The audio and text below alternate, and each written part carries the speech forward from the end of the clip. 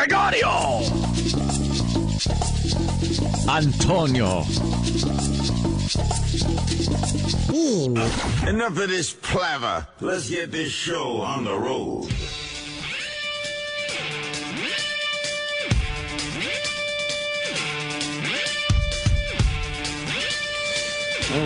All right.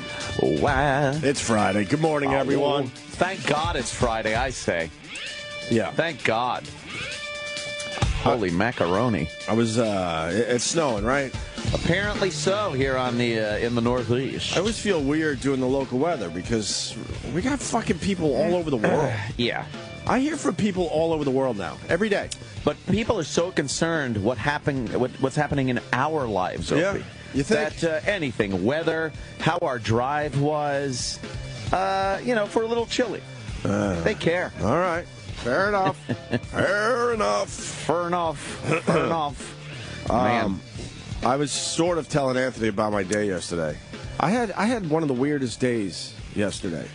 First Bueller type, or it was a little it was a little Ferris Bueller. It was a little Hangover, the first one. Oh, right, okay. It was a little Home Alone. Oh, Home Alone, and that almost covers it all. I had a really strange day. Any Chucky? Was it a little Chucky? Absolutely a little Chucky. Little Chucky? Yeah, it knows a little bit what happened. Yeah, you combine those four movies. That was kind of my day yesterday. Somehow I decided to relapse. Yeah. Not drugs and alcohol. I'm talking about being sick. Yeah. I took Monday and Tuesday off, even though people still think I was faking being sick, because last Friday I pulled a gag where I did a fake cough and said, man, I'm not feeling good. I might have to take a day next week. You did fake cough. Right. I mean, when you said you weren't coming in, I texted you back, all right, wink, wink, in parentheses. But, I mean, to break it down, and pull back a wall. I actually faked cough because I actually was starting to feel a little strange. Mm-hmm. So, I don't know. I'm a goofball at times, so what the fuck? What you gonna do? What the fuck? So, I don't even know where to begin with yesterday. My whole house is sick, okay? I can tell you that much. I have an upper respiratory infection, and I'm extremely congested, and I got a horrendous sinus headache. Have you ever had sinus headaches? They're terrible. Horrendous. Yeah. That's what I mean. Like my left eye, I'm kind of closing because the light hurts. Oh man. So I got that. My wife's got bronchitis. She ain't got time for that bronchitis. Ain't nobody got time for that. Ain't nobody got time for that. Lord, it's a fire. It's a fire. I got bronchitis. Also, one of the top baby names in Harlem. Bronchitis. That's right. Fun fact. Fun fact. Bronchitis. So she's got bronchitis. We got a 5-month-old at home, so she's still breastfeeding. Yeah, making it kind of strange to go on antibiotics. Now you're not. Doctors say you can't do that shit. Oh, dude, man, that was part of my day. Oh man, that was part of my day trying to convince her to take the antibiotics because she's not getting better. Bronchitis is like. It's one of those motherfuckers. It doesn't really get better quickly. It could eventually. Some Medicide. She got the Z-Pack. She went to the doctor. You got a low-level bronchitis thing happening. Here's your Z-Pack. You take the Z-Pack, it goes away right away, right? I love those Z-Packs. Yeah. Anyone got any, by the way? But now she's got to breastfeed, so she can't get well within a couple of days. I don't know. Oh, Jesus. I don't know. And then my son, who's almost 3, he's on penicillin and Benadryl. Holy shit. Because he's got a double ear infection. Dude, we're walking around our house. That's crazy. I know that I love the hell out of my wife because I so understand why people lose their fucking minds and just walk out. Really? Yeah, because we're all walking around going, please, you step up. And I'm thinking, no, you step up. And I try to step up. Then she tries to step up. But we're all fucking sick. You got to get that 3-month-old to step up and fucking start taking care of the house. Exactly. She's the most sane one in the house right now. So... I guess the day started with me going to the dentist. So you got the back history here. We're all fucking sick. I think I made that perfectly clear. Just a plague house. Yeah. I do want to promote Tylenol Sinus. Aspirin. It's amazing. Because an hour ago, I was telling Ann, I'm like, I don't think I could do a show today. The fucking sinus pressure I was feeling, I'm like, I can't do it. I popped a couple of those. It's going away. Nice. Yeah. And I've been on that shit for 3 or 4 days now. So I go to the dentist because if you remember, I broke a tooth eating hummus. Right. The hummus broke your You're having a hell of a week. When we last left you. Yeah. That's when I was really sick, like, homesick, not working, and I didn't want to eat anything, and I was eating hummus, and next thing I know, I thought there was a pit in my hummus. It was my tooth. You break your tooth on A third of hummus. my tooth. Oh, my God. One of my molars in the back. Literally falling apart. Yeah. It's kind of like I said, a sinkhole. It's bad. Piece just fell out of your tooth. So I go to the dentist finally for a cleaning. And then it turns out the dentist goes, you haven't been here in over a year. I'm like, I was here 4 months ago. She looked at my charts. Yeah. That's what happens when you become a father. You just lose track of time. I swear to God, I thought 4 months was a Yeah. year, and actually it's a year and 3 months since the last time I had a cleaning, which is crazy because I like getting cleanings every 6 months. Right. Okay, so I sit down, and I get the old cleaning, and the lady's like, man, your teeth look great, except for that, tooth that's all broken. My gums look good. The cleaning went well. But all that vibrating and shit, Yeah. that was driving my head nuts, too. The sinus. Yeah. But you're nodding at this? Yeah, like that when they're cleaning your teeth and it just starts shaking your head. Is that what that's what I was telling my wife. I'm like, I think they were rattling my brain. Every dental instrument sucks. Jesus. I hate Rattles it. your head. I hate it. And then I got a hygienist that has to comment as she goes along. You drink enough water because you got a lot of plaque. Rub it in. Thank you. She goes, That's what I was gunning for. but I mean, in the end, the X-rays look great, and my gums themselves are nice and pink. But she had a comment. Drink enough water because that's what makes plaque build up even more if you're not hydrated. Brother. Then she goes, you brush your tongue? I'm like, yes, I brush my tongue. Who doesn't in this day and age? Of course I brush my tongue. How do you think I get the wine stains off of it? In my case, coffee. And then she goes, you got the electric toothbrush? I go, yeah. She goes, but you only use it once a day, right? I go, no. She goes, I told you once a day. What are you having an argument with? Yes. I'm like, hey. I haven't even been here in a year and 3 months. How do you remember what you told me a year and 3 months ago? But supposedly, I guess the new thing is electric toothbrush once a day, and then then you have to go old school. Manual, yeah. Well, because I got a couple crookeds. And what happens? You got to get in there. Yeah, I got a couple angle. crookeds, Crevices. bottom teeth that have been pointed out by the haters. Thank you for that. I really appreciate it. And then Because you weren't aware of it before. no, I wasn't aware of it. That's right. Yeah. And then you look up these idiots, and they're like way worse than I ever been. And then she goes, you can get those crooked teeth fixed with the. She's fucking commenting about everything really wrong is with fucking me. with you. You should just be, hey, your tits are small. Just fucking, hey, your ass is fat. And then she goes, I see you're growing a beard, which means, oh my God, shave that fucking thing. What a busybody. Holy fuck. Yeesh. She was telling me about her niece or nephew that's 7 and who's a whiny crybaby. Took the kid to Mary Poppins, and they had to leave because the kid was all freaked out by the dancing on the ceiling or something. Sounds like me. Like, we just clean my fucking teeth? All these hygienists want to be their own little autobiographers. They all want to write books. Everybody think it's the same thing with my hygienist. You go and she's saying, "How's the apartment?" And they remember every detail of your life. The problem is you can't talk back. Of course. She was asking me all sorts of questions, and my mouth was wide open. I can't talk back, so I was like, Yeah, what a dumb concept. They talk to you, and they got fucking instruments I don't in your mind mouth. the talking, but you can't ask me questions that I can't answer at this moment in time. So then the dentist comes in, and he takes a look at the broken tooth. He goes, this is just a little air. And he, that air? Yeah. And it made my headache worse. Fucking hit a nerve, right? Is that what happened? Probably. Very sensitive to temperature and the moving air. Holy fuck. So. Wow, yeah, I hate that. And he goes, we could either kind of fill it in.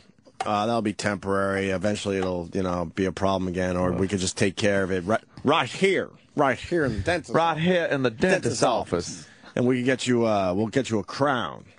On your head?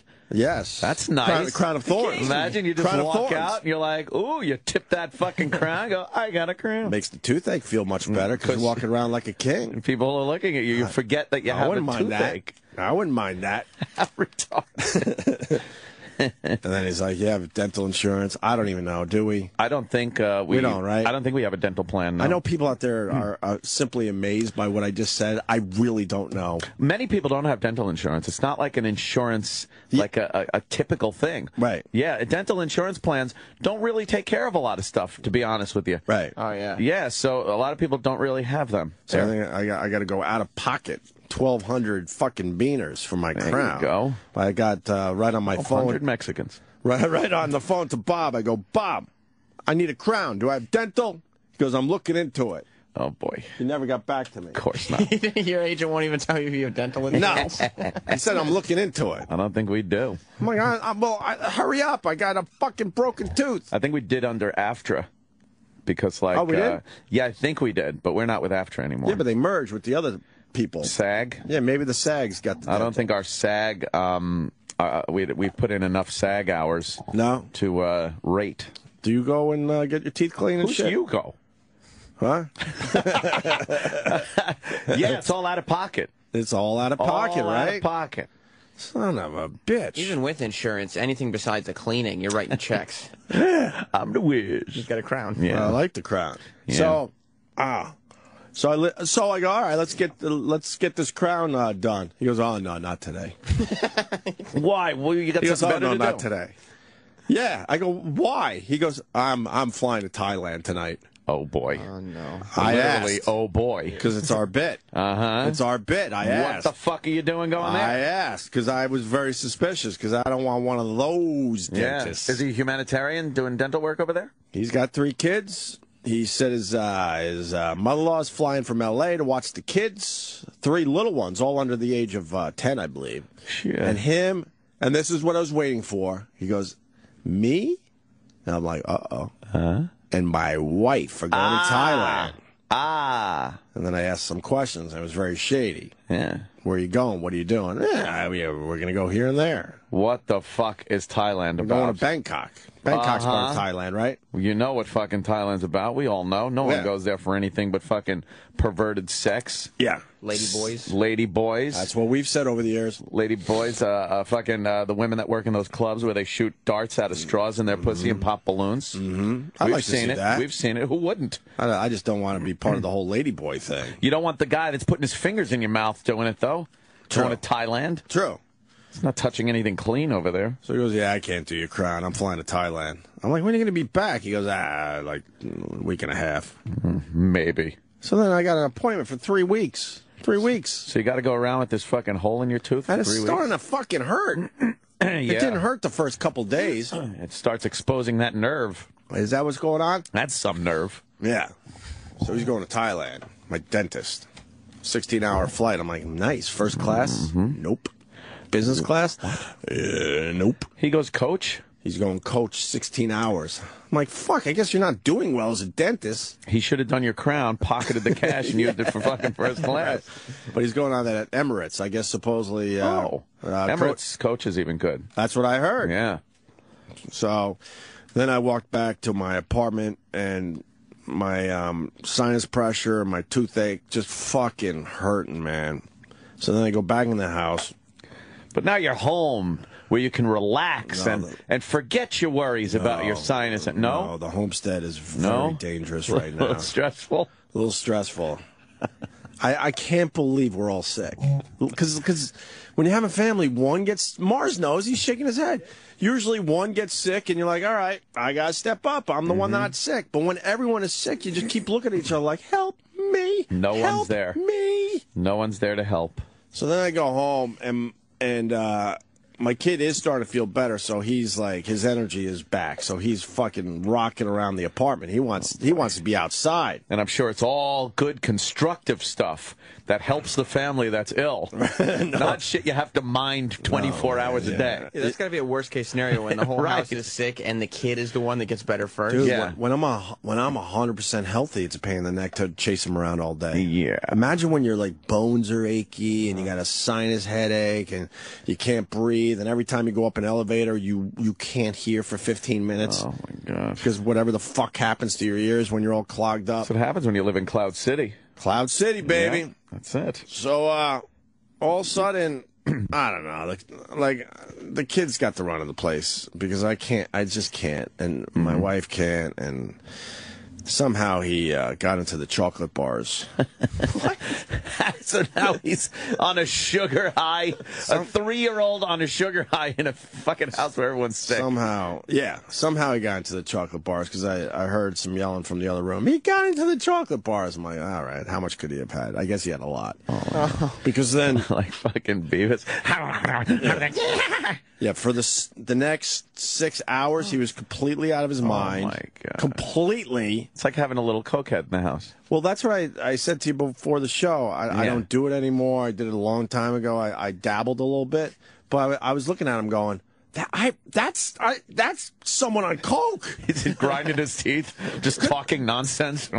He was talking nonsense for real, like just babbling about weird shit. Yeah. And then he went through all his toys within an hour. Like he would play with something for 5 seconds. And just fucking lose interest, run around, grab something else. Kids' attention span is very short to begin with, but when they're on the chocolate, forget it. On the chocolate. On the chocolate. It's a drug. That's a drug. Absolutely. For kids, that's a fucking drug. And a kid not even 3 yet? Oh, my God. Yeah. And then, then I'm talking to my wife, get on the antibiotics, because she sounds horrible with the bronchitis. She won't go on the fucking antibiotics because she's the breastfeeding, because that'll be a nightmare, doing bottle feeding, blah, blah, blah. So then she goes, I'm going to this alternative medicine guy. Alternative medicine. That was suggested to her by a friend of hers. Shaman? Oh, no. Shaman. Like I was one of those in EverQuest. Yeah, you were. Very cool, yeah. I was able to cast healing spells and fucking all kinds of buffs. It was cool as fuck. So it was. She decides she has to go to this guy, and he'll help. And she got acupuncture, but they don't take insurance. So it's like $500 fucking dollars. Insurance company laughs at the people. $500, even though $500. she has the $10 copay antibiotics right there. Holy shit! I'm like, holy fuck! All right, whatever you gotta do. Wow. But I'm whatever. And then, long story short there, the guy wants her to come back 3 days a week for the next, 2 or 3 weeks. Of course he does. Of course he does. Does this happen every day? No. This was a weird fucking day, man. Because now I'm sitting there like, that's like throwing... I've had acupuncture. It's kind of cool, like it'll relax and stuff, but I don't know how that's going to fix the bronchitis. I don't know. Maybe someone could explain that. I'm kind of old school with stuff like that. Right. You need some shit that's been researched by, Merck and Company. Well, that Eastern medicine, supposedly. Pfizer. Yeah. You need fucking Pfizer. Nah, Pfizer is because we got lazy as a country. Eastern medicine has been proven to take care of a thing or two. Yeah? Yeah. So then, now I'm trying to do research on my own, breastfeeding, Z-Pack, bronchitis. So now I'm writing Dr. Steve, who's on vacation in the Dominican Republic. What's he, looking for a left-hander? What's he doing? So he calls me back on Skype. He Skypes you? He Skypes it's like me. the future. No, horrendous connection. And then he tells me there's no Wi-Fi and the cell service and this and that. He goes, so I might be able to talk to you for 17 seconds. So through like, I hear, she could. I have no idea what he's saying, but I think he said that she could be on the Z-Pack. Yeah. So she's gone for like 2 or 3 hours of the acupuncture. My kid is now completely wired on the chocolate. And I just said, I just decide, you know what, fucking do whatever you want. I can't. I'm achy. My tooth fucking hurts. So I sit on the couch and I'm like, you know what, the Islanders and Rangers are on. Ooh. I'm going to fucking put that on my 65-inch TV. What? Nice. And that's about the time my kid decided to break out his T-ball set. Oh. He's got a little plastic T-ball set. Aw. And he's like, watch, Daddy, watch. I'm like, yeah. because I got my laptop on my knees. I'm checking my numbers. We all check our numbers, right? Yeah. Check some tweets, check some YouTube views, check Facebook, check the Instagram, and he's doing pretty well with that T-ball thing. Uh-huh. And we taught him to keep his eye on the ball. So I have a video, but I just don't want my kids in the public eye. Yeah. We told him to keep his eye on the ball. So what he does is he puts the ball on the tee. Yeah. And then he leans all the way down and puts his right eye on the ball. Hello, ball. Right. He's like, so that's adorable. Leans all the way down like this, puts his eye on the ball, and then he's ready to swing. So literal. He does it every time? Every time. Yeah. Eye on the ball. Kids just understand literal shit. Oh, literal kid. Right. If you say eye on the ball, he's going to listen to you and go, all right, if that's what you say makes me a better hitter, I'm going to fucking put my eye on the ball. There you go. So he's hitting, and I'm like, wow, that's good. Yeah. And I'm playing with him a little bit, but not really because I feel like shit. He's wired. I'm like, I have officially given up. And this T-ball is going on in the living room.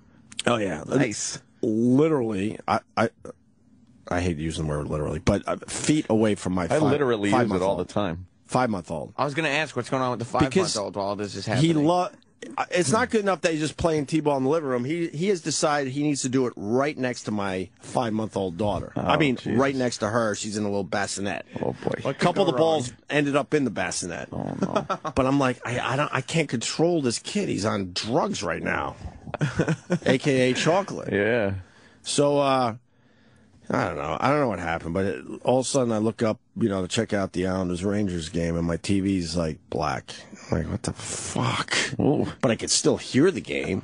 So it was on BET? What happened? Sounds like a nightmare. Tony in Brooklyn saying fatherhood is a young man's game. I'm kind of figuring that out. Young man's game. Kind of figuring that out. Yeah. So I look up at the 65-inch TV where the nice hockey game was on, and all of a sudden there's no picture. I'm like, fuck. And this happens from time to time, so I'm fucking doing a few things, trying to figure it out. Settings, yeah. Settings, can't figure it out. So I'm like, fuck it. So now I'm listening to the game like it's old school radio. Oh, you still had sound coming out. Yeah, through a 65-inch TV. I can't see the fucking picture. What you could get with a fucking little radio. Right. So at this point, my wife comes home. She's like, I don't know what he did. I did acupuncture, but I don't know if it's helping me. It's $500. He wants me to come back 3 times a week. I'm like, oh, my God. Please just take the antibiotics, please. Because I need you healthy. 3 times for $500? Yeah. Of course he wants her to come back. God, she was totally cool. She's like, I can't come back. I can't do that. That's crazy. Damn. Yeah, those guys that, don't accept insurance or the insurance doesn't accept their practice, they got to lower their prices if they want fucking customers. So I'm like, I go, could you just please, fix the TV? I just want to watch the game. Because she kind of knows some workarounds, I guess. Yeah. But I just don't. So she's working on it. Next thing, no, I'm in the other room at this point. And I hear kind of, not a scream, but something like that, right? Oh. So I come running into the living room. And that's when she pointed out that my 65-inch TV was spidered. Somewhere in my fucking, my cloud of fuzziness, he fucking smacked the ball and hit the 65-inch TV. You missed a good line shot up the middle. I missed a good fucking hit. I missed a good hit. He connected and fucking spidered my TV. Net is high. Net is high. Net is gone. So now I'm like, my TV. And the people that are parents out there, they've told me off and on Twitter and shit. Have you had have you lost any of your shit yet? And I've been really lucky. It's not like a wiffle ball. Well, or he's got all sorts of balls, all sorts of different sizes, and there's one yellow. Oh no! Yellow like croquet ball. It's almost. Oh shit! It's hard. It's a hard yellow ball that's hollow, and it has like a thing inside that kind of jingly. Yeah. I don't even know what the ball was used for, but I guess he put that Breaking on there. TVs apparently. Right, and it fucking connected. Oh shit! Line drive right to the TV. Oh man. Fuck. So the TV shot, 65-inch TV gone. There's no fixing those. There isn't. You don't get those fixed. No. So I'm just. At least you could upgrade now to fucking like an 80. My day's not over yet. It's still It's not over yet. So at that If this point, was a daily day, if I filmed this, I would compete with Hangover. this would be a good documentary. Yeah. And it should be called "Fatherhood is for the Young." Oh my God. So then a young man's game. Your day should be played for sex ed classes. Yeah. Like, do not have sex. Yeah. See what happens to you. Nah. And so then my left eye at this point, I'm kind of closing it because fucking everything just aches. I'm like, I got to get out of the house. You can close your eyes because it's not like you can watch the TV. Right. So you can just relax. You have to imagine. So I'm going downstairs because we had to fax something, and we used to have a printer, but that went a while ago when the kid decided he has to stand on it a lot. They just are little tornadoes in your house. Little tiny tornadoes. We lost that about a year ago. I just never replaced it. So if I need to send a fax or something, I just go downstairs. You and gotta got go that to shit. Yeah. So my kid goes, I want to go with you, Daddy. I'm like, no, man. Dad needs to just breathe. A minute away. Yeah. So I locked the door, and then with my key, I locked the top lock as well. Because he's getting pretty good leaving the apartment. You got to fucking put him in little solitary. Yeah. So I make sure, in. and I do the double lock. And I hear him like getting all bummed out. He can't go with Daddy, and I hear him run away all bummed out. I'm still ridiculously wired on the chocolate. Yeah. So then I go downstairs. I'm faxing. I'm socializing a little bit, just chilling out. Spend some time with some adults. Right. And all of a sudden, the lady at the desk goes, "It's your wife." But I hear first, "What?" That's what the lady downstairs. I hear her side. She goes, "What?" Oh no. So I grab it. It's my wife on the phone calling downstairs. I go, "What's going on?" She goes, I don't like saying his name on the air. Blank is in the elevators. Oh no. He's in the elevators. Your kid? My kid is in the elevator. In the elevator. Oh, so he got he. She said she heard the door open because we figured all this out later. He will go in the hall a little bit, but come back in. We sort of watch it. We're not just assuming it's okay. Oh boy. And then she said that she heard the elevator, and was like, no fucking way. No, he got it. So she ran out in the hall immediately, of course, and wants to see the doors close with a almost 3-year-old in the elevator by himself. Holy shit! How many floors is your building? 50. 50. So it's a 50-to-1 shot, and we're way up there. We're way up. Oh man, we're almost at the top. He unlocked all the locks with his little hands? Yeah, because he now pushes like whatever he could find to get up higher. Oh, so he's climbing on He's a stuff. smart... A lot of people say he's a pretty smart kid for his age. I don't know. Yeah, look at this here. Booger Couch saying your kid's ripping off your fucking internet show. Yeah, there's an elevator show for you. Yeah. So he pushed a box to open up the top lock, which we've seen him do. Holy shit! And it's not an easy lock, man. It's kind of heavy duty. So he used fucking some ingenuity there. Yes. Pushed it up, hopped on the fucking... And I'm downstairs, and all of a sudden, the wife's like, he's in the elevators. I'm like, what? He's in the elevators? Oh, my God. So also, you can see where the elevators are, and I'm like, all right, where are the elevators? This is exhausting. And, one was on 18, and one was on, I don't know, like 30, let's say. Uh-huh. And I'm like, okay, I go, call security, and security goes, yeah, no one's in the elevators, because they could see. Oh, man. So now, he got in the elevator on our floor, and now he got off on a floor somewhere in my building. So you don't know where he is? No. No. Oh, my God. No. So I'm like, all right, get me to the 18th floor, and then I'll just, I'll run the stairs until I fucking find him. Right. And then, just as I was about to do that, this lady calls down and goes, we have a kid up here on, I think it was like 24, I guess. 24? I'm like, what? How do you get to 24? I'm in the 40s. Fucking buttons. I'm in the 40s. He hit a button, door open, I'm in the walked out. 40s. Wow. He barely knows how to push the buttons because I tell him not to. So his whole thing was he was trying to follow me down. So I go up to the 24th floor, and I'm coming out of like the service elevator, and I hear down the hall, it's okay, Daddy's coming, coming. Was he losing his fucking mind? Oh, yeah. So then I kind of run around the corner and see my kid pretty fucking freaked out and scared, crying. Was he happy to see you? Oh, yeah. Oh, yeah. And then the lady, I was thinking of Bill Burr because she had her apartment door open. Her husband was kind of peeking out the door. She was in the hallway with my son.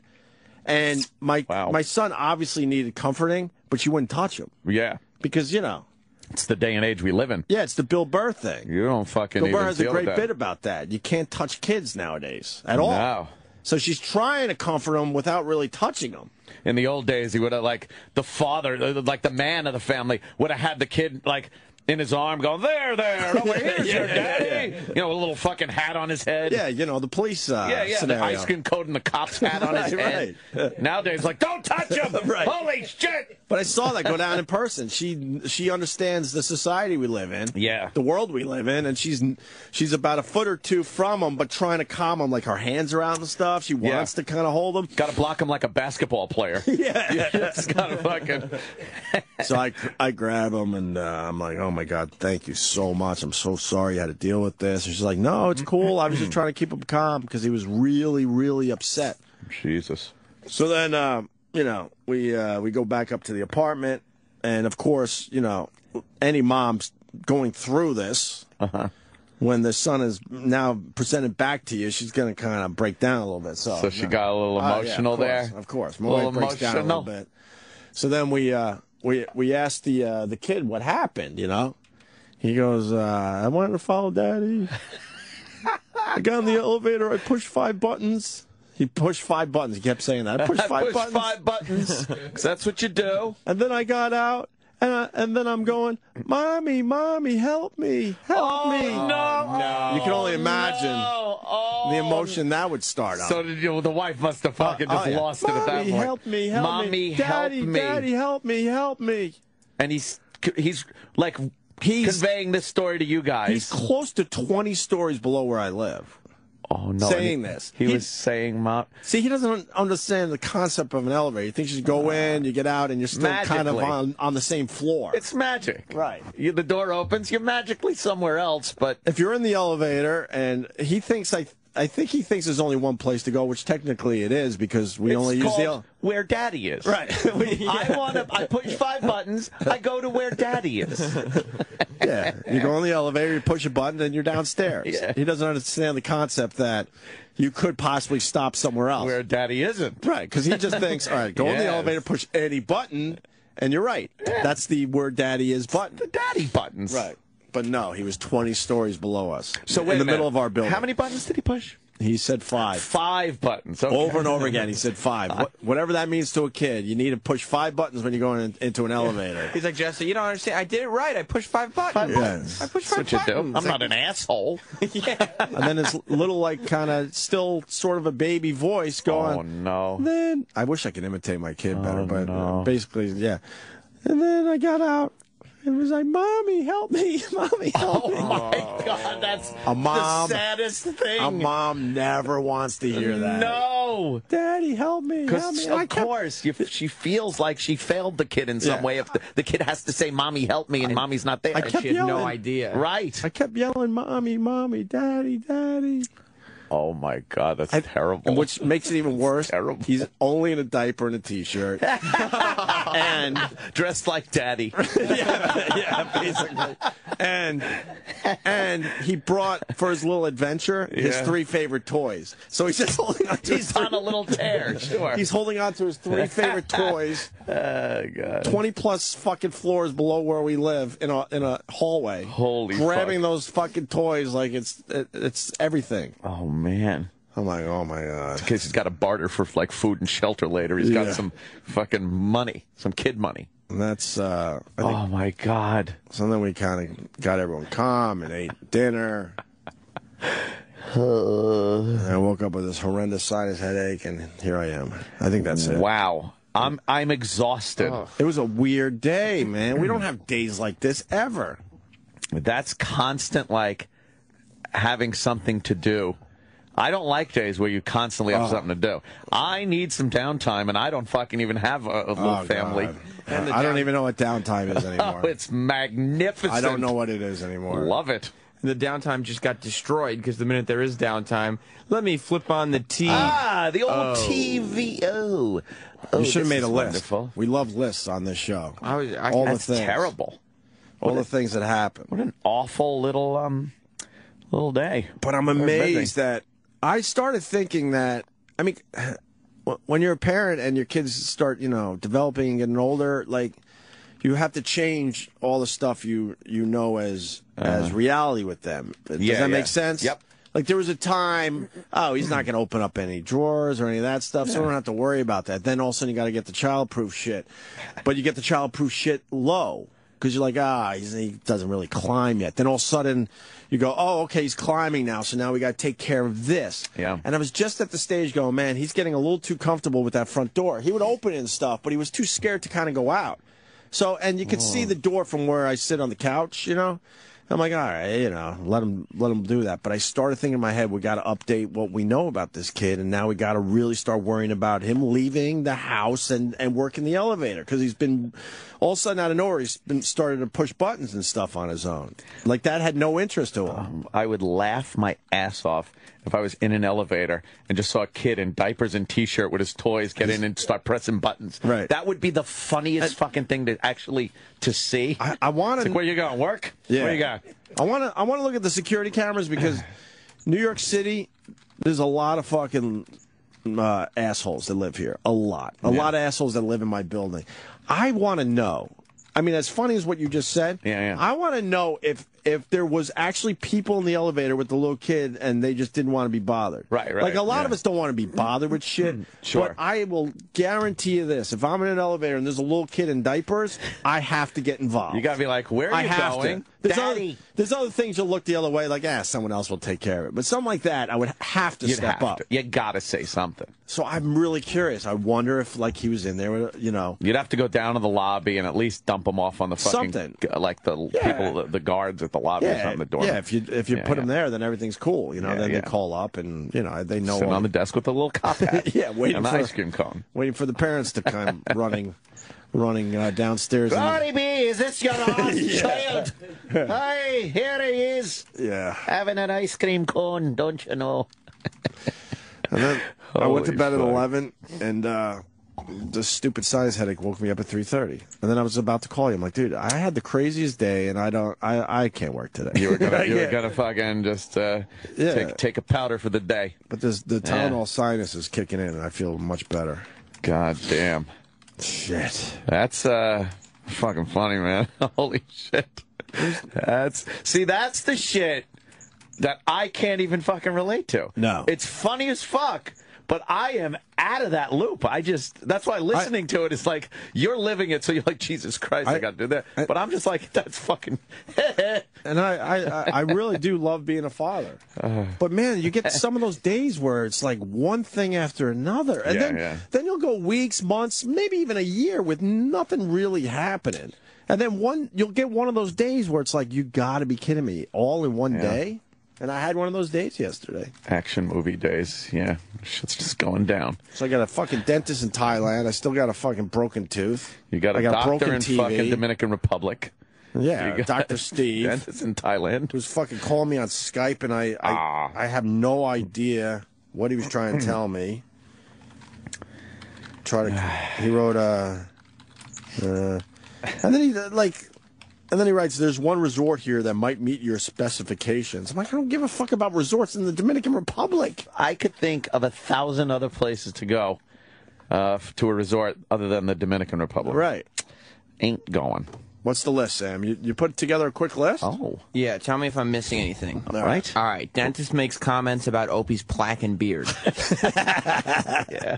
Opie can't get his crown until 3 weeks from now because the dentist is going to Bangkok. Yes. Oh, man. The teeth cleaning horribly vibrated his sinus headache. Yes. Just rattled my brain. The whole house is sick, except the kid is getting better. Dr. Steve tried to help from Thailand on... Hey. Oh, there's a Freudian slip. Wow. I bet you Dr. Steve would rather be in Thailand than the Dominican Republic. Thailand. Dr. Steve tried to help from DR on Skype, but failed. Well, he didn't really fail, but it was a pain in the ass. The kid got into the chocolate and became all coked out. Yes. That was a 6. I mean, when you have candy around the house, and I'll tell you this, like you, I do. You do handle it like the old days with your Coke. Like when are we gonna fucking do this? And with a kid, you're like, all right, what time is it? No, it's too late. We can't. And it's like very valuable. Dude, I know exactly that very part. Valuable. I know because I have there's candy all over my fucking house. And like some days when school's out, my trainer comes over. Right. He's got to bring his 3 boys over, and they're varying ages, but they're like young. And they're constantly, like, the first thing they know when they come over is to fucking rush the candy jars. Go find it. They know. And then Pat, my trainer's going like, no, you can't. And I'm just like, I don't understand. Like, I watch and I go, the kid wants candy. You just give him fucking candy. Man, the kid wants no idea. And then the 2 bins in my fridge are full of soda. Right. There's Coke. Oh, so they want God, Coke. They want Coke and candy to just like fucking. Right. And Pat's like, no, don't touch Yes. it. And I'm like, and they come up to me. They go, Anthony, can I have some? I'm like, sure, go ahead, grab whatever you want. Like, I don't give a shit. They're leaving in an hour. It makes them little addicts. Yeah. It's the same mentality. They search it out. Yeah. Oh, they know where it is. And then when they get it, my kid is already sneaking chocolate into his room a little bit here and there, and then my buddy Vinny comes over with his daughters and his wife and stuff, and they out and out lie. They're like they eat candy from downstairs, right? And then they come upstairs and go, "Can I have some candy?" Yeah. And Vinny will be like, "Wait a minute. I heard you were eating candy downstairs." No. Like, you're fucking, what are you talking about? Like a good addict. They're like addicts, yeah. Yeah, you gotta put aside a couple hours if one of these little fuckers is gonna Gets into the candy. Get into the candy. Did you see the video of the Sprinkles kid? No. Like a couple weeks ago? No. It had sprinkles that one's all over his hilarious. mouth? Yeah, sprinkles all over his face. Right. And it's like, did you eat the sprinkles? No. Right. It's like you little fucking. It's like watching First 48 of kids. Yeah. They're just lying in the interrogation room. All right, so the kid I didn't do nothing. The kid got into the chocolate and became all coked out for 6 hours. He ate a lot of chocolate because 6 hours is a long time for a kid to be wired. Look, we know you got into the candy. We just want to know how it happened. Now, you can help yourself here just by telling us, because we know you got into the candy. So, is there a reason? Why did you get into the candy? I didn't eat any candy. Look, your friend's in the other room, and he told us you ate the candy. Jesus Christ. The kid decided the living room next to the 5-month-old is the best spot for T-ball. Like, moved it inches away from her bassinet. And after a while, I was like, all right, if you got to hit the ball in that spot, just go for it. Because it does, like, the bassinet kind of dips down a little bit, so I figured that was good enough protection. Yeah, you had your precautions in order. And then the 5-month-old just laughs and smiles, like thinks it's the coolest thing ever, as danger is inches away from her head. They just don't know. They just don't know is right. The kid hit a home run directly into the television, spiderwebbing it. Yes. And I try to get a good picture of it. It's not an impressive spiderweb, but it certainly did the job. Usually you still get that spiderwebby picture, though. That's this ball was hard. It was hard, man. It's a small spider web. It's about not the size of a softball, I guess, spread out. Oh boy. Done. I just got that TV too. Done. That TV's not even a year old. Oh, Sam. That's painful. Could have been yours. If it was a few years old, whatever. I actually didn't really like the TV anyway. Too much glare. Oh. Too much glare. Well, good. Opie had to fax something, and so he left. Then the kid got up on a box, unlocked the door, got into the elevator, pushed 5 buttons, and ended up somewhere else. And then finally, Opie found his kid on the 24th floor. He had been shouting for his mommy and daddy to help him. To help him.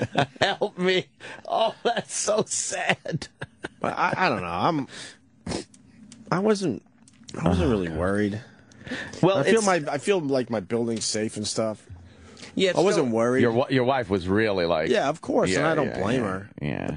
I think she might be a little mad that I wasn't as worried as she was. Maybe, I don't know. No, but the mother is that's different, man. Like a dad will be like, little kid, fucking out the elevator. What are you gonna do? A mother's like, just losing it. I knew he was fine. I guess my biggest concern was like, keeping him calm. Yeah. Which these people absolutely did. So I'll send them something today. I gave my mom one of those once. I gave my mom a fucking freak out once really? At the grocery store. Yeah, because I wanted one of those little balsa wood airplanes. Oh, you know, the ones that came in the plastic package, and then you slide the wing through, you slide the tail, and you stick the little rudder thing in the back. I didn't have the patience to put those together right. I broke so many of them. Gotta watch, those wings are very fragile. You gotta slide it through there. Yep. And yeah, but I had one of those. I had gotten one. I was like, Mommy, I want it. And she finally was like, okay. So of course I don't put it in the little basket. I hold it. Right. And as she's shopping, I decided it was time to play with my fucking toy and walk home. So I just walked out of the supermarket and just started walking down the street, walking home. How old were you? I was probably fucking... It's one of my very, very first memories ever in my life. That's 4 or 5, so probably, it's right? probably 4, yeah. So I'm just walking home, holding my little airplane. And I didn't know where I was going. I just decided when you leave the store and walk, eventually you get home. Right. That's what happens. It's like the 5-button thing. It takes you to daddy. Right. You walk. 5 buttons means daddy. Yeah. You walk. You go home. Right. So the next thing I know, I'm just walking down the street, and my mom comes running up to me crying. I mean, why did you leave it? Like freaking out, and then I'm like, bleh! I start losing it. It makes it worse for the kid. A minute ago, I was just going home. I'm playing with my fucking airplane. But I can't blame any mom for doing that. But it definitely makes it worse for the kid. Yeah. She freaked out. Right. I was so panicky. I got lost in a grocery store once when I was like 5, except I never left the grocery store. Like I ran ahead of my mom to get something. And then I went back to where she was, and I couldn't find her. It's because she fucking was trying to lose you. She was just ditched trying you. to get in the car. Yeah, oh boy, good, he's gone. But I looked down the aisle, then I looked down the next aisle, and I didn't see her. So I just burst into tears and just started crying in the middle of the grocery store. Because like I told you before, I had seen E.T., and I was petrified of being left behind. Oh, no, you're going to be left behind like E.T. Right. Yeah, and some lady, I guess you could still do it back then, some lady just saw me crying and asked me if I was lost. And I went, and she picked me up and brought me and put me on top of like the customer service counter. Yeah. And the lady goes, "What's your name?" I go, "Sam." Stupid little Sam. I'll never forget. Over the grocery store PA system, the lady had to go. And now when you're older, you see the women who work these PA systems, and you're like, oh, this is the woman. That's the one that was saving me. Yeah. Saved me. She was saving me. Got me back with mommy. The announcement goes, ladies and gentlemen, there's a Q-tip here that needs to be lost his mommy. will Sam's mommy please come to customer service? Wow. He's wearing a Ninja Turtles t-shirt. And my mom just walked over, but she wasn't like upset. She was like, what are you doing? Yeah. You didn't even leave the store. Will E-Rock's wife please come to get him? He's wearing a Ninja Turtles t-shirt. E-Rock, you ever get lost? Yeah, but I wasn't crying. I used to hide in the clothing racks when my mom would go to clothing stores, those big circular ones. Oh, yes. So I used to crawl into the middle and just sit where the metal would cross. Yeah, it was a great little fucking fort. Yeah, like a little clubhouse. And then when people would, come and go through the rack, I would just like, hi. Oof. But I would take off. Because be like, ew. Some lady picked up E-Rock because he was crying, but she threw her back out. Oh, no, E-Rock comment. That's terrible. They always leave the fat kids behind. Lil E-Rock. The pedos never go for the fat kids. No way. Oh, that's horrible. E-Rock could have been in a mall all by himself all afternoon. He would have been fine. No Sorry, one's taking me. Sorry. No one wants me. I'm playing Jim's role today. That joke immediately followed with, sorry, I did. Yeah, sorry. Didn't mean it, but obligated to say it. My brother got lost in France one time. Whoa. Really? Yeah, how do you get on a plane? These little world travelers. Right. We lived in England, so it wasn't that big of a deal to go to France. I guess it would be. fucking Did you take the channel? But Did you take the No, the channel? channel wasn't invented yet. What? Child of the fucking They 90s. built the channel right after we left. We had to take a boat. Wow. boat. Pretty cool, huh? Yeah, So took a speedboat down So your there. brother got on a boat by himself? No, we were in France, Oh, you guys all made it to France. but my dad lost I him see. on the streets Yeah. of France. And my Oh. dad was just freaking out because he knew, like, if he had to tell my mom that he had lost my brother on the sidewalk in France, how much trouble he'd be in. Did you see England? Did I see England? Yeah. I saw it. Did you see France? Yeah, I saw France. Did you see your brother's underpants? Ah, shit. You fell for it. Dummy. Oh, boy. Wow, in France. Yeah, and if my dad just had to start, like, panically walking up and down the streets going, Casey! Casey! I would check the Eiffel Tower first. Yeah? Just because it's like, that's, everyone knows cool. it. Yeah. And that's where, like, in a movie, the kid would be. Well, I mean, we weren't in Paris, but I guess we could have gotten on You go a like, train. oh, sacre bleu. Oh. So he would be sitting on a French policeman's desk with a little French policeman hat on, a fucking Foreign Legion hat, singing Frere Jacques. Eating a croissant. Eating a croissant. Instead of an ice cream cone. Croissant. What's wrong with those people? Eiffel Tower is like 200 miles away. How the fuck did you get to the Eiffel Tower? Yeah. France. Oh, it was in Paris. Okay. Well, that's all I know. But my kid being 20-plus stories below where he lives, that's like an adult going from New York crazy. and getting lost in Boston, probably. That's long distance, yeah. That's a major long distance for that kid. Well, yeah, I mean, he just realized, he probably now has this realization that when the elevator door opens, if you get off at the wrong time, you're lost forever. There's no daddy. Right. Like, you could easily never come back. Because it's really interesting to watch how these guys think. Yeah. Like Ant said, in his little mind, you go in the elevator, you push 5 buttons, and Daddy appears. Daddy went in the elevator. Right. So if you go in, you pop out and, hey, there's Daddy. Right. He doesn't know there's fucking 50 other options. There's 49 other places where Daddy ain't. Right. You probably learned on the grocery store day from your mom screaming at you that if you start walking, you might not be home. It might not be It's not as easy as just starting to walk. Just walk. Yeah. Because when I walk with Mommy, I get home. Right. So I'm just walking, just like I am. And then you realize I need this woman. Yeah, the She's woman saving my is life. the common denominator between walking and home. Right. Now I get it. I gotta get a bolt, a deadbolt. Yeah. Put it up high now. Oh, man. Yeah, you got to start doing that shit. Or just tie your kid up to something in the house all the time. Yeah. Yeah. Yeah, that's true. Hide the chocolate. Shackle them. Like We a dog don't have outside a lot the of store. chocolate in the house, but he found it, man. They He love found that it. shit. One of those big fucking chocolate bars. Like the fancy ones. Oh, the good it was shit. a big chocolate bar? Was he just eating the whole thing? Covered in chocolate? I don't even know where. Jesus. I mean, that's how out of it I was for an hour or two there. I Yeah. don't even know where he ate it. That house. That fucking madhouse you're in. This is like the training day of parenting. Like the most unbelievable day that couldn't happen. Day. It's all as true as I just said it, too. I didn't fabricate it. When you do a radio show, I hate to break down a wall, you do fabricate shit. A little bit. You got to pump it up. You got to pump it up, as they call it in the biz. I didn't fabricate this at all.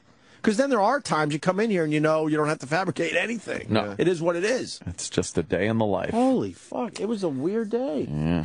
Fuck. And your kid yelled at you. Shit is chess, not checkers. So, it's a break. Yeah, I guess is our grub here? I just saw Chris out there. I guess Jimmy's, where's Jimmy? Jimmy is in Charlotte. At the Charlotte. Funny Bone. Horseman country.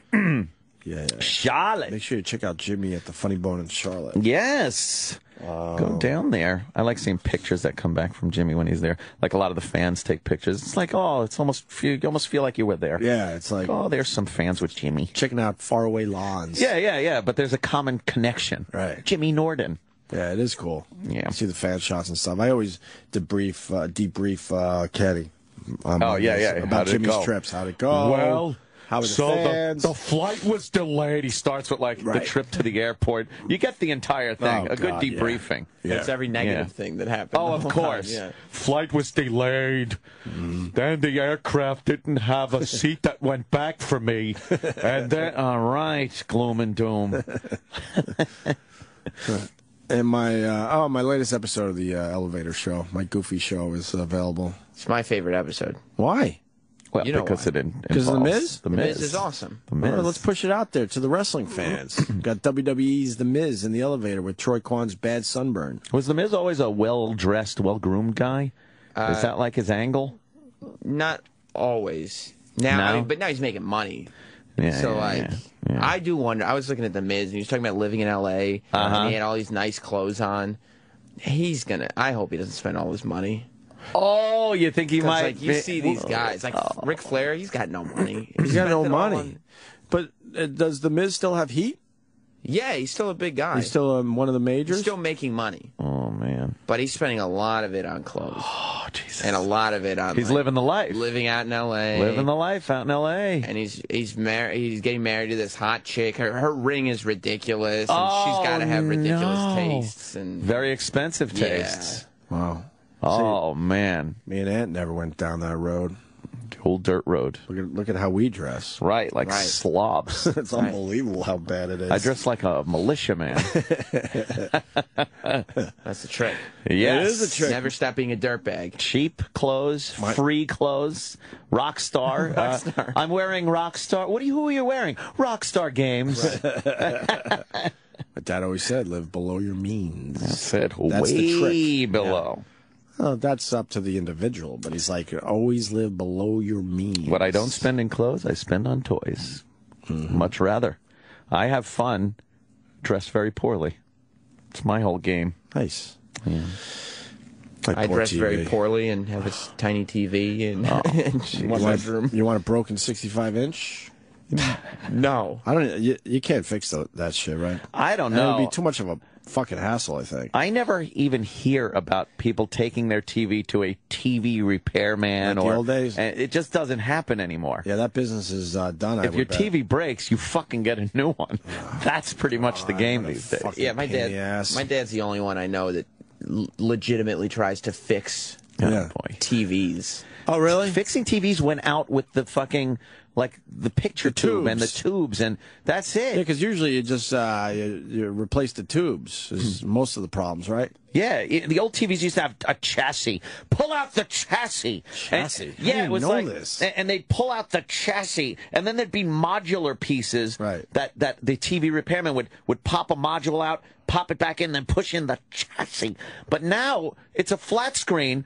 I don't even know how you would get into a thing. It doesn't look like it even has an inside to it. There's a screen in the back. TVs are two-dimensional now. They have height and width and no depth. There's nothing to get into. It's a miracle. So you just throw them away and buy a new one. Someone out there right now is dialing the phone. I'll explain it. I could explain it. And then another guy would be like, that guy's full of shit. Yeah, my dad, because he doesn't like buying things, so... He found shit, Sam. Yeah, I know. Oh, and guess who inherited that fucking quality? Thrifty. But he found an illegal. They slipped him like $100, and he'll open the TV up, flat screen, and do whatever he does to it. It's amazing. I don't know how it's done. Don't follow in your dad's footsteps with that shit. I don't know. Even when I was poor, I made sure I had some shit. You got to enjoy yourself a little bit. And that wife of yours will dump your ass in a second if she thinks she's not getting what she can be getting. True. You know, you better fucking at least be spending a little on the princess. Spend a little bit. A little bit on fucking the Roberts princess. We got a pizza last night. I was like, Jess, I got this. Damn. A pizza. Pizza guy comes to the door, yeah. 1705. Slip him a 20. He goes to his pocket. I go like this. Keep it. Wow. Then I look at Jess and give her the wink. Like, look at me. It's nothing. All right. Did she start singing "Hey Big Spender"? Yeah. She got all aroused. Oh boy. Yeah, because the delivery guy is a guy with a real job. Yeah. Ooh, look at this guy delivering pizza. The delivery guy. Yeah. So really, The Miz is your favorite episode? Oh yeah. Just because of the fact it's a wrestler? I love The Miz. I like The Miz too. He's a good guy. But also watching Troy get smacked in his chest is always funny fun. too. Yes, He just gave away the punchline. Oh shit. I mean, people are gonna figure it He out. just gave away the punchline. Spoiler alert. It's a minute and a half long. Jesus. All right. Maybe something else was going to happen. Maybe it does. Fuck. Stay tuned to the end. Don't worry, dude. Sam just gave away the punchline. These videos, they're quick, and I try for a little punchline at the end. You get your hit even if they turn it off halfway through. It's all good. The best part is when a little kid walks in his diapers and a t-shirt and presses 5 buttons. And his 3 favorite It's toys. amazing. My YouTube channel is Opie Radio. It's the first video. Just go there and fucking help me out. God damn it. Please. View my elevator show. It's goofy and stupid. Help me, listeners. Help me. Help me.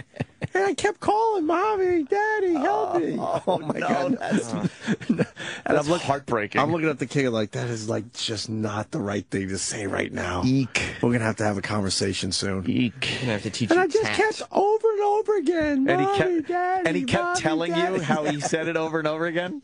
Because then he knows he's getting a reaction. Right. Kids love when they get a little reaction. Oh, He's boy. like, oh, okay, this is working. I'm going to say it another 10 times. Tugging on their heartstrings. Did he get in trouble for all that stuff, or was it more like? Oh, any disciplinary action? Yes. Well, that's a weird. Yeah, put you in a weird spot. We didn't do. Because you got to make him know that shit ain't gonna wash. We were pretty stern with him. Don't go in the elevator. We're pretty stern about it, but we didn't give him a timeout or anything. He was an emotional wreck for an almost 3-year-old. Yeah, that's crazy. That's like coming home from a car wreck as an adult. You're just like, I don't want to. I'm shaking. That's like coming back from the Nam. Who are you? Yeah. He's got the fucking 1,000-yard stare. Well, for a kid, it's like a 3-yard stare. Right. That's all they need. Yeah. All right. Let's eat some grub. We got Jim Jefferies coming in at 8:30. Our old pal, who's now a big star for FX. Big star. Very happy for him. Legit. We'll catch up with him. It's been a while. And Terrance Howard coming in. Ooh, a big star. Big stars. And he's in one of the movies that's doing okay, review-wise. Excuse me. Man down. That Oz movie is a bomb. Oh, yeah? What is Really? it called? Journey to Oz or whatever the fuck it's called? Yeah, great. That's powerful James Oz, Franco. It's getting 0 stars. And it's one of those epic-looking films, and 0 stars. James Franco, to me, will ruin any movie. Like, I see his name in there, and I'm just like, nope. That guy can't carry a movie. Got one that's worse. Who? Paul Rudd. You hate Paul Rudd. Paul Rudd is in another does. movie playing Paul Rudd. He really is only Paul Rudd. I don't know why Hollywood keeps throwing him in movies. Girls love Paul Rudd, dude. Maybe but he that's plays Paul Rudd. He's the king of the rom-com. Girls think he's like funny. He's and not cute, funny. charming. They he's love. Girls I'm obsessed love with how Rudd. bad he is. They love his humor. He was good in like, Anchorman, right? He was good in a couple things here. Well, and there, I guess. Anchorman's kind of an ensemble, though. Someone's saying Comedy Zone for Jim Norton. Yeah. Uh-oh. Did we get the plug wrong? Jesus. I don't know. He's in Charlotte. Go to his his website. shitty webpage. Yeah, that he Find bitches out. about. You'll find out. Yeah, let me make sure I get the plug right. 30 years ago, was Reagan calling Soviet Union the evil empire? Really? The evil empire. He's at the Comedy Zone in Okay. Charlotte. All I right. don't know if it's in Charlotte. North Carolina. It is Charlotte. I fucked it up. Okay, so Norton's at the Comedy Zone in Charlotte all this weekend. Woo! Go see him. You'll have a great time. Guaranteed. Ew. James Franco is delicious. Is he? Is he? You Who's saying muzzy. that? Enough. Some Arab chick. Delicious. Fucking raghead. That's why those guys continue to get work in Hollywood. Girls like him. Girls love delicious Yeah. actors. Yeah, don't they? Do you see the trailer for Hangover 3? Are they? No, they're not. Yeah, dude. It's coming out soon, too. All right. After the break, could you please punch it up? I'll give you the entire break to find it. Did you hear the after show yesterday? I stayed in the city yesterday. I wasn't able to listen. Why? You talked about the trailer? No. No, we talked about fucking being able to find the clip. I found that clip. An hour late? Not an hour late. I found it as soon as Daryl Hammond walked out of the room, and it was ridiculously Minute difficult late or clip an to hour find. late. It was after the show was over. Sorry, time's up. I love Daryl Hammond. That was the first time I met him. What a fucking... He is intense, though. He- and then then the interview Coke. was over. He just kind of walked off. Yeah, he Yeah, did. he walked out. Most guys don't just walk off, and I don't No. think he didn't have an issue with us or anything. That's No, just Daryl that's- Hammond. I never He just kind of thought, walked off. watching SNL, that he was that nutty. Because Wow. you know we have a little small talk after the mics go off. Thank Playful you. banter. Yeah, thanks for coming in. And Yeah. I was going to relate to him a little bit and tell him some more how much I really enjoyed his book. And Yep. man, before we could even like get out of our seats, he just walked off. Yeah.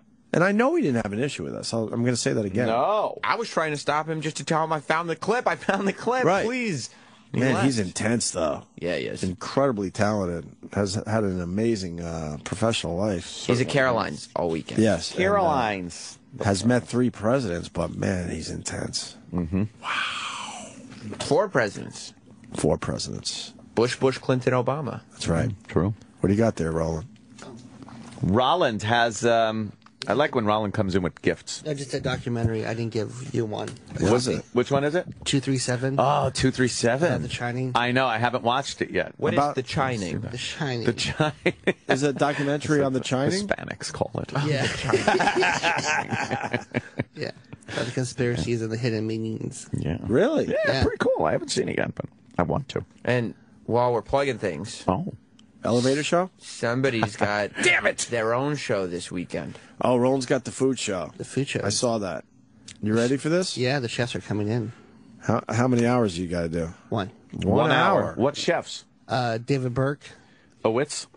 No, he's from, he owns a different guy. Townhouse. Iron Chef Michael Simon. Randy Gerber. Aw. He makes baby food. No, he makes tequila. George Clooney. Sorry. He makes tequila with George Clooney? Yeah. Oh, he's married to Cindy Crawford. Yeah. See, I know some of Oh, this shit. really? Yeah. And Samar McGillis, she has she's one of the top vegetarian chefs.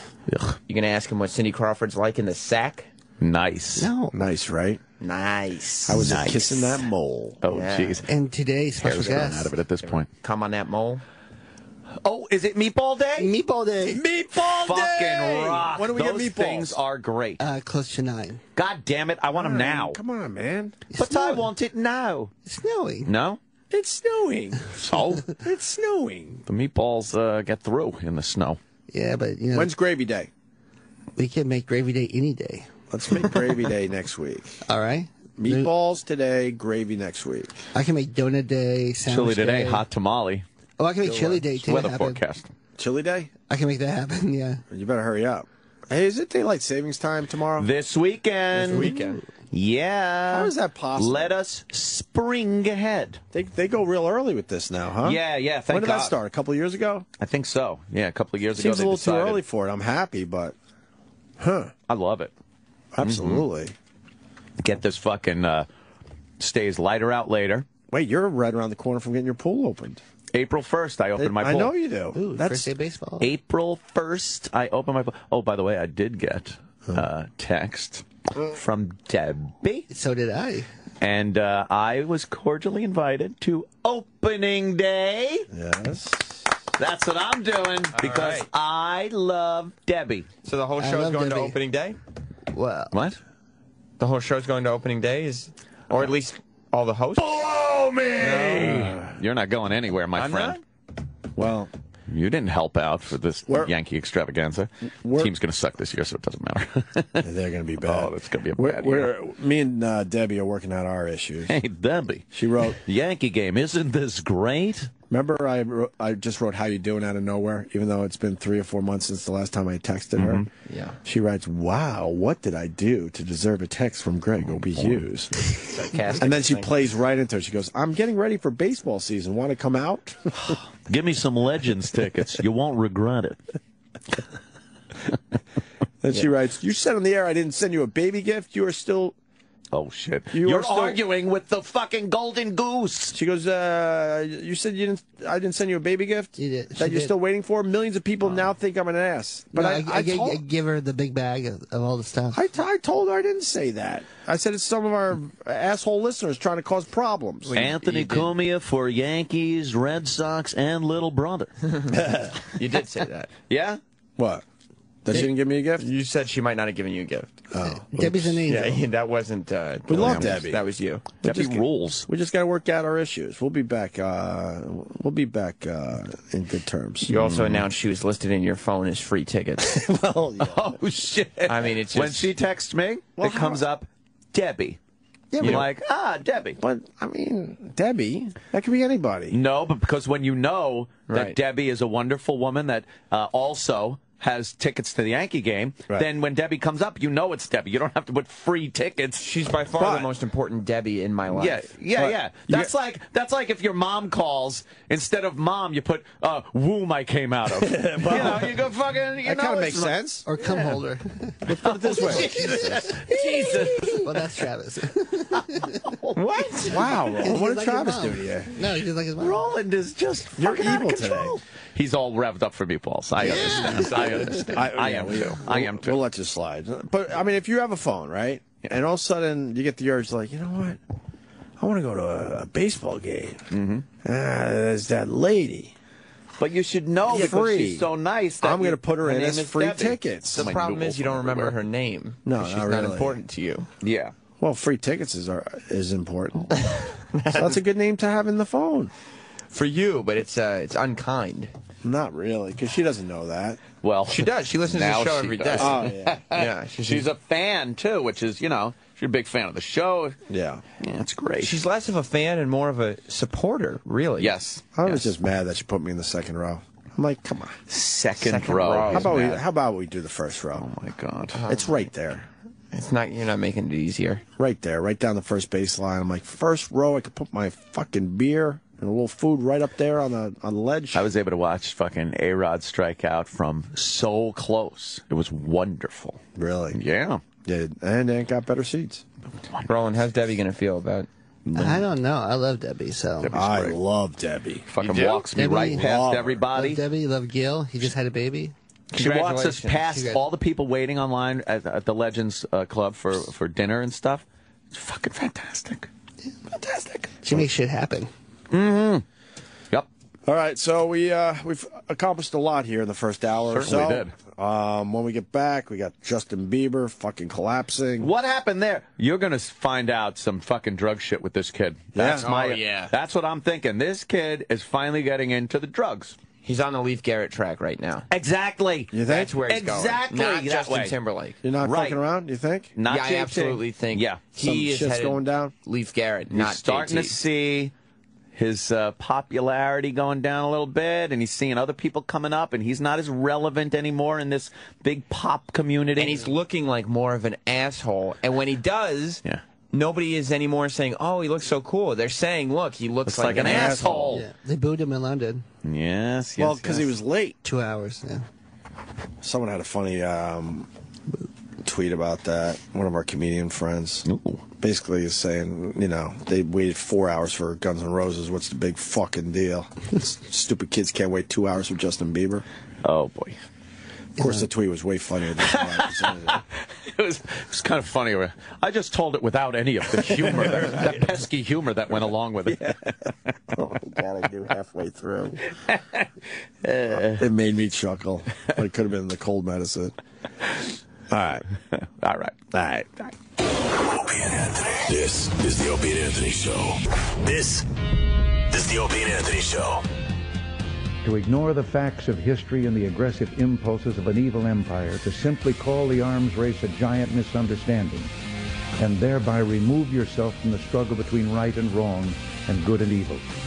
I ask you to resist the attempts of those who would have you withhold your support for our efforts, this administration's efforts, to keep America strong and free, while we negotiate the real and verifiable reductions in the world's nuclear arsenals, and one day, with God's help, their total elimination.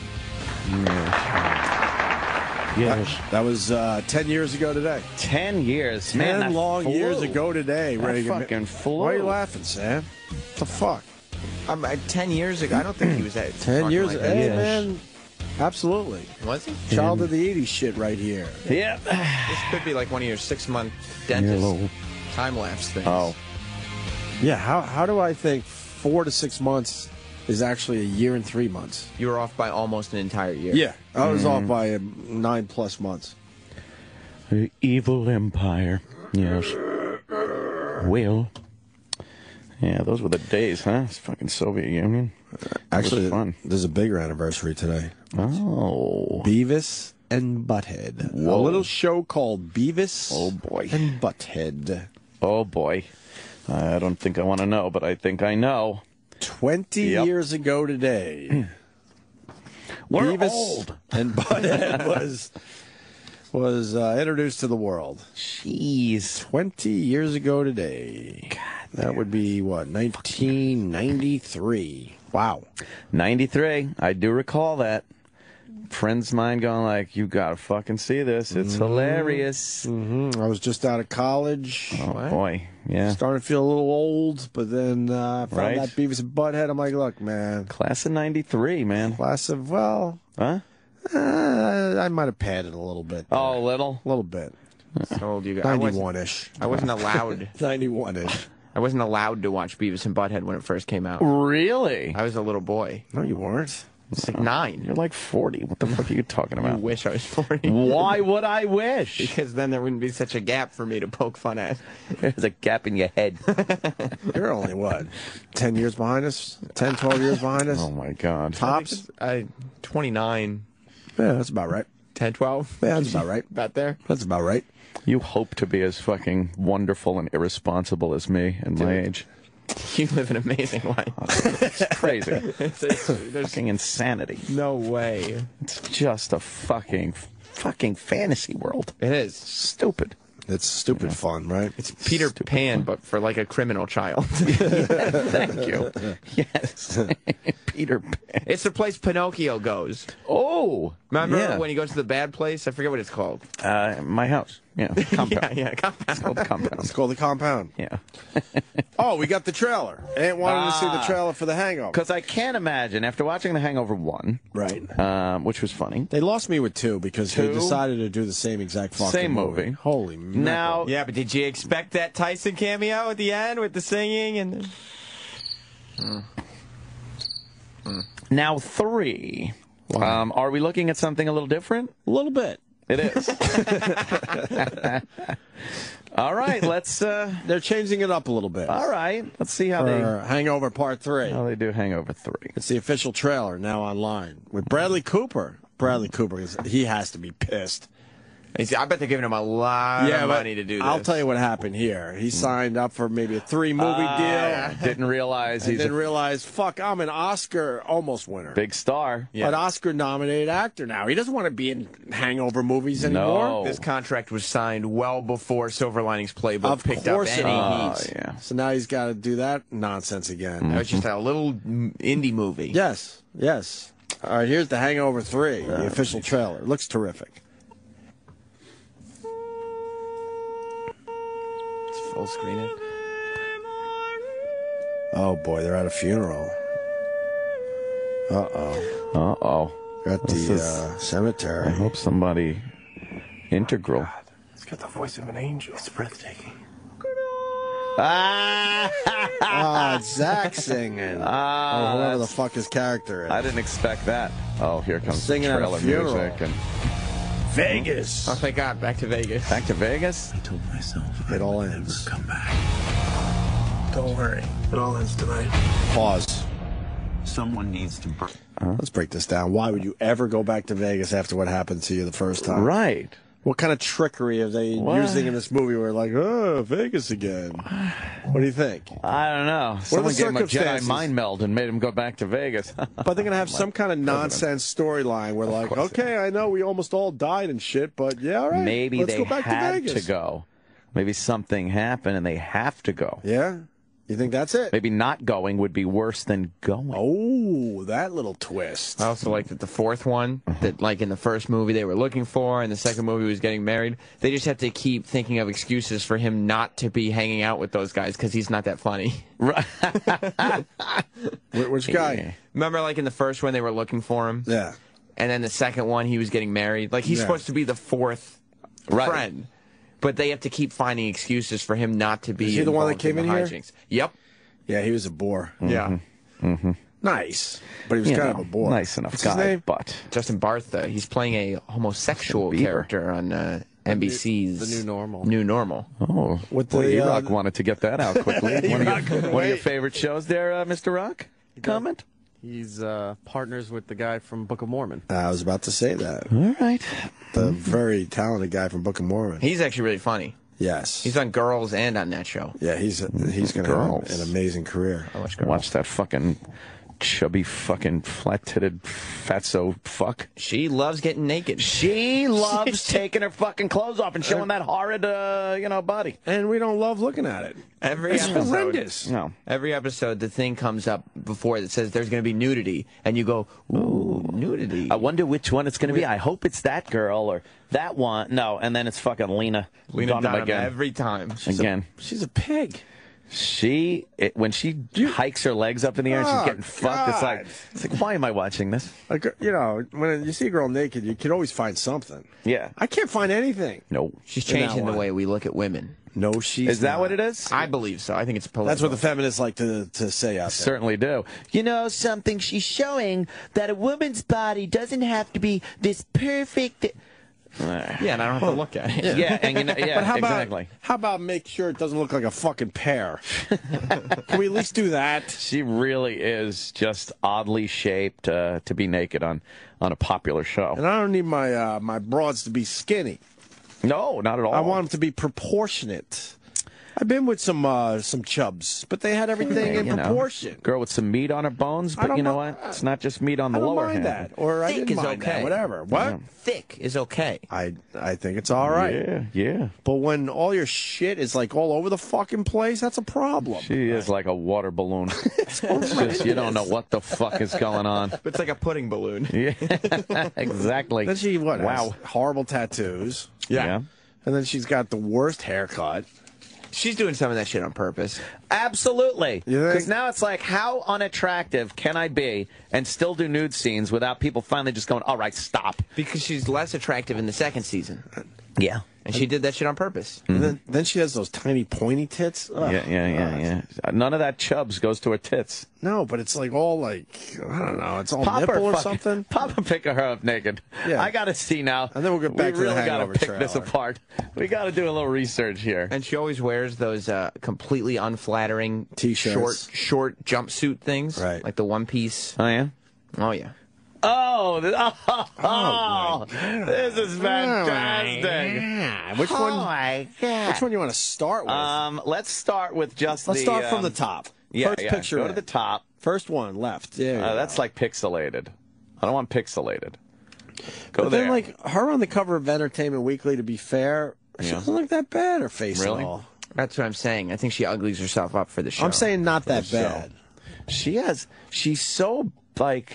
Look at her my little... God. That's fantastic. That's a chubby kid's body. She's got... That's a 12-year-old fat kid's body. fat boy. That's what I'm That's saying. a fat boy's body. Maybe I Yeah. didn't say it properly. Yeah, No, it's that- like you're right. It's a 12-year-old fat boy body. She has, like, fat boy tits. Right. I love the fat boy tits. Great music. Oh, Jesus. Fat boy tits, no? What? Okay. Right about now. The Funk Soul Brother. Check it out now. Can we do Fat Boy Slim Day? Oh, Fat Boy Slim Day. What do you think? Yeah. What's the other songs that you like? Someone's begging for Jefferson Starship Day. See, I do read my tweets, people. What? We built this city? Well, no, they're thinking more Miracles. I liked Miracles. That was And good. what was the other one he asked for? Miracles and... Oh, Jane. Find your way back. Find your way back to the heart. Find your way back. We built Yeah. this city? Oh, boy. We built this city on rock and roll, man. I'm telling you right now. Although our mayor is not a rock and roll guy. He's not a coffee guy either, apparently. Fucking... Dude. Roland was just telling me some shit that I didn't even know about. CNN did a whole piece on it. Crazy. I meant to tell the guys, but I was dealing with some shit at my house. I don't know if you heard. What happened? But I was watching the CNN piece on our mayor. It's Yeah. embarrassing. It is. They just showed the whole world how embarrassing our mayor is. Listen And to how all the the people shit. just take it. You know, it's gotten so bad that he's controlling the salt content in your potato chips. What's that? So people are going to Jersey to get their potato chips. It's like what he used to do for booze and drugs and everything else. But the drinking age. The latest one is the big soda ban. Yeah. Which now people are like, whatever. A lot of people are like, whatever, I'll figure it out. But now they're really pissed because it's going to push into your coffee drinks. Yeah. Because it's the amount of sugar in each drink. Yep. So Starbucks, they're allowed to. I don't know the exact fucking facts, but I think it's like they're allowed to give you 4 packets of sugar, whatever that would be. But a lot of these drinks obviously have more than the 4 packets, so then they have to advise you like this is all we can give you officially, but you could go over to the bar area and add more sugar. Unfucking believable. E-Rock, yes. The Dunkin' Comment. Donuts around here was handing out these little flyers saying, the new regulations as far as how they can handle your coffee. They Right. can't put sugar in it, like Ope said, but also the flavoring. Oh, I was talking about Starbucks, but what he's talking about, I'm sorry, Yes. I'm jumping in on this one, E-Rock. Dunkin' Donuts, their policy is we're not putting sugar in it at all. At all. Yeah, you have to do it yourself, and if you want the flavoring in your coffee, like when they pump the Yeah, the liquid little in for pump the with French the vanilla fucking- or whatever, yep. there'll be a display there, and that you have to do Do it yourself. So you can't order a coffee the way you want it anymore. But you can, but you have to get the little one. You're not allowed to get right, a yes. large Right. coffee Large or extra anymore. large. or extra large with sugar in it. It's astounding what this fucking mayor is doing. Yes. And then they're talking about, now he's talking about, I don't know how this legislation is even supposed to work, but I heard tell about earbud restrictions in some way, shape, or form. Yeah, what's he want to do with that? He's spending $250,000 on a campaign so kids are aware that they got to turn down their fucking music. Exactly. It's just a kids will never listen to that. He is a mommy, a little nanny. We live in Nanny York. I think there's a little more to that, but I think that's pretty much the basics of it. He wants kids to be aware that you can lose your hearing. Bad if you're for your ears. Look, I've been doing. Turn that rock and roll music down, for the love of God. I've been doing radio since I was 18, so I'm pushing about 25 years in the business, give or take a year or two. 30. Shut up. And and I'm here to say, this does affect your hearing. Up. Yeah, but people know not that bad. Not that bad. People know if you wear headphones with loud music, it affects your hearing. Some people don't give a fuck. We wear headphones, and that's fine. 4+ hours a day, not counting our personal use. It's crazy. My tinnitus sounds like fucking 80 people skating at the same time. That's all I fucking hear. It sounds like people skiing and skating in my ears. That has to be from your band days. Because every time you bring that up, it frightens me. I'm like, all right, it's definitely. I'm like, if it's happening to Anthony, it's got to happen to me. But I don't got that. I don't have that. It was from years of having, a giant backline of amplifiers behind me. And it's so annoying sometimes. Like when I notice it at night, it's unfucking believably. Here's what I hear. Really? Forever. Really? Forever. Like that? Yes. Does it come and go? No, it's there all the time. But if I have other sounds, it's tolerable. Oh, you're never going to be able to meditate. No, I can't. That's why I need to sleep with the TV on. Right. That's why I need sounds. Action, action, action. Right. It's terrible, and it's just there forever. So does that mean Bloomberg is going to come in here and just check headphone volumes every morning? I would love for him to have that little light thing that the doctor puts in your ear. Let me see, sweetie. Yeah. Let me check your ears. I'll say Hey guys, your music's too loud. Yeah. The reason why he's an asshole and why it drives me nuts, if he really cares about quality of life in and out of New York City, I would start with the commute. That's killing people. Yeah. I was reading an article. People die because of their commute all the fucking time. The stress level. That's real stress. But he's increasing that stress. Yeah. By making it so you can't drive around. Right. Less places to drive. Yeah. And increasing tolls. The bridges, all the bridges and subways just went up again. I'll say it again. I'm a suburb guy. I don't want to live in New York City. New York City has a lot to offer, yes, and I certainly take advantage of it. And that's why I like having it close, but not. I wouldn't live here. Yeah. I want to be in the suburbs badly, but that commute back when we were at NEW fucking not almost killed me, but I hated it. It drove me nuts. I was spending well over 3 hours a day just getting back and forth to work. Well, we did it together for a few years there. A minimum of 3 hours a day was wasted just coming into the city. Do you know how much it cost me to drive in? Like, just the financial stress. Right. It's like $650 a month just for transportation. That's why when he goes after the loud music, the salt, Yeah. the fucking big sodas, I swear to you, I want to find the guy and have a conversation with him. Like, you're a fucking asshole. And it's adding it's adding 2 hours to people's work days to try to get out of here. Yeah, because he knows. Those people, when they're on the LIE day after day after day, bumper to bumper traffic, it is putting a ridiculous stress on their hearts. It's terrible. And people, there was an article, are absolutely dying because of the commutes. It's so bad. And then, like you said, the financial shit. It is ridiculously expensive to come in and out of Manhattan. Yeah. I thank God that my hours don't put me in rush hour. And then when I do have to drive on the expressway during rush hour, it's intolerable. I can't fucking do it. Comment, Iraq? Bloomberg's also the one who keeps trying to get the tolls put on all the bridges and everything because he doesn't like all the cars in Manhattan. Right. It costs like $15 to get in here. That was fucking Bill Schultz from Red Eye. That was him? Yeah. I don't know. He's doing them in the building. think he's doing Pete Dominic's thing. Oh, is he? Of course he is. Anyway, E-Rock, what else did you have on the big sodas? I didn't mean to jump in, but no, that I was got it. excited. Dunkin' Donuts had people out on the streets handing these little flyers out saying, you know, starting soon, this is what we can't do anymore, and people just getting all pissed off. And people are going to find their fucking sugary drinks. It's not going to help at all. Yeah, it might help a tiny percentage of the people, but for the rest of us, it's a major fucking hassle. Really, another dumb little hassle we don't need to have. I don't get how he's getting away with this. He's a little fucking chubby, effeminate dictator, is what he is. And now with the earbuds, I don't know exactly what that is, but he can't tell you. Is it just an educational thing, or is it fucking? So. He's gonna have earbud police. I think so. All you do is make people aware, like. When they were like McDonald's, you have to show your calorie count on the menu. Yeah. It's like, okay, so now people are aware, but you information is one thing. Keeping people from getting something is another. And you can't influence the youth. You know, when we were growing up, smoking was something way more people did, and everyone was aware it was bad for you. But you got that youth shit that you think you're going to live forever, and it's not going to affect you. That's how all young people think.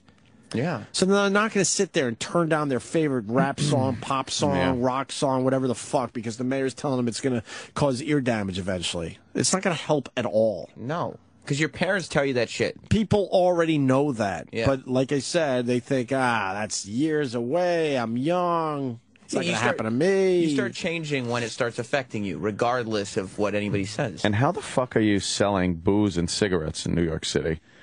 And not sugary drinks, because on the list of things that fuck people up, yeah. And don't get us. I don't want any of that shit banned or curtailed. You know, I don't either. But it shows. Stop being a hypocrite, right? Because alcoholic beverages certainly cause way more problems than a dumb sugary drink. Oh my god.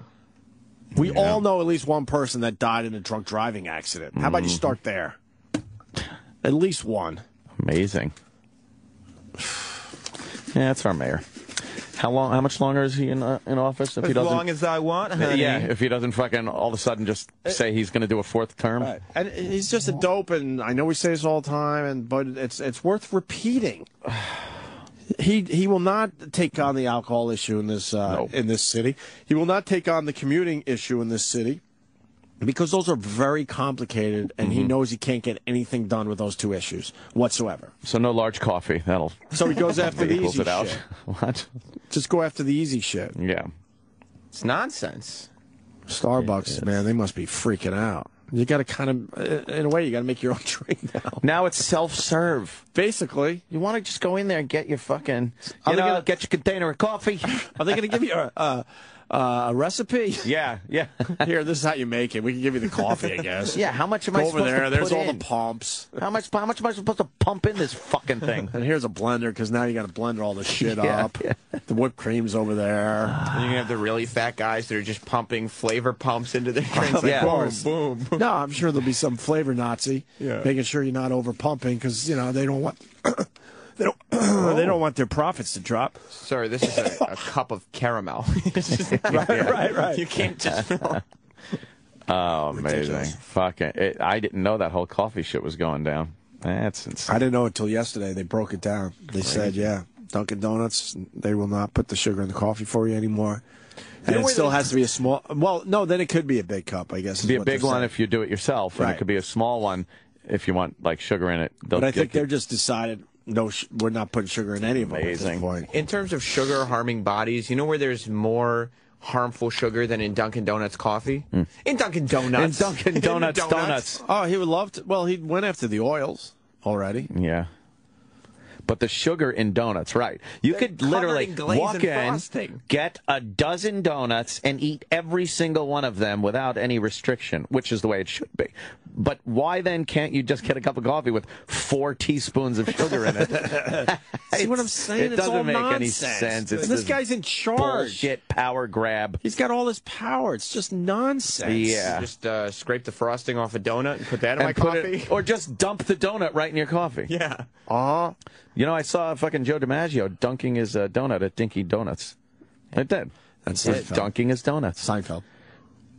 Very good, yes. Dinky That's Donuts. my go-to. Yeah. I am. That's if I ever make a reference, it's probably Seinfeld. Yeah. You should trick me. Oh. Throw another one in there. Do And then I go else. Seinfeld. And you go, no. No. Everyone loves not. Raymond. Yeah. Or everybody. I don't know. I didn't love Raymond. I wasn't a fan of the show. So I was pretty cocky to say everybody loves Raymond. Guess what? Yeah. I'm listening to a guy that was not really into the whole Raymond thing. Just lost me based on the title. Big How Bang dare you Theory. tell Now How me? dare that's you a funny tell show. me You like I the love big- you? I cannot get enough of Big Bang Theory. Thank God it's on 800 times a day. Oh man, that Big show. Bang Theory. That show is unbelievably unwatchable, and it does so well. I have no idea. Still doing well? It's on all the time. I just wish they would try to squeeze more jokes into an episode. You know what? Holy shit. There isn't one line of setup dialogue Oh or my anything, or God. just conversation. Could you imagine if we did a show where we had a joke every minute? Oh, How my exhausting God. that would be! Guys, 45 seconds, no punchline. Oh, come on. Hurry. Oh my God! No one wants to laugh that. It's fake laugh. So, fake laugh. Because they have the soundtrack, the laugh track, Yep. so that you're like, oh, I'm supposed to laugh here. It's not, there's nothing funny, devoid of humor.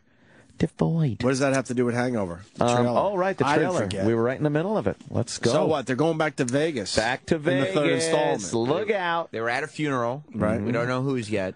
And now they're traveling back to Vegas. Watch out. Zach Look out. Galifianakis has a sledgehammer in his vest. Oh, shit. What? What? Why? Well, you got to remember, he's crazy. Yeah, he is. You know? He's nuts. Mike Tyson died. What? Spoiler. When? In the movie? In the movie, I Oh, think. thank God. Well, who else would it be? Not in real life. No. No, that's scary. Who do you think died for this movie? And maybe it's they finally killed off that guy who's not as funny as the other three. Yesterday, by the way, And he was so pissed we made him wait. Yeah, he And then he comes in here and he gives us nothing. stunk. Yeah, exactly. You can't just show up. Yesterday was the We don't give a anniversary of fuck. Mike Tyson's first professional fight, by the way. Really? And he posted a short video, and it was short because he fucking rocked the guy. It was really cool, though. It was his first fight. They're poking around the ring. It lasted a minute and change. Poking around the ring, and then Tyson just gets inside this guy. Sledgehammer and him? rocks him. He goes down on a knee, and then he's shaking his head. And this other guy, I don't even know who it was, but he does his head shake like, whoa, like holy fuck, what did I get in the ring with? Let's find this. It was really fucking cool. I miss Tyson I think the fights. guy's name's James Smith. Was it? Yeah. But you could tell, and then the ref comes over, he looks at him, and he's just like, nah, give me your fucking mouthpiece. You ain't You're going done. back. You're done. Tyson fights rule. It was and no one cared the that he head was so short. The head shake was so fucking telling, though. This guy was on one knee with his head down, and he had to shake off the fact that he was just in the ring with a Tyrannosaurus. Wow. This one is Young Mike Tyson and first fight? I don't know. Henry All I Tillman? know. So the fight went longer. Maybe Tyson just gave you the... Maybe you The end could of just the give me fight? the fucking end of the fight or something. But it was his Hit it there. first. Well, Wait, this is amateur shit because they're wearing the headgear. it's his Sam. first professional fight. Yeah, this is amateur shit. First pro fight. Headgear means amateur. If you look for Mike Tyson's Twitter, you'll find it posted there. You know Mike Tyson's Twitter? I don't know. Oh, is this it? It might be Tyson's that one. professional Yeah. How long is it? 117. All right. All right. There he goes. There's no sound to it. But it's Mercedes. Way to go, E-Rock. No, I'm sorry. James Smith was the guy you won the title from. All right. I'm just fucking around. Who cares? So it's obviously Tyson in the white trunks looking like an animal. And it's just filmed on like a camcorder. Yeah, this is just no one's in the venue really, and yeah, it's just somebody. The fucking power that you see Tyson hitting this guy in the body with. It's not even fucking face shots. These are body blows that are killing this guy. Whatever happened to Mercedes? No. Knock the fuck out. And got knocked the fuck out. He didn't even get knocked out. He got knocked down on a knee and couldn't get back up. And where are they fighting? Oh no! It's like a hotel Look or at these something. fucking shots. The power that fucker had. Oh, my God, Oh, you know those what that left feels like? uppercuts. And look, he's just not letting him go. And then now the hits. guy stood up, and you saw his face. He's like, I don't like this. Now he's down on the knee. Watch his face now. He's like, who is this guy that's in here with me? He ain't getting back up. He's like, look, I'm done. He goes, I'm done. I don't want to fight this fucking monster. And then they hug. It looked like he got a liver shot or something. Yeah, put him down on a knee, and that was over. Wow. That was, how many years ago was that? Fuck. It was a while ago, I would guess 25 years ago. Professional debut? When is that? 85. 85. That's 15 plus the 13. That's 28 years ago. 28 years ago yesterday. Wow. That's fucking cool as shit, though. All right, Hangover 3. Hangover 3. Then we got to break and get our pal Jim Jefferies in here. Yeah. From Legit on FX. Legit. Don't worry. It all ends tonight. Are there in Someone Vegas? needs to burn this. Sounds like unfinished business. What? Ooh, I like that. Uh-oh. Can you remember me? I'm the one that picked the opposite. Jack White, nice. All right. This seems to be some kind of a shootings. Ew. Right, they're in the desert. The epic conclusion. There's a prison. Looks like Mexico. What? I don't know what's going on. Mayhem. We've been on a lot of adventures together, but it seems like you haven't learned anything. Anything. I'll be in the limo. 3. Yeah, part 3. How great is the Jack White sound? He's driving down the highway with a giraffe. Overpass. Which causes a major pileup behind him. The giraffe is dead, right? He's looking through his side view mirror at the destruction he caused because the giraffe hit the overpass. My God. That trailer, first of all, tells me nothing. Which is good. Which is good, because you don't want the ones that give away the entire movie. Right. But it sounded good with the Jack White soundtrack. Oh, yeah. And then when Jack White sound. When they stop the music and then, go to the dialogue. Action, dialogue. Yeah. Yeah, there's some terrific dialogue in there. We're all going to watch it. You know you're going to go see it or watch it. Do you know, I've never seen a Hangover movie in the theater. Never. I see them when they're on demand. Yeah. Well, you're missing out on the movie experience because you're all in the theater. You're all. Am I? Yeah, you're all in there for the ride. Because I don't think I am.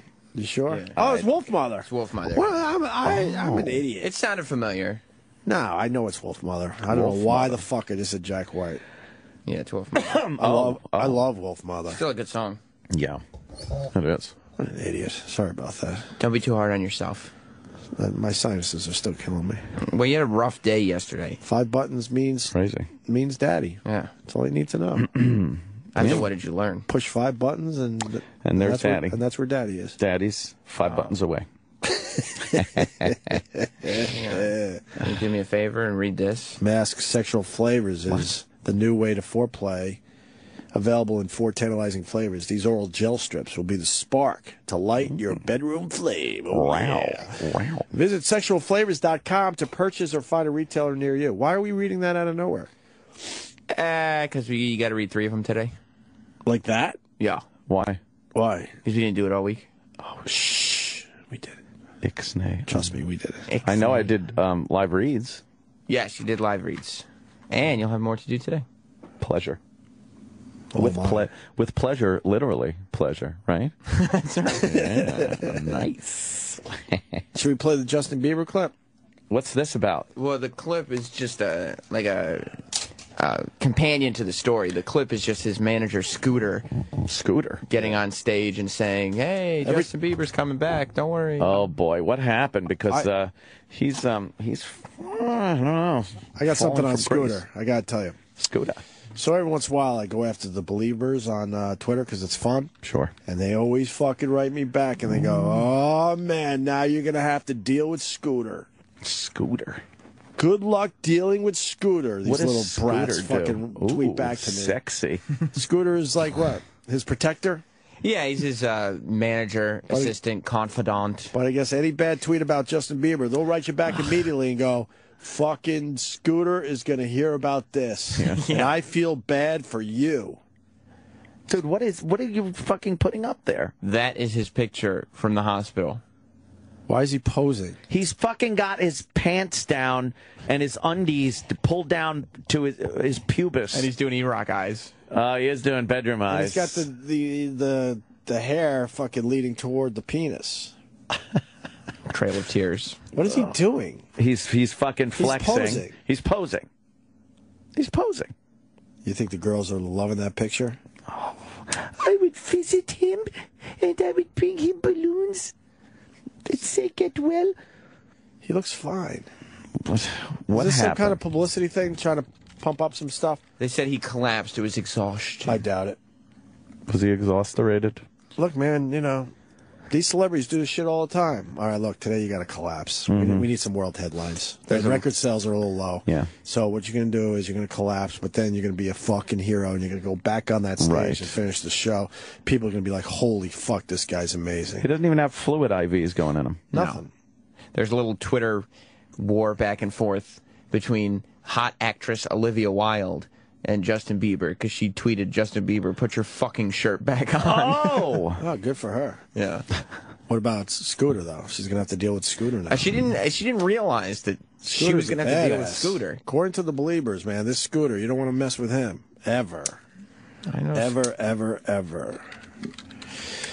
All right, here's the clip of Scooter on stage announcing what the fuck's going on. All right. Justin got very light of breath. The whole show he's been complaining. He's backstage with the EMTs and the doctor. They're telling him that they want him to go see somebody and see what's going on with his lungs. He has just told me to buy 5 minutes, if it's okay with you guys. He's going to come out and finish the show. Complete fake. Totally fake. You can hear it in his voice. If it's okay with you guys. Scooter's not selling it right. It's Totally so fake. fucking fake. Celebrities do this shit. I think we're more aware these days than we used to be. Well, yeah, because you got to do something to just keep people talking about you. That's so fake. You can hear how fake it is. And if it was something like that, he was the doctors and EMTs back there, they would check him out. They wouldn't have him do the show. And I'll tell you why this all went down. A couple days prior, he was 2 hours late for the stage. So that pisses off a lot of fucking people and a lot of his fan base. Right. Why was he late? What was the official excuse? I don't remember.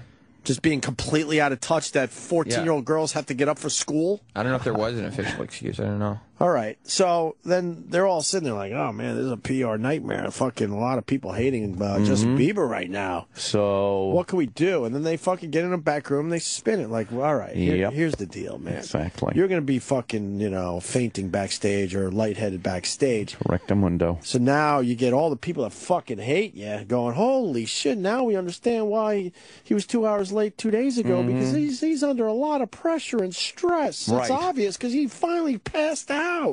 Then they go, Justin, we need you to tweet a picture of yourself all laid up in the hospital. Right. And he's like, gotcha, guys. I'm on it. No Photoshop there, huh? Let me put my sexy, but now his neck looks normal. Do you know that? It looks like his arms. Do you know that people found more stuff wrong with the photo? Did they? They said that your shirt's wrong. Really? They said my left peck, let's call it, is missing. Like I don't. That stupid ass fuck picture. They said that my left peck is missing. So with the Photoshop tool, he probably was like coloring the black to match my shirt and erased my peck. Erased the depth. The depth. Yeah. And they said your shirt is completely two different. Is it two different angles? Yeah, two different shirts. It's the same shirt, but from two different pictures. Yeah, I think I was completely cut in half in that picture. I believe so, too. He took two halves of me. They think your head is cut in half, too. Could be. They think your head is completely cut in half. Could very well be. What an asshole. But Justin Bieber, no photoshopping needed there. No. Not with that body. Why would he pull Not with down... that body, man. Show his hip bones. Why? I don't know, man. Looking emaciated. Yeah. All right, here's more Scooter. Canada's finest. So, you might not to be jumping around as much and everything else. If you guys would be patient with us, we're not trying to be disrespectful. We're not trying to have you guys get home late. We're truly trying to put on a show for these beautiful people that love him. Absolutely. Just bear with us. He's a tough kid. He's going to come back out here very soon. Oh my God, this is so fake. Fake, Is the totally mainstream media talking about how fake this is? I saw there was a headline on Fox and Friends this morning. Yeah. No, they're not talking Why about don't they take these angles that are so obvious? Fake, You'd totally be a fake. hero. Yeah, no. They're talking about... It's so fake. And you hear how he added the whole and don't want to be disrespectful. No, you have to get up tomorrow and all that. Which is obviously in response to the negative publicity they got before. They got such bad negative publicity. They knew they had to turn it around immediately, so they came up with this, in my humble opinion. What's that little tat on his hip there? Which one's that? Oh, he just started getting all tatted up, and got a little Hebrew letters here. What's that one? Yeah, right here. Yeah, no, it looks like a little. He has nothing on Troy wings. No. Yeah, it looks like wings. Are they Troy wings? Kwan wishes he looked like Bieber. Are you kidding me? Man. Look at this guy. Why does he have fucking field hockey sticks crossed on his arm? Over here. Yeah, what is that? And he's got a tattoo. I think it says Believe, because that's what his album was called. Well, yeah. Right. But his album did terrible. Uh-huh. And so now he's got the title of the album that didn't do well. Oh, really? On his arm, yeah. He's going to come into problems, I think. Yeah. He's a celebrity rehab candidate. Yeah. You think? Yeah. I think it's going to be a rough fall from grace for him. Because he's not a talented guy. Like, yeah. Justin Timberlake has discernible talents and was able to, extend that into an adult career. Right. Justin Bieber is not a talented dude, so it becomes difficult when you don't have the kid thing going for you anymore. Right. But that whole thing was fake. Yeah. And you can tell, like Ann said, he's in a hospital room with no equipment around him. Because they probably were like, look, can you give us a room? I mean, there's paneling. And it almost looks like, it's not even a room they really use. It kind of looks like the back of a tour bus. It does, right? Yeah. I mean, it does, this thing looks like a hospital bed, but it looks like the back of a tour bus to me. Oh, God. Oh, it really doesn't even look like a hospital room. Right. Well, what's the one thing on the wall right above his head? What is that? Zoom in. Because that's the only thing that... Zoom in. Yeah. Hello. Now go up. Oh, God. Go up. He does have dreamy eyes. Let's see. Go up further.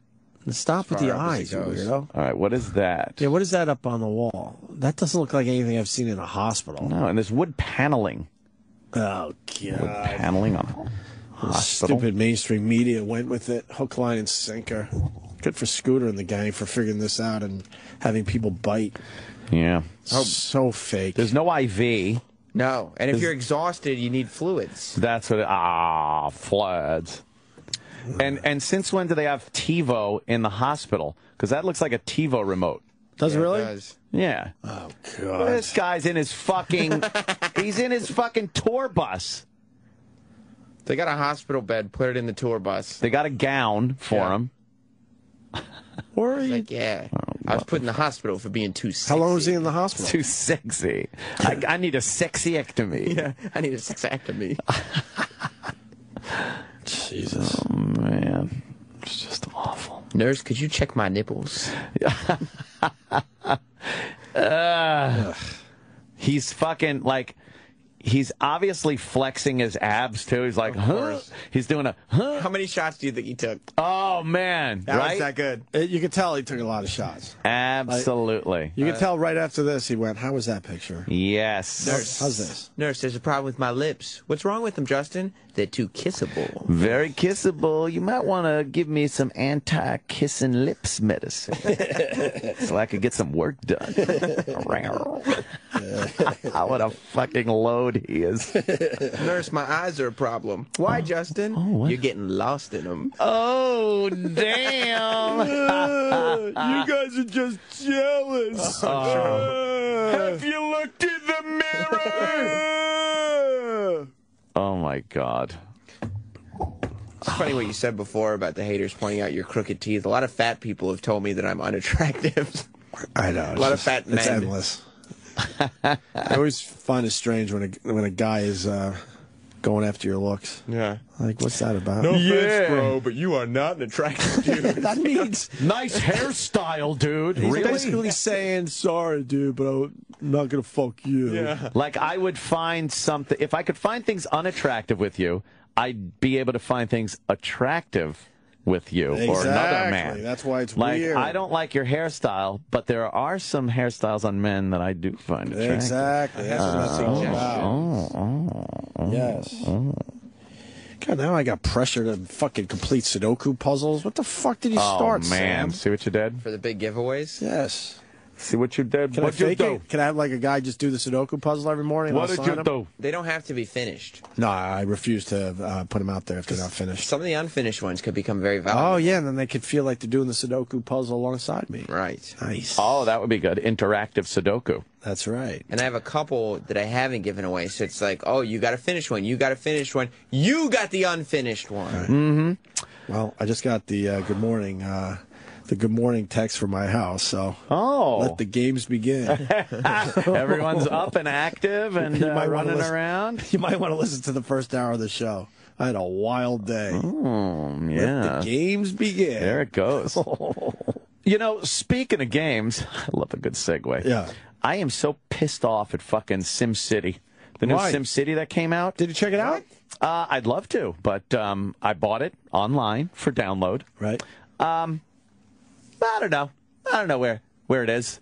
I tried downloading it. What do you mean you don't know where it is? They have fucked up this release so badly.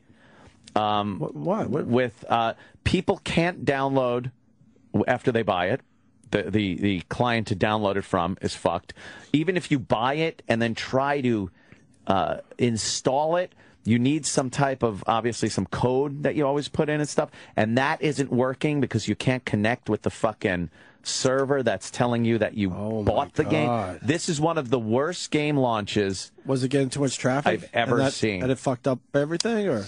Yeah, because they got this DRM, it's called, and it's their servers keeping everyone online at the same time. It keeps you connected to their server, which overloads the servers. It's such a mess.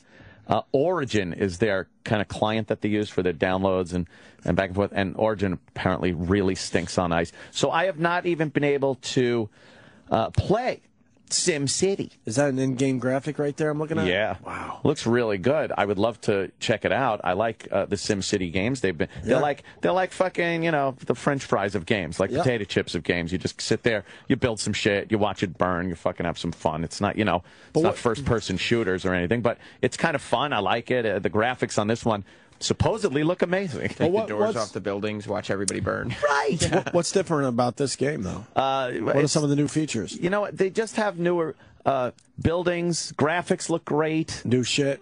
New shit. Yeah, it's an upgrade of the same idea. They don't want to change the recipe that made the other one successful, but it looks good.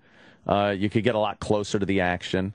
Micromanage and shit like that. But I like those games. They're fun. But like I said, I don't even know. I paid for it. I tried to download it, and I got Travis, I bought the $79.99 digital deluxe edition. You gotta go also. deluxe. And you know what? Edition.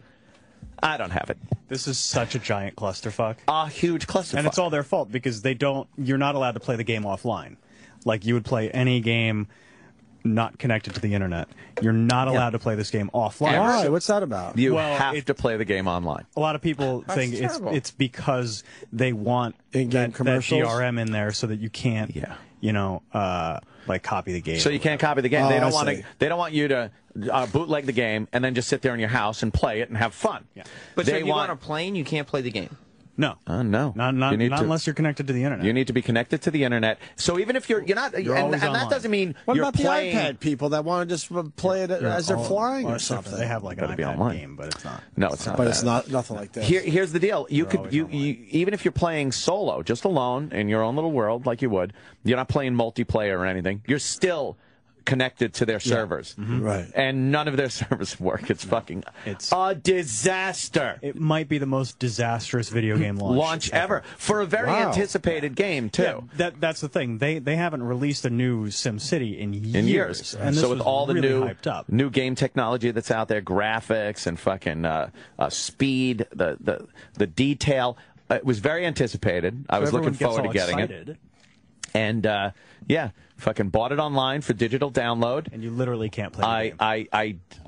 I then went to my Origin page and clicked new games, and it's not there. No. Wow. It's not fucking there. People are still trying to review the game. They can't get online. I paid $80 to review the game. I haven't even been able to download it. I don't own it yet. I paid for it and don't even fucking own the game. How are you going to be able to prove that you even... I have no idea. Okay, yeah, because I went to put in the code off of my email. They give you the game code. And I type it in. I hit send. You know what it said? Code already has been used. Like, no, it hasn't. I bought the game. Oh, what a nightmare. It's I don't even know how... Because now I'm just going to probably go out and buy a hard copy of it. I still won't be able to play it. But at least I'll have it. Yeah.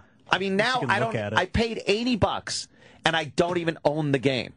These fucking pricks. Well, that's why I don't like to download any game, because I like to have the hard copy of it. You know what? If you want instant gratification to play the game, you assume, I mean, that second I want to play. I was like, oh, I want to play SimCity. It's out. Here, I'm downloading it. I'll be playing it in, an hour. No. I'm really glad this happened to EA, because there could not be a worse company for this. EA games, just horrible. A fuck. In the last few years, they've really tried to kind of screw the used game market. Like all the sports games have a one-time online activation code. Yeah. So if you try to buy the game used, you then have to buy a new code from EA to play it online. They don't want you. No. Yeah. God. This is great. So did they release a statement or something? Yeah. Yeah, they're working hard. Just so you know, and this will make you feel better. This is obviously not the situation we wanted for our launch week. I thought it was. I thought this is exactly what they were going for. And we want you to know that we are putting everything we have at resolving these issues. Oh, really? That's right. So is there a timeline? Did you try rebooting the server? Did you unplug your computer? Did you plug it back in? What we are doing is deploying more servers over the coming 2 days, which will alleviate many, not all, many of the ongoing issues. All right. What do I do on my computer with a coffee cup holder and foot pedal? Do I hit the foot pedal? And but because I pressed the button and the coffee cup holder came out. We're also paying close attention to all the bug reports that we're receiving from our fans. It's a swarm of locusts, your bug reports, because they're So someone's really reading those send error reports. Oh, right. Should I send an error report? Yes. Mad. They're not going to stop until things are smooth. Oh, all right, that's good. This team has put everything into this game and won't stop until things are smooth. We ask our fans to be patient as our team works diligently to fix the issues. I knew that word was going to be in there somewhere. I cannot imagine, first of all, obviously, people know, Anthony has some disposable income, right? I got a little bit of disposable income. Yeah, if I see something, I like it, I'll probably purchase it without really thinking about how it will affect my electric bill or paying the rent or anything. Right. $80 to buy a game. You've shown that you really want to fucking play this game and you're a fan of it and everything. $80. I could not imagine the regular working guy blowing $80 on this and getting nothing. Not even an acknowledgement that you bought the fucking game. Amazing. All right, well, keep us updated on this, please. Oh, yes, constantly. Amazon yanked it from their download store. They did. Because they got well over 800 one-star reviews. Oh, my God. And it was released when? Yesterday? Last night? No, Tuesday. Oh, Tuesday? Yeah. Wow. Yeah, so this is like day 4. And it was released on Tuesday, and Amazon yanked it like midway through Wednesday. Oh. So crazy. Yeah. I got a TV update. Annoying. Oh, what do you mean? Oh, they got an update from home. The cracked TV. Yes. Listen to the first hour of the show. I had a weird day yesterday. But here's your update. Our car is here. Oh, no, that's somebody else. Sorry. This is the text that just came in. Okay. My son. Your son. He didn't write the text. I would think so. It's about him, though. The text would be 5 characters. If yeah, 5 buttons. He just told me it was an accident. Call a man to fix it. But I told him the TV is broken and we can't watch TV. He said it was an accident. Call the man to fix it. Right. So in his little brain, he's taking responsibility and he's delegating. And in his little brain, he knows that people just fix shit for him, I guess. They know how things get done. At least you know you're not raising a blue-collar kid. He said fix it and then drop the N-bomb. Fix it. Wow. Kids are smart. Kids are. If there's not a toy at the toy store that my daughter wants, she'll be like, so just order it online. Oh, she knows. Like, they know how this shit works now. She knows. Yeah, just order it online. I was talking about kids' toys on Twitter over the weekend when I get up early and I get to hang with the parents. They're the only other ones that are up as early as I am. And we were talking about kids' toys. And have you seen the commercial for the Stompies? Stompies? I got Stompies. What the fuck are Stompies? Stompies are like slippers for the kids, but as they stomp or walk around, like the ears pop up and lights go off. Oh. Huh? She has the frog. But a lot of the parents that I've been in contact with, they say that you have to be like 200 pounds to make them work. So you're admitting they're horrible. They're glorified slippers, but like, yeah, you've really got to fucking. You got to really stomp. Jump really hard to make them work. My point that I got into for a little bit, and you'd probably be into this as well, Ed, where the TV commercials make it look like it's the most amazing toy ever. You got these little fuckers, they can't weigh more than 20 pounds, and they're walking around with their Stompies, and the ears are moving, and the lights are going off, and all that. But the reality is, you have to be 200 pounds to make these things work. For it to work. Right. Aw. She loves those Stompies, though. Does she stomp? Yeah. So I said it's an art form to make shitty toys look amazing on TV. Look great. Well, we used to get bamboozled by that in the old days. Yeah. Shitty toys, and then you get them, and you're like, "This, right?" They have all these shitty. They have all these amazing scenarios, and you can do with the fucking toys. The effects, like the GI Joe commercials, will always be like GI Joe, and he's fucking in the fighter plane, and it's right, and they're showing him like shooting, and you get it. It's like, what? Yeah, I got to move this thing around myself. Yeah, I was going to fly around the yard. Exactly. What happened?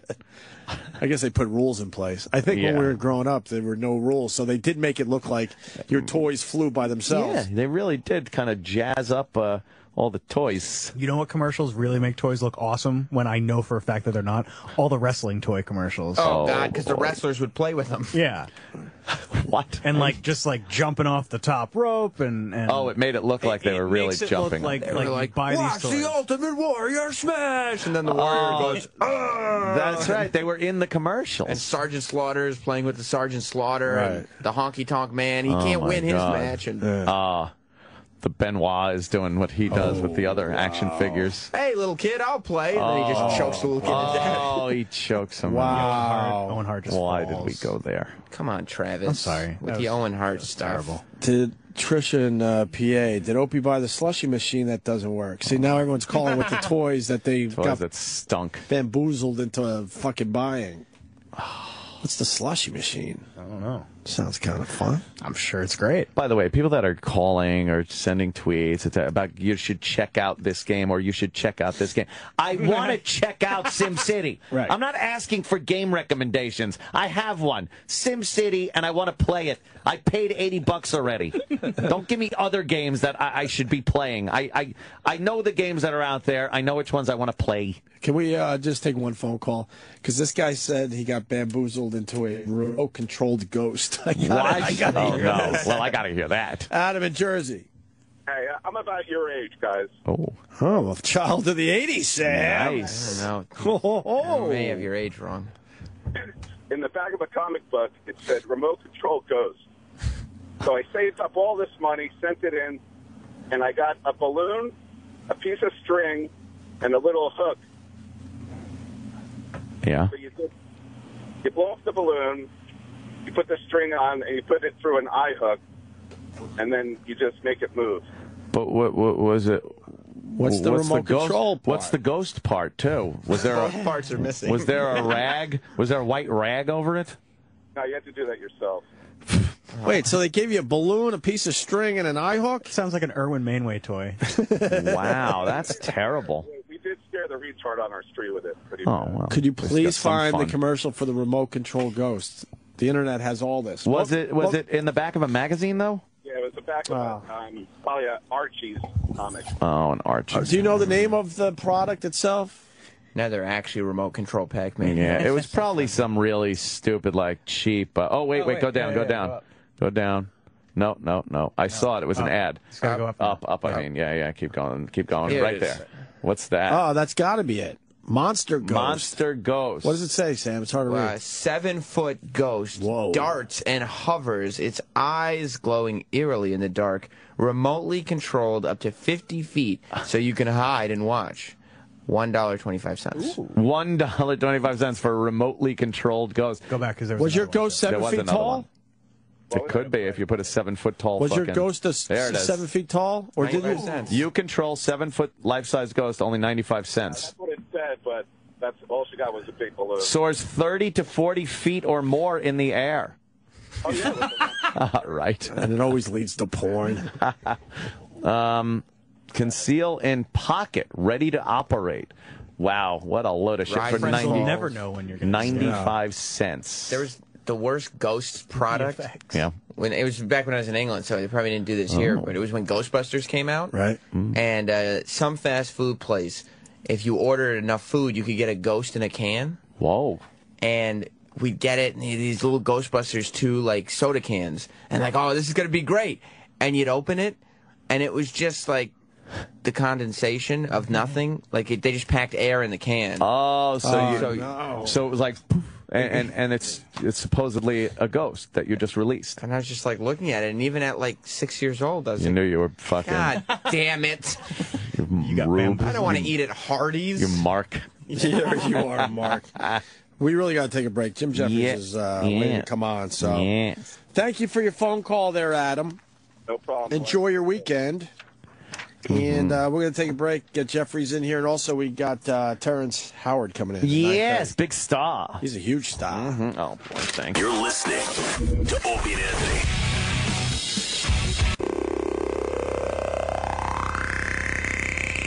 We got Jim Jefferies in the studio. Hello. And I was just thinking as I was turning on the mic, what happened to us? Because Jim Jefferies has been doing our show for many years at this point. Probably 4 years. 4 years. Yeah. And here we are exchanging baby pictures. I know. I'm like, what happened? Well, you know what the weird thing is? That we used to do that before, but now it's less creepy because we've got kids. Jim Jeffries' son is 4 months old. Yeah. My daughter's 5 months old, and we were just doing a little exchange there. See, that's I always thing. feel awkward like showing baby pictures because I understand like people aren't going to be not as to excited you, I as you don't. are. Not to other parents, but it's when I showed Anthony, it's a bit weird when you go. No, the kid's adorable. Well, yeah, the kid's cute and everything, but We got 2 awes out of Anthony. If you got ugly kids, don't show. I like kids. I've always liked kids, so for me it was always fun. But sometimes you'll be with other comedians and you'll be like, "Here's my baby," and they don't want anything to do with it. Yeah. You got to understand that. Though. Yeah, you should got to get it. understand that. But when you're a new dad like myself, it's still all exciting and new. I imagine if I had another child, the novelty would wear off. Yeah, there's a drop one. off. Already, there's not as many pictures, not as many toys. My brother rang me up the other day and he goes, "Fucking kids." He goes, "I tell you what, by the time they're 10, you've seen everything they can do." And I said, "Well, you got 2 daughters, you don't know, mate. You've got all the future where they're banging guys. Oh, and fuck. And where the drug problems to come. Yeah, right, sure. The trouble that they get into. You haven't seen everything they can do. Fast forward, my son's almost 3. I got a broken TV at home from yesterday. Why? He fucking was playing his T-ball in my living room. That's connected. You know what you've got is a broken parent right there. Swing and a miss. Well, you got to listen. That one high and wide for ball 2. I'll say it again. You got to listen to the first hour of the show today. It was an unusual day yesterday. But he brought a tee in. And the ball and the bat. I know. What part of your parenting was like, I'm going to stop at the 3rd object? How funny is it to hear it because he doesn't know what happened? There was too much. My whole family's sick. Right. He might have got into the chocolate when I wasn't looking. Right. Once again, you put it up on a high shelf. You're Yeah, right. yeah. You're absolutely right. In the end, it's certainly my fault, but I just kind of gave up yesterday for a little while. Yeah, I get that. And my TV suffered. 65-inch TV is done because you can't get these fixed. Now you get an 80. That's what I'm saying. It's time to upgrade. I think that's what I'm going to do. I got an 80, and now they're selling 90s at Best Buy. I got the 90. And now I'm like, fuck. Dude, I got the 90. It's fucking sick. I know, but 80 was sick, but now I feel like my TV sucks balls. You feel like it's small. Balls. You got to get the 90, dude. Yeah, I can't see When are we going anything. full wall? Full wall. They're going to do full wall. Yeah, eventually. but they did that with projectors. But projectors suck unless you got a cinema room. Right. If you just got it in your house with some cunt who's just like, whoa, fucking look how big it is. There's always someone walking in front of it. Yeah, it's too don't you understand how this technology works? Don't walk in front of it. The only great thing is that you can watch porn and involve yourself like you're a shadowy man that fucks everyone else. You do a full shadow person, like fucking watch your shadow boner. Yeah, I'm just in the corner wanking. Are you diaper guy with the kid? Yeah. All right, cool. You know, I like, of course, Respect changing that diaper. shit. Well, he's still on breast milk right now, so his shits don't stink too bad. You know, but like my girlfriend was on antibiotics for a week, and he had to go on formula, and his shits were really bad. So I don't know if I'm too excited when he goes onto solids. When do you start with solids? I don't know. 6 months, I think. Yeah, it's 5 to 6 months. I think you're solids. close. 6 months, I think. Have you had the shit all the way up the back to his neck? Oh yeah, yet? he shits all that up his stuff. back. No, it's not. God. Sometimes I'm just doing this for him, by the way. Sometimes I shit on his back. Just when my girlfriend gets home, like, look at how big this one is. How do you get blood in it? Wait till you start it. Wait when he's eating real food and you can't believe how big his shit is. You're like, how the fuck was this in this tiny little fucking I enjoy baby? that first shit that's got a bit of placenta in it. Oh, the black? The black tar. Yeah, the black tar where you're like, is this what it's going to be like forever? Oof. We didn't have a doctor really tell us that about the black shit. Yeah. Oh, the dreaded black shit It's of tar. Like, and really? Their first shit, because they've just been living on fucking placenta What, and are they bodily putting fluids. Guinness in their bottles? Yeah. That's like Guinness. I've had the black tar, but it's usually after a night of many Guinness. It does look like something. It looks like runny Vegemite. Like you'd scoop out the bottom of a thing. Yeah, it's not pleasant. God. Yo, that's fucked. Dude, I gotta tell you, man, Legit is an awesome show. Yeah. For real. Well, I know we're thank friends you. and all, but I hope you believe me. Because Well, sometimes we have to lie in the show. Legit is a good fucking show. We have our moments. You know, I'm not going to lie to you and say they're all gold, but we have good episodes and bad. But hopefully, we have more good ones than we do bad. But it's I know for a fact the last 3 or so episodes are awesome, and I was very happy with the first sort of 5, and then we had a little. But it's doing well. I think. I hope we'll get a second season. Yeah. You know, but it's weird because now, after making it, I know what people like and what people don't like about the show. And with the second season, I put more of what people like. Right, But yeah. you don't know when you go, all right, I'm going to get a mentally challenged guy called Rodney in and see if it works. And don't do it too much because people might get offended. People love mentally challenged They Rodney. love Rodney. Yeah. And we talked to you on the phone. Rodney is Rodney, man. He's the real guy. That's what I mean. Yeah, he's the real deal. I rang him up the other day and I said, how you doing, Nick? And he goes, his name's Nick Daly, and he goes, I'm doing pretty good. And I said, since the show's been on, I said, I bet you're getting noticed in the street. He goes, I haven't been noticed in the street at all. And then like later on in the conversation, he goes, mind you, I haven't been out on the street since the show. Where's he living? He lives with his mother. Okay, yeah. Right. He's just I don't know quite what his condition is, but he's there. Is he a trainable?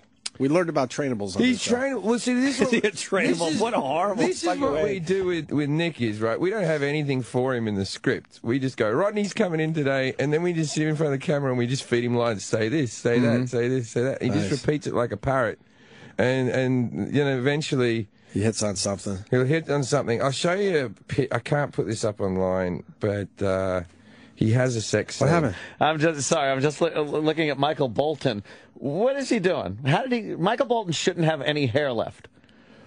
Yeah, like what's he doing? He's got the plugs. He's back. Did he? Oh, I see what you're saying. Yeah. He has, because he lost it completely. He's had it, but not that successfully from the looks of it. Yeah, that's something. There we go. That's. Oh my God! Oh my God! Dude, what the fuck? What are you doing? I won't even text it to anyone. I just don't want the picture coming out. Oh, that's hilarious. And you can't put that online? No, not yet. Not yet. Not yet, because I don't know I don't know whether they're cutting that scene out of the show, and if they. Oh, that's a scene in the show. If they leave it in the show. Gotcha. Then we're all good. We won't even explain it. Yeah, but it's a good picture though. That's fucking funny, man. And he didn't know what he was doing then. He had no idea. No, huh? We have an episode coming up where there's basically a management company that has all the disabled people. Really? Yeah, it's so if you need a disabled person for a movie or TV show, they're the guys to go to. The Capables. It's the Capables. The Capables. It's like the Expendables, except these people are actually expendable. No. But what it is basically it's an agency where we got Nick from, and we auditioned some other different people, and so we have an episode that's set in. It was a story basically. I got fired from a disabled home for racing disabled people once, and the guy was like, "You have to go," and I said, "Why?" I go, "You were there. You were racing. You were gambling. You were just as bad as me." And he's like, "I didn't put numbers on their backs. You can't put numbers. There's a line." Yeah, but you do that on a professional athlete. It's good, but you dehumanize a person with a number like a horse. Anyway, so we had this idea that I'd have to do some community service or something, and I'm going to hang out in a disabled home for the day, right, where Billy used to build her. So we ring up this agency and we went, "Give us all of them." I want to collect them all. Yeah. We had like 5 Down syndromes, a few cerebral palsy.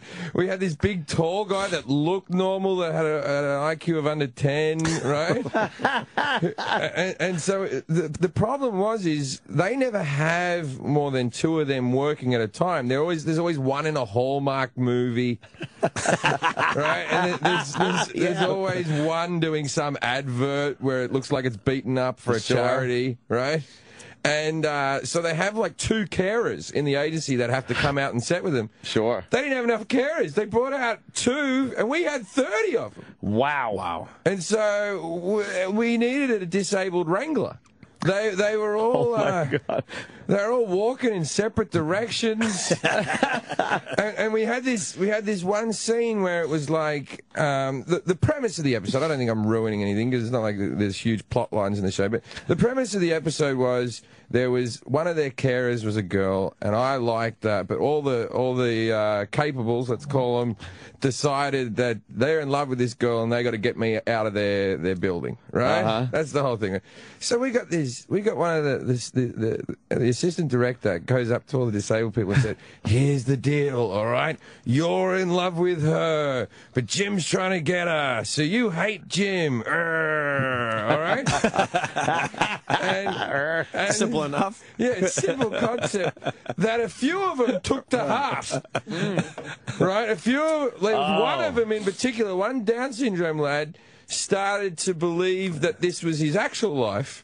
Right? Instead of acting, right? He don't know from acting. He decided he's in love with this, oh my God, this that's girl, great. and that I'm the enemy. So we're about to go to lunch. I go off to have a piss. We're in an actual disabled home, right?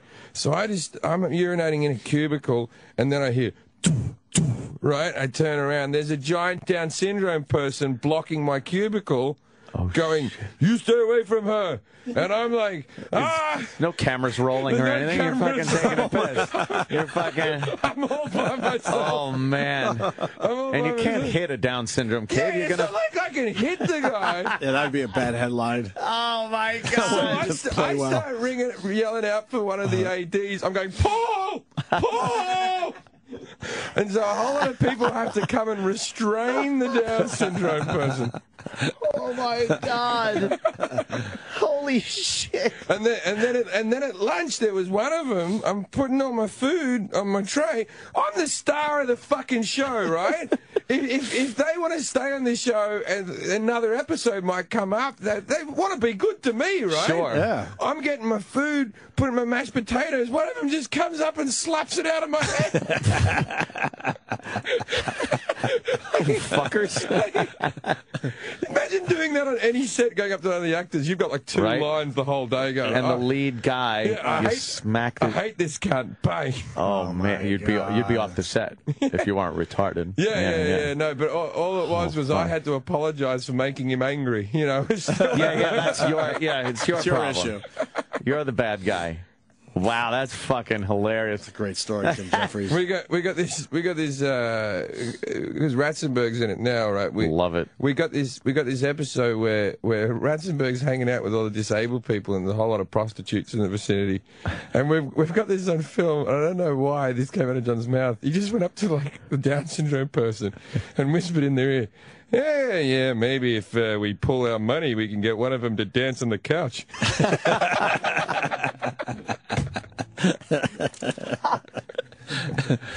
He seems like a wild guy. Oh yeah, he's fucking great. Pretty wild. Yeah, he's probably entertained on the set. Yeah, he's very entertaining on set. He is Cliff. You know, often he'll just tell you inventions, and you're like, I'm not sure whether he's invented it. He goes, yeah, you know, when you get those hampers, and they get that crinkled up paper. That was my cut. I invented that cut when I was working as a boy, and they stole that from me. And there's a bit of you where he's like, maybe he did invent that cut of that thing. I don't think so, but I don't want to question him because he could go into a rage. And you talked about how you were a fan of his for quite a while, and to be working with him is fucking cool. To be working with him is cool, actually, because I met him here on this show. Right. And it's just so. I went to him the other day. I said, I said, well, you know, you've worked with some big actors and stuff. He goes, yeah, I worked with Laurence Olivier. Did a movie with him. Yeah, I asked him. I said, what's your biggest acting tip? And he told me, never leave your wallet in your trailer. Right?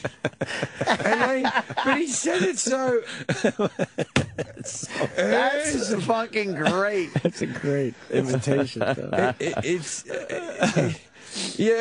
like he's a cool guy. Like he smokes and stuff, and you know he came to my gig in LA. And, he did. Yeah, but the thing is, we're doing. So I did Kimmel like last night. You killed on Kimmel, by the way. Right? Yeah. And like we can't get press for fucking Ratzenberg. And it's like, this is his first sitcom since Cheers. Right, yeah. Someone bring the cunt on so he can tell all of his stories. He's fucking great. Why wouldn't they? You're right. I tell you what, with Kimmel, though, man, I was, Jessica Simpson was there. I was trying to I just wanted to meet that, like, she's chunky when she's pregnant. Yeah, she's got some fucking chunky now. Nice fat legs on her, man. You like that, yeah? Well, you know, I got used to that over the course of 9 months. Oh, okay. So it was a bit of a memory for me. Yeah. and it's like she was like advertising that she's basically made dresses now for pregnant chicks that are a bit slutty. She goes, because you still want to feel pretty when you're pregnant. Right. And I felt like going, but you're not. So why try to get that feeling? Just do your time. You know, I don't put fucking braids in my head because I want to feel like I have a lot of it. You know what I mean?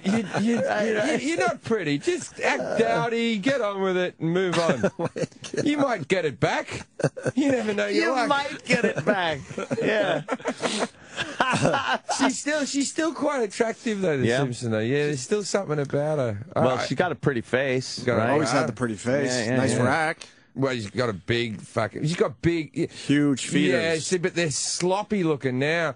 It's that whole thing with tits, man. Whenever you meet like a fat chick and she'll say something like, "I might be fat, but I got great tits." Oh yeah. And they always act like they go, "No, you don't. You have fat tits. You got fat tits. They're sloppy. They're saggy. You're right." It's that whole thing. And even big doesn't mean good. Even if they're great, yeah, right. I wouldn't buy a Picasso if the frame was made out of dog shit. You know what I mean? You'd never go, oh, I'm hanging that on my wall because the thing in the middle's so good. Oh, my God. Go down. I mean, up. Go the up. first picture? Up there. Up Keep top. going all the way Yeah, up. right there. I can't see what's Right going All the there. way up. The one in the red bathing suit. God. Swimsuit. Oh, yeah, Oh, my the Simpson. fucking... She is perfect in that picture. Oh, yeah. That is a perfect body right there. She was great when she was washing that car in that Dukes of Hazzard video. Yeah. Yeah, the Holy Simpson, yeah. mother of Christ. But I didn't get to meet her. I'm next door to her. They fucking... This is how unfamous I am. It's when you get into the Kimmel thing, they have this alleyway on either side, and 50 metres in one direction, they've got it fenced off, and 50 metres in the other direction, they've got it fenced off. And there's just paparazzi just waiting for her to do the 10-metre walk from her car to the door. Right. I come in, I'm holding an actual baby. I took my baby down. Not one photo. No, man. She comes in 5 minutes later. They back the fucking truck up to the door so she can slither out the back, so not one photo's taken. Holy shit. I think to myself, it's like, what's the big deal, right? They just want to have a photo of her. Yeah. She's just been on Ellen that day. Everyone knows what she looks like. But what they want is they want pregnant girl slipping in puddle. Yes. They want a fuck up. They absolutely want a fuck up. They don't want a pretty photo of her. They want They want the dirty one. They want one leg coming out, a fucking one flap just dangling out of her underwear. Or big fucking like sloppy titty nipple shot. Or just like a baby's hand reaching out. Some guy was fucking pissing me off on Twitter. You see that guy that was like, "Hey Jim, why don't you ask Anthony why he doesn't promote your show?" I fucking talk about it all the time. I don't worry about things so like that. pissed But at that guy. I blocked him. It's like the thing is because I'm anti-gun, you're pro-gun. I understand the fucking deal, right? We don't all agree on everything for the rest of our lives. Otherwise, that's just how the world is. Sure. We all have opinions. Uh-huh. As soon as I say something anti-gun, fucking every cunt goes, "Anthony, Jim doesn't like guns." I know. Yeah. And you're They like, get you involved. yeah, telling on fucking teacher, man. Did you hear what Jim Jefferies said, Anthony? Because he's fucking... And I'm supposed to go, oh, because Jim Jefferies has a different point of view about guns than I do, I'm supposed to hate him. Well, he comes from a different place. Exactly, that too. It's like, but it doesn't there's matter. not a culture of guns. What's your can't- take on guns, really quickly? Well, we had guns in Australia, and then there was massacres, and now we don't have guns in Australia, and we haven't had a massacre since we banned them. But I get the difference, right? Wait, but the country was able to ban guns, because that's never going to happen in We America. had a huge massacre in a place called Port Arthur in Tasmania. And they banned them like in 2 weeks. It was all over. But there wasn't an outrage? The difference between America and Australia is very simple. When they said to the Australian public, "We're going to ban guns," the Australians went, "Yeah, all right then. Yeah." Not going to get that and here. You do it to America. You go, don't take our guns, and people are like, "Fuck off." Yeah, it's not going to be as easy as that here. But I never see white people saying that. I never see white people going, "Don't take my guns." It's like you ask a black person, you go, "What about your guns?" They're always like, "I don't have any guns." What are you talking about? I don't have any. Yeah. None of my friends have guns. No, not legal ones anyway. They'll ban certain types of guns eventually, but they'll never ban guns in America. I'm all for muskets. The Second Amendment was written during... Because the musket gives you a lot of time to calm down. While you're fucking tamping the powder, when you're fucking got that big rod down the front of the barrel, you Someone calls you like, you're like fat, and you're like, wait there, fuck face. You're like, all right, I'm Or my mad, fucking- but I'm not You mad know to what? take out 10 people, I just realized. I'm Yeah. mad enough to take out the one. Wouldn't you love to hear a school shooting where it's like a kid has a broken rib? It's like, whoosh, now you got to pull out the thing and tamp it. I think what will happen is they'll get rid of semi-automatic weapons. And, you know, I don't understand when people say they have it for security. I understand when some people say that, but it's like... And then someone will say you had it locked in a safe. It's like, well, that's not security then. If it's locked in a safe. I hate the locked in a safe. Unless it's on you. Yeah, like, it's exactly. Yeah, that's an how extra it's gotta move. be. Yeah, you can't have it locked in the safe. It's You're going to have a gun. not like Oscar Pistorius before he shot his girlfriend had to go to his safe. Yeah. Left 23, right 36. He dragged himself along the floor. How did he get bail? This is the thing. If it happened in any other country but South Africa, right? Because the thing is with South Africa, cunts do come through your window a lot. Yeah. Look, if I was living in South Africa, I'd be all for guns. Fuck yeah. Yeah, I'd be fucking armed to the teeth in fucking South Africa. But this is the thing. You know what happened? It's Valentine's Day. She's fucking hot. It's fucking 3 more years until the legless bastard gets to run again in any type of sporting event. He's got some downtime. Yeah, he's got some downtime. Right? And so she's there going, I might go off with a rugby player. At least he's a real man. Man, he don't want to hear that. At least he's a complete man, he said. You fucking bitch. I'll show you. And he dragged himself across the floor, went to his safe. You think to get his gun, wouldn't you? But that's where he keeps his blades, right? the fucking spatula feet. Yeah, he got his spatula feet out. He fucking put them on, and then this is the thing that they're saying. If they broke into the house, why was the bathroom door locked? Yeah, That's the bit, because it's not like a robber climbed through the window and went, I'm just about soap and toiletries. Yeah, that's it. That's all I want. Yeah. He got into a fight because they reckon there's a text from her to a rugby union player. And rugby's like a much more popular sport than legless running in South Africa. Fucking man sport right there. Yeah. And that was it. You don't want to hear that shit. But fucking hell, she's a good-looking bird, her. Probably not so much now with the bullet wounds to the face, but... Probably not. See, this is the thing, is when my baby was... My girlfriend's pretty and all that type of stuff, right? But her having a kid doesn't make you... stop wanting to fuck things. Right. And I thought maybe it would, but it doesn't. So I do it the same way as quitting cigarettes. I'm like, I'm not going to fuck something today, right? Just today. Yeah, because you take it day by day. One day at a time. One day at a time. I'll take it like an addict, right? and I'll tell you a quick story on that. So I was talking to Dr. Drew, and I was like, because I hang out with Dr. Drew, right? Okay, yeah. Because I do his radio show every now and again. And I He's had a tough month. I rang him up and I said, what's wrong with Dr. Drew? Nothing wrong with him. Some of his patients. Yeah. And I rang him up and I said, Dr. Drew, I said, I can't stop fucking things. Right? Mostly prostitutes. I said, he goes, maybe you're a sex addict, because I live in LA, everyone's an addict or something. He goes, go along to some meetings just to keep yourself in check.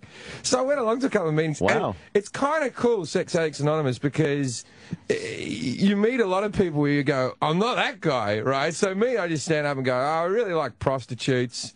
Have a big penchant for prostitutes. really like fucking prostitutes. And then there's another guy's like, I'm cheating on my wife every day. And then there's like someone will stand up and go, I want to fuck my kid. And you'll be like, holy shit. All right, really? Took it over the top. And you're like, I don't do it, but I really want to. And you're like, whoa, I'm not that guy. Shit. So I used to get into going to these meetings because I thought, this is good. This is exciting times, right? And so one time I go to a meeting. And I come in, there's like 5 fat guys with bald moustaches. I'm like, I've come to fucking Pedos Anonymous here. Right? Oh, shit. So I walk in, I've turned a little bit late, and then one guy stands up and he goes, and this is true, it sounds like a bit, but it's true. He stands up and he goes, yeah, look, I hide it from my wife. When she goes to sleep, I go downstairs and do it at parties. I try to find a corner where I can do it. And I'm like, yeah, man, I know your pain, right? And then I stand up and I go, well, for me, it's prostitutes. Right? Everyone stares at me and I go, where am I? And it turned out I was in Overeaters Anonymous. Oh, shit. I got my AM and my PM mixed up. I was in the right room, but I was 12 hours late for my meeting. Right. And then I said, what is this? And they said, Overeaters Anonymous. And I went, that is one of my problems. But not my biggest problem. Right. See, when my baby was born, the perfect news story would have been like, I just would have liked to have seen a news star reader go, at the Hot Girl Convention in Las Vegas, there's been a horrible fire, and every hot girl on the planet is disfigured. And I'll be like, great, I can focus on being a dad. Take care of my kid now. But since there's at least one hot girl walking around, you just can't concentrate on. I can't concentrate fully. Right, the right. good thing about a son is that one day you'll understand. Mm-hmm. You know what I mean? Yeah, you can look at his son and you go, all right, you might hate me right up until 25, and then you'll have that moment where you're like, oh. Now I get it. I get it. Yeah. Women are cunts. And you should spend as much time as possible trying to fuck them over. Jesus, Jefferies. So it looks like your relationship's going well? No, it's going well. I'm not cheating, man. I'm fucking... You're doing good. It's hard, though. It's like really rough. You met her on the show. You told us on... I met her on the show. She was the prostitute in the pilot. Right. Yeah. Yeah. It was you guys just hit it off. We hit it off. Yeah, she's a lovely girl. And the good thing about her is... she's a nice level of fucked up. She came from a very religious family. Oh, that'll do it. So like she youngest of 7 kids and all that type of stuff. And the great thing is, her mother's really, really, really religious. Like brought fucking holy water to when my child was born. Wow. And then like everyone was like, I walked in the room, they're sprinkling holy water on the kid. Everyone freaks out like I'm gonna go mental, and I'm like, whatever. Enjoy your fucking voodoo. Right? I said, it's not like you're going against my religion. Enjoy your fucking voodoo. I'm an atheist, right? It's not like I'm a Muslim and you're doing the opposite of my religion. I don't give a fuck. Yeah, whatever. Baptize it. I'll show up. Right, but the mother wouldn't stay with us. Right, she came for a month when the baby was born. She wouldn't stay with us because me and my girlfriend aren't married. Oh, with living in sin there. Yeah. Like I need another incentive not to get married. Yeah. Why, you're telling me your mother will never stay? As long as you're not married. Yes, that's perfect. That's perfect. Fantastic. Let's not do that. Any like inkling of marriage? Did she pressure you a little bit? Or? What I do is... I'm being pressured to get married, but what I do is, whenever it happens, I start a fight where I seem like such an asshole, where it's like, you wouldn't want to marry this guy. Brilliant. And then I work my relationship back up to a reasonable level. and then I guy's brilliant. Then I drag it back down to the ground. Right. I try to keep the embers just unmarried, but not enough for you to leave me. That's fucking great. Holy shit. Jim Jefferies is here for a very special day. You know that. Oh, that's right. Yeah, it's Meatball Day, apparently. Oh. Yeah. Like meatballs? These guys. I brought the guy, one of the head of AEG with me because he does my tours because he heard about Meatball Day. Meatball Day. He heard about Meatball Day. Yeah, because Roland's mentioned Meatball Day. Meatball Day. Roland's a foodie. Oh, he certainly is. If you lay him on his side, he's a bit of a rolly as well. I love that term foodie. I like food. I like food as well. You're rolling in here with the meatballs. Yeah. But it is the fat man way of saying Yeah. Oh, yeah. I like a good meal. I certainly do. Yeah. It's like if I ever tried to go, I'm a drunkie. I'm a drunkie. What a cute name for an alcoholic. That's why I have a red nose. Because of my drunkie problems. You've had to cut back on your partying and stuff, obviously, with a kid and the show. I didn't drink during the filming of the show. Uh-huh. And then I had the kid, and then I took it up a little bit again, and then I'm just no good at it anymore. Oh, really? You were such a pro. The hangovers are so... But I'm thinking, I do this thing, like, rather than giving it up, I'm thinking... Maybe if I just drink beer. I've never been crazy on beer. Right. I've been leglessly drunk, but I don't get my dick out on beer. Yeah. And so, but the beer usually leads to other... To fatness. It leads to fatness, and also it gets you like to the point where you're not thinking about not drinking something else. Yeah. So you drink the beer, you get a little buzz, and you're like, I'll have a fucking this one Jack and Coke or something. But kids don't understand hangovers there, Jim Jefferies. No. So that probably helps you out a little bit. No, my my kid has a system where when he wakes up in the morning, so he sleeps for 8 hours, but it's that stupid fucking shit with kids where it's like, can we stop putting him to bed at 7? Then he wouldn't wake up at 4. Right. Let him stay up late. Yeah, but everyone's like this. You can't. It's way past his bedtime. Nope. Are we sure about this? Let's put him to bed at 1 so we can all sleep till 9. Why the fuck wouldn't you do that? I don't know, but 10 o'clock in our family. We figure that shit out a little bit. 10? Yes.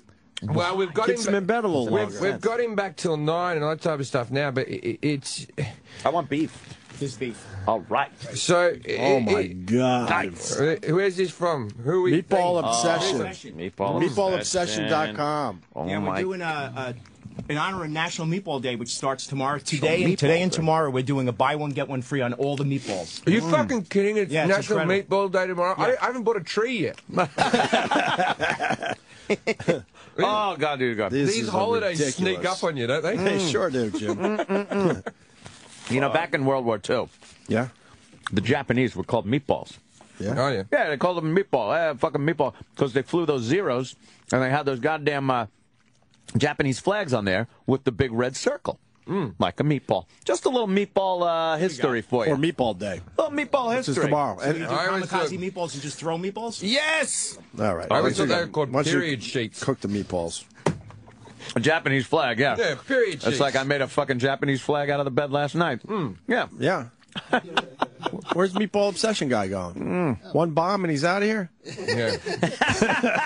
All right. Get back in there. Try again. These are so fucking What am I good. eating? Well, that's the beef meatball and sauce, and then we also have turkey here. Turkey is pretty good, too. Don't you mix the beef and the pork together when I'm at home? Nah, we do all one. Not on. We do all one meat. Yeah, and the That's the way my sauce. grandmother did it. That's the way I do it. Yeah, the sauce is good, too, man. Thank you. Roland's doing a food show tomorrow, right, Roland? Good. Yeah. So What time is your food show? From 5 to 6. 5 to 6 tomorrow on this channel. Roland has a bunch of fucking famous chefs and people coming in. So let me get this right. These are all your grandmother's recipes. Yes. And so you've started a big business off your grandmother's ideas. Yeah, well, I did. The parent company is called Mama Mancini's, and you get these in all supermarkets, see- and I opened a restaurant in Manhattan serving them in cups. This is the deal, right? If I opened up a business with my grandmother's ideas, it would be called Racism Obsession.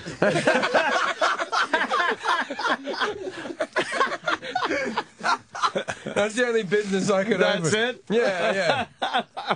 Does she really, does she get a taste, or did you wait for her to, go to the other side? Yeah, she's gone a long time, late 70s. Smart. Wow. That means you get to keep more of the profits. Yeah, that's it. No, yeah, smart. Wait till the grandmother dies. And then dig through her drawer for the recipes. Yeah, right? Yeah. Starts jumping in trying to get a piece of your pie over there. And get a piece of your meatball. What was your grandmother's most hated race? The whites. She was colorblind. No, she hated, what did she call them? Gooks, chinks. Oh, she didn't like Asians. Something like the Asians, no. Yeah. No. Wow. And she would just what was her problem with them? Well, Australia's different. See, we have Asian immigrants in the same way that, say, Texas and LA and all that have Mexican immigrants. Oh, okay. Right? So they're our nearest neighbours. Oh, yeah, you're like in the South Pacific down there. Yeah, all the illegals are mostly Asian people. So there's a bit of that. And then there's also, the war. That whole thing. Yeah, where the Japanese weren't the best of people, were they? You got this little refined culture, these gentle people. They had war atrocities against soldiers that was as bad as the Nazis against the Jews. Yeah. And there was meant to be a thing where you didn't... we all know it's meant to be like Hogan's Heroes, right? Sure. You're meant to get locked up and have a funny time, some laughs, and have you leave the camp every so often. You pull some shenanigans. You come back. Exactly. Or even like where you get to whistle a little bit, and the Great Escape, where you have fun digging tunnels. Right. Nothing like the Baton Death March. Yeah, but it turns out the Japanese weren't into that. They were into beatings. Getting a history lesson today. Holy shit. Yeah, she didn't like them. Did she grow up in that? Yeah, in that time. Second World War. Of course. Okay. Yeah. She'd be she's my father's 73. Wow. Okay. She'd be 100 by now. Wow. She died in her 90s. She was. Okay. Yeah. But she used to. Did she relate some of the stories of World War II and how fucking? Yeah. I mean, like it's always.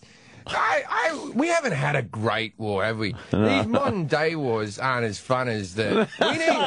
We need like a great super villain. Now that we got Bin Laden, I met the guy who shot Bin Laden. You did? Did you really? I met the actual guy. Wow. He was. How? There's a story there. He's a friend of a friend. The thing is, the guy who's one of the producers on the TV show, he's producing a movie with this guy. and this guy and 3 others who were on the mission.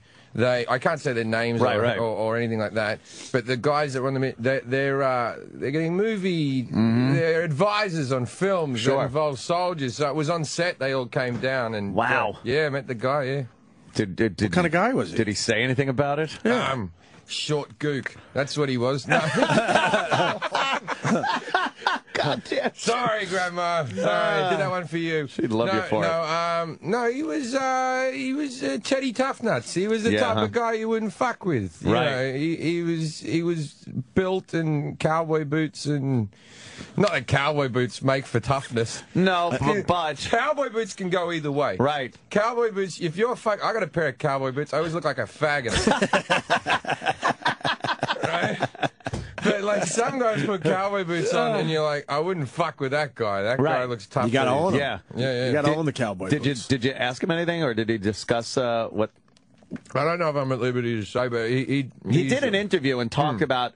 He step by step said he went in there, saw Bin Laden, the wife was in front of him. He said he shot him right in the fucking head. He wasn't sure that it was him to begin with. It wasn't until he shot him and he went, "Oh, hey, jackpot!" Yeah, that's the guy. Wow. Whoa. Yeah. It's fucking wild, man. And we were looking for him for so fucking long, man. Mm-hmm. Oh, we knew where he was the whole time, Jim Jefferies. Yeah, but they had to make that movie longer. That's right. That's right. How old a guy is he?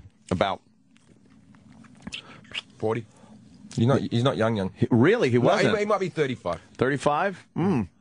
Interesting. Wow, fuck. I would have pegged him as a little younger, but... Yeah, no, there was... Well, I don't know anymore what people's ages are. You know when you watch... He said, leave him to somebody. When you watch sport, right? Yeah. And I watch like... Wait, hold on. Oh, hold on. Hold that thought. Hold on that goddamn thought. We're losing Meatball Guy. Yeah, Meatball Guy's got to go. You got to go, Meatball Guy? No, I'm going to sit outside, I guess. All right. No, you go and sit. You can sit there where Terrance Howard's going to sit in a few minutes. Tell us more Is about Terrance coming up? Yeah. Oh, we got to take a break, too. Then. The original meatball in a cup. That's it. Love it. 14th and 6th. 14th and 6th Avenue. And MamaMancinis.com for my wholesale meatballs. I'm going to start selling meatballs in a cone. There you go. What if they go to Meatball Obsession, which is a lot easier to remember? MeatballObsession.com, right. That'll get to you your stuff? Yes. Your other stuff? company is Mama Mancini's, which I sell to supermarkets around the country. Wow, good for you. Ooh. Thank you. God damn. Yeah, start delivering sauce to my building for me, please. It's very Let's get on a regular schedule. Yeah, I can't stop. All right, let's get that done, Sam. Plug all up. Free sauce for the Obster. You should put these with spaghetti. Oh, well, we have. Thanks for the tip. Can someone trademark that? I just came up with that. Spaghetti and meatballs. That's crazy. I don't think anyone came up with that yet. I don't think it'll catch on. Oh, your story about sport and people's ages before we go to break. It's like when you go watch a game, everyone who's playing in the teams is like 26, but I still look at them as being older than me. Yeah. Right? Because there's that still stupid bit where you still look up to them. Right. And there's no one younger that you look up to in this world except for athletes. And growing up, they all were older than you. They were all old, and they looked really old when you were growing up because it was all like big moustaches and shit when we were young, right? But, but now, I think it's also a bit of your brain thinks... Oh, I've still got a shot at playing professional sport. Yeah. You know what I mean? like your brain goes, maybe one day I'll just be, playing basketball and some guy will spot me and just go, have you ever tried out for... You're good. Yeah, and movies like The Rookie, that Dennis Quaid movie where he's like he was 34. But right. Too old for that. Yeah. but there's bits where you go, well, he did it. You never know. You never know. It could happen. Or I even the right circumstances. Like maybe I'll break my arm and there'll be a tendon in my arm that will make me throw like something and everything will just turn around for me. Yeah. I won't be uncoordinated. That doesn't happen. Not with that fucking attitude. You do reach a point where you think like of all the things you can't do now. If you just had no ties to anything, nothing, and you're 21 years old, you could pretty much try to do anything, whether you're good at it or not. Like okay, I want to fucking fly F-18s. Right, I'm going to go through all the motions, and you can if you go through all the motions. Then you start reaching these ages where it's like, oh, you're not even allowed to do that anymore. Part of the reason that I don't want to fuck around with my girlfriend is I'm not good at it anymore. I used to be an excellent fuck. Now it's like, if you even get me on top of it for a bit, congratulations. You pulled a hammy and it never healed. Shit. I have that cramp afterwards where you have to rub my thigh. You just got no stamina anymore? I can't get on top like that where you're doing the push-up. Push-ups. Like, Yeah, you got to go push-ups. Like, are you fucking kidding me? I'm an excellent spoon fucker. You know when you spoon, I can get good leverage that way. Just on your side. Yeah, that gives the appearance of, imagine that we're all up and standing. Because it's the, I don't think oxymoron's the right word, it's the dilemma that I used to be as fit as a fiddle but come really quickly. Now I'm like so unfit and can't come.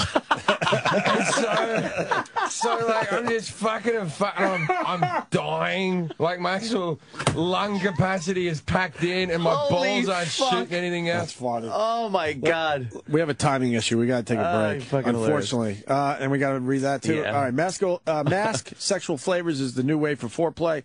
Available in 4 tantalizing flavors. These oral gel strips will be the spark to light your bedroom flame. Visit sexualflavors.com to check it out, to purchase, and to find a retailer near you. Mask Sexual Flavors. Jim, you sticking around for Terrance Howard? Yeah, man. All right, cool. And Meatball Guy, what are you doing? I'm going to hang out outside, I guess. All right, meatballobsession.com. Thank you so much. We'll be back with Terrance Howard. This is the Opie and Anthony Show. The Opie and Anthony Show.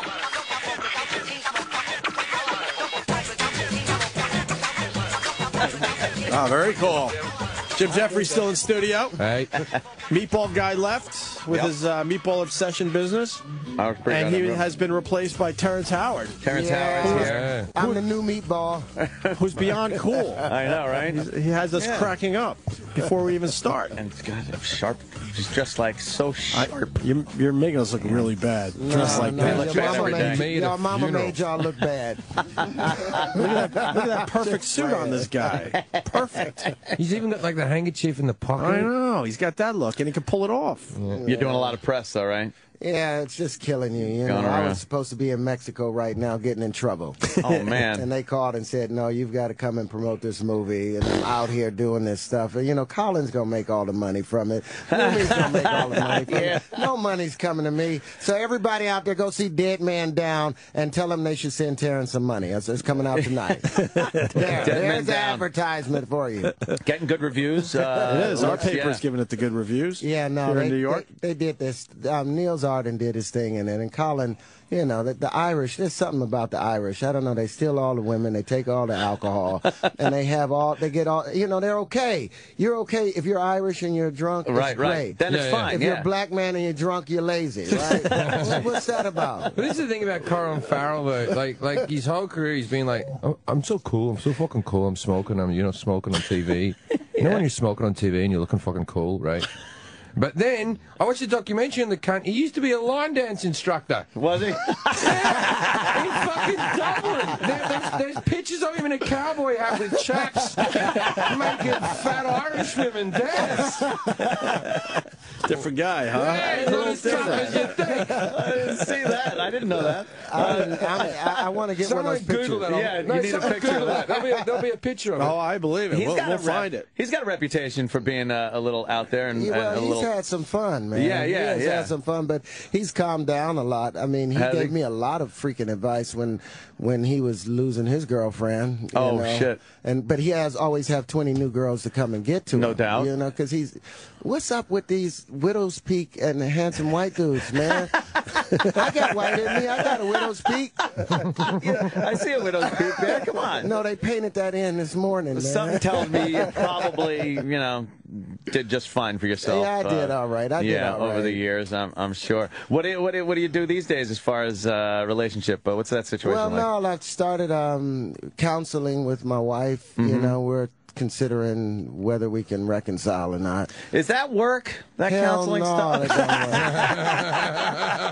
But I think the judge looks at it more favorably. Okay, like you gave it a shot. Like you tried and gave it a shot. I've done that. I've been to that with girlfriends. With girlfriends? Well, no, counseling current girlfriend with a child. Oh, Anyway, okay. Baby mama. That's what we call baby mama. You go along to the counselor. The counselor agrees with you, like, maybe you're acting like a bit of a bitch and Jim isn't a bad guy, right? And you walk out of the counselor like, I think I'm winning. I think I'm winning. I think I'm on. Yeah. And then she's like, we're not going to see that guy again. That guy's an idiot. Right?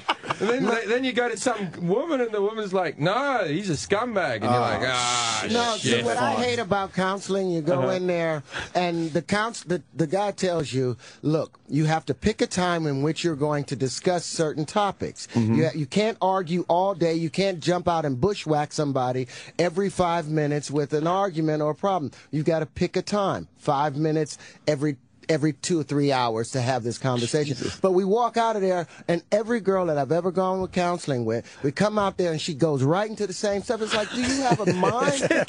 We just paid this man $500. Right, you didn't listen at all. You didn't listen to it? Okay, next I know what to do. I'm going to roll a joint next time, and we're just going to sit there. And you know how they used to do counseling? They used to give MDMA in the 50s. You'll go in there if you were in married counseling, and they would give you a pill, both of you a pill. You go home, they tell you to take the pill, and a half hour later talk about what's going on. Really? That's where it all came from. I wish they did it like how they do it in Saudi Arabia, stoning. There's not enough stoning counseling. Really? Did I say that woman on TV had great tits? Get in your hole. The ridiculous thing is thinking that anyone can tell you to be rational when you're in an emotional, irrational moment. The reason you're arguing is because you can't think rationally. So they tell you 5 minutes. Put it at 5 minutes. Do you think you're actually going to be making your point and then look at your watch and go, honey, we got to stop. We've got to stop. That's 5 minutes. Exactly. It's always like, take a deep breath. They don't take a deep breath. No. They over-talk you the whole freaking time. You're trying to be calm and like, look, I'm trying to be a gentleman. And then you walk from the bathroom into the kitchen trying to get away from them. my Then God. you walk into the bedroom and they're still right there. Then you walk into the living room and then they take the remote from you and they corner you. And then when you yell back, you are a monster. Now you're the monster. And then you go put your legs on you, shoot the bitch through the bathroom door. And then you say, you didn't know that she was, you thought she was a burglar. You thought she was a burglar.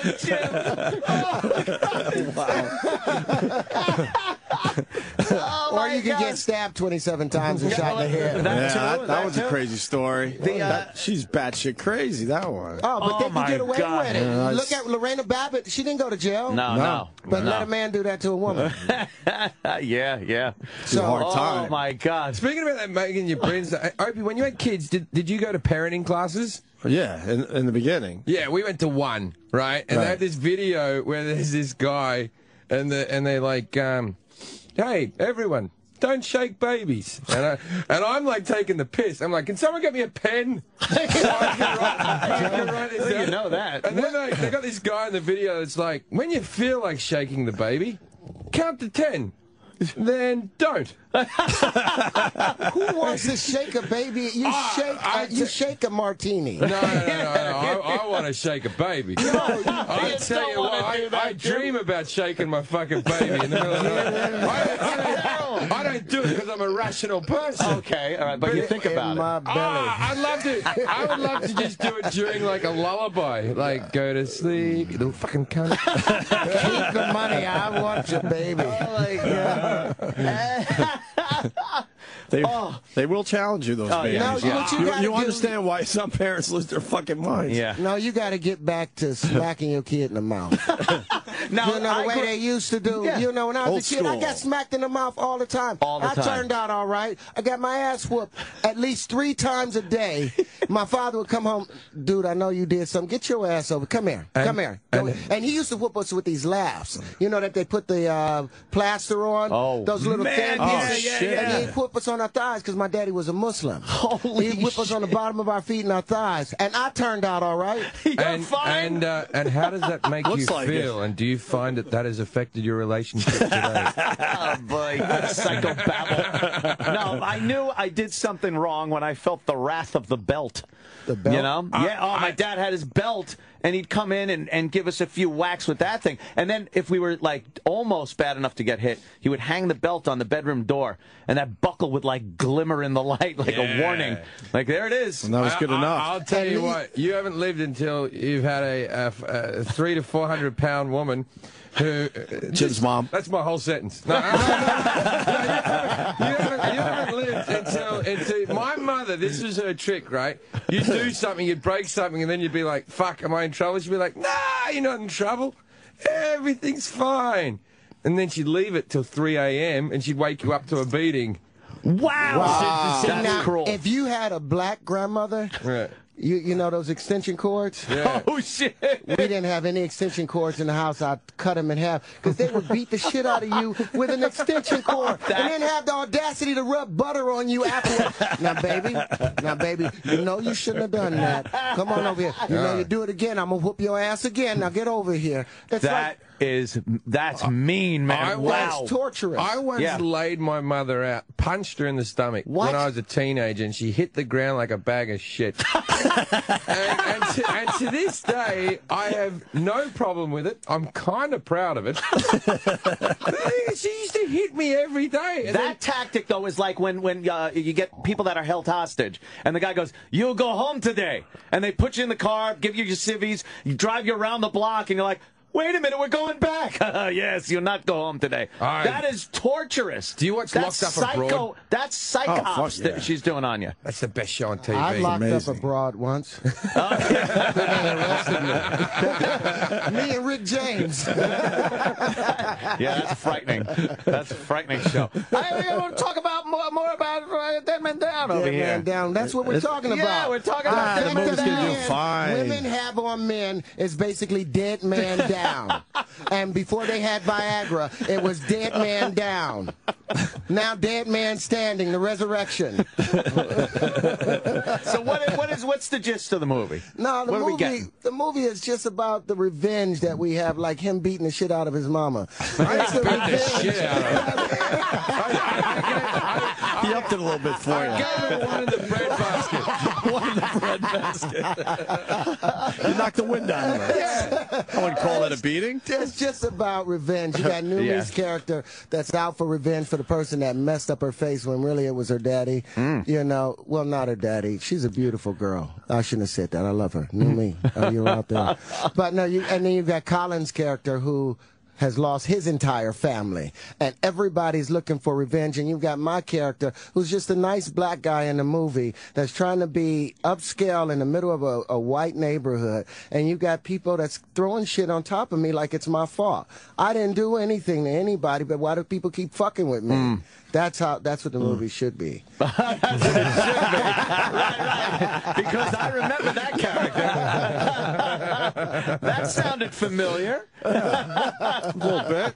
Yeah. Unfortunately, Jimmy Norton isn't here. He's a huge fan. Loved you. Obviously, he talks about your role in Crash all the time, which was fantastic. That was great to watch my wife get molested. That was a great experience. I love that moment. That's a tough scene. That is a tough. That's a real tough scene. And Matt Dillon did not pull back a punch. You know, sometimes an actor, if they got to hit you, they'd be like, look, I'm sorry, man. It might hurt a little bit. But Matt was sitting there molesting my wife, looking at me. You like this, don't you? You want me to do it to you? Wow. And I'm about to whoop this white boy's ass. Yeah. That's like when my dog fucks a shoe.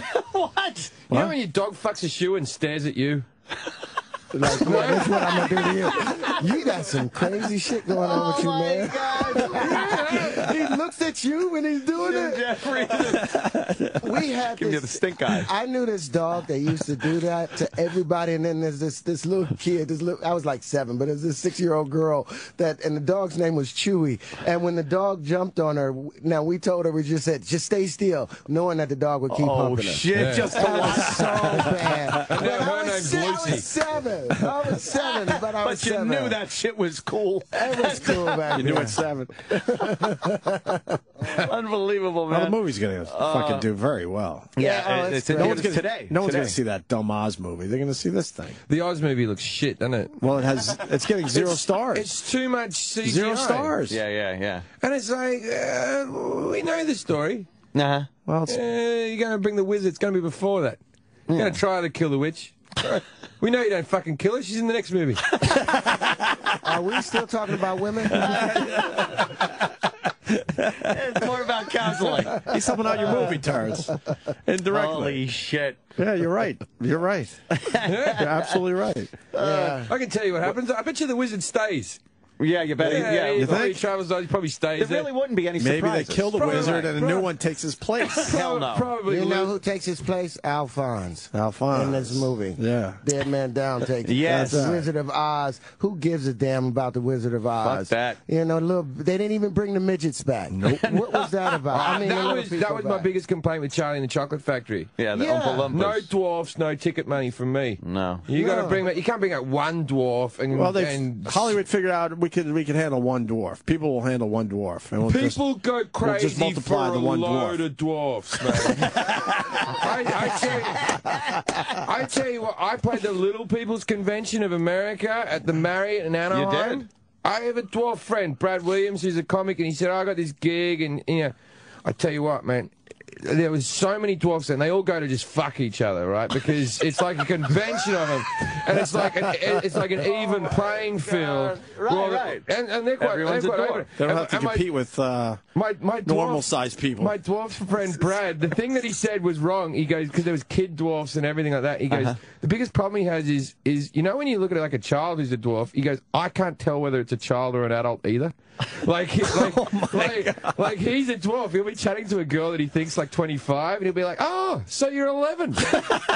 Oh, well, just because we were the same height. I thought, but I'll tell you something, dwarf kids, like little kid, like 5-year-old dwarfs, fucking adorable, man. Are you talking about primordial dwarfs? Like little, with the big foreheads and little teeth? Yeah, there's 200 different types of dwarfism, so we have the whole mixed bag here, right?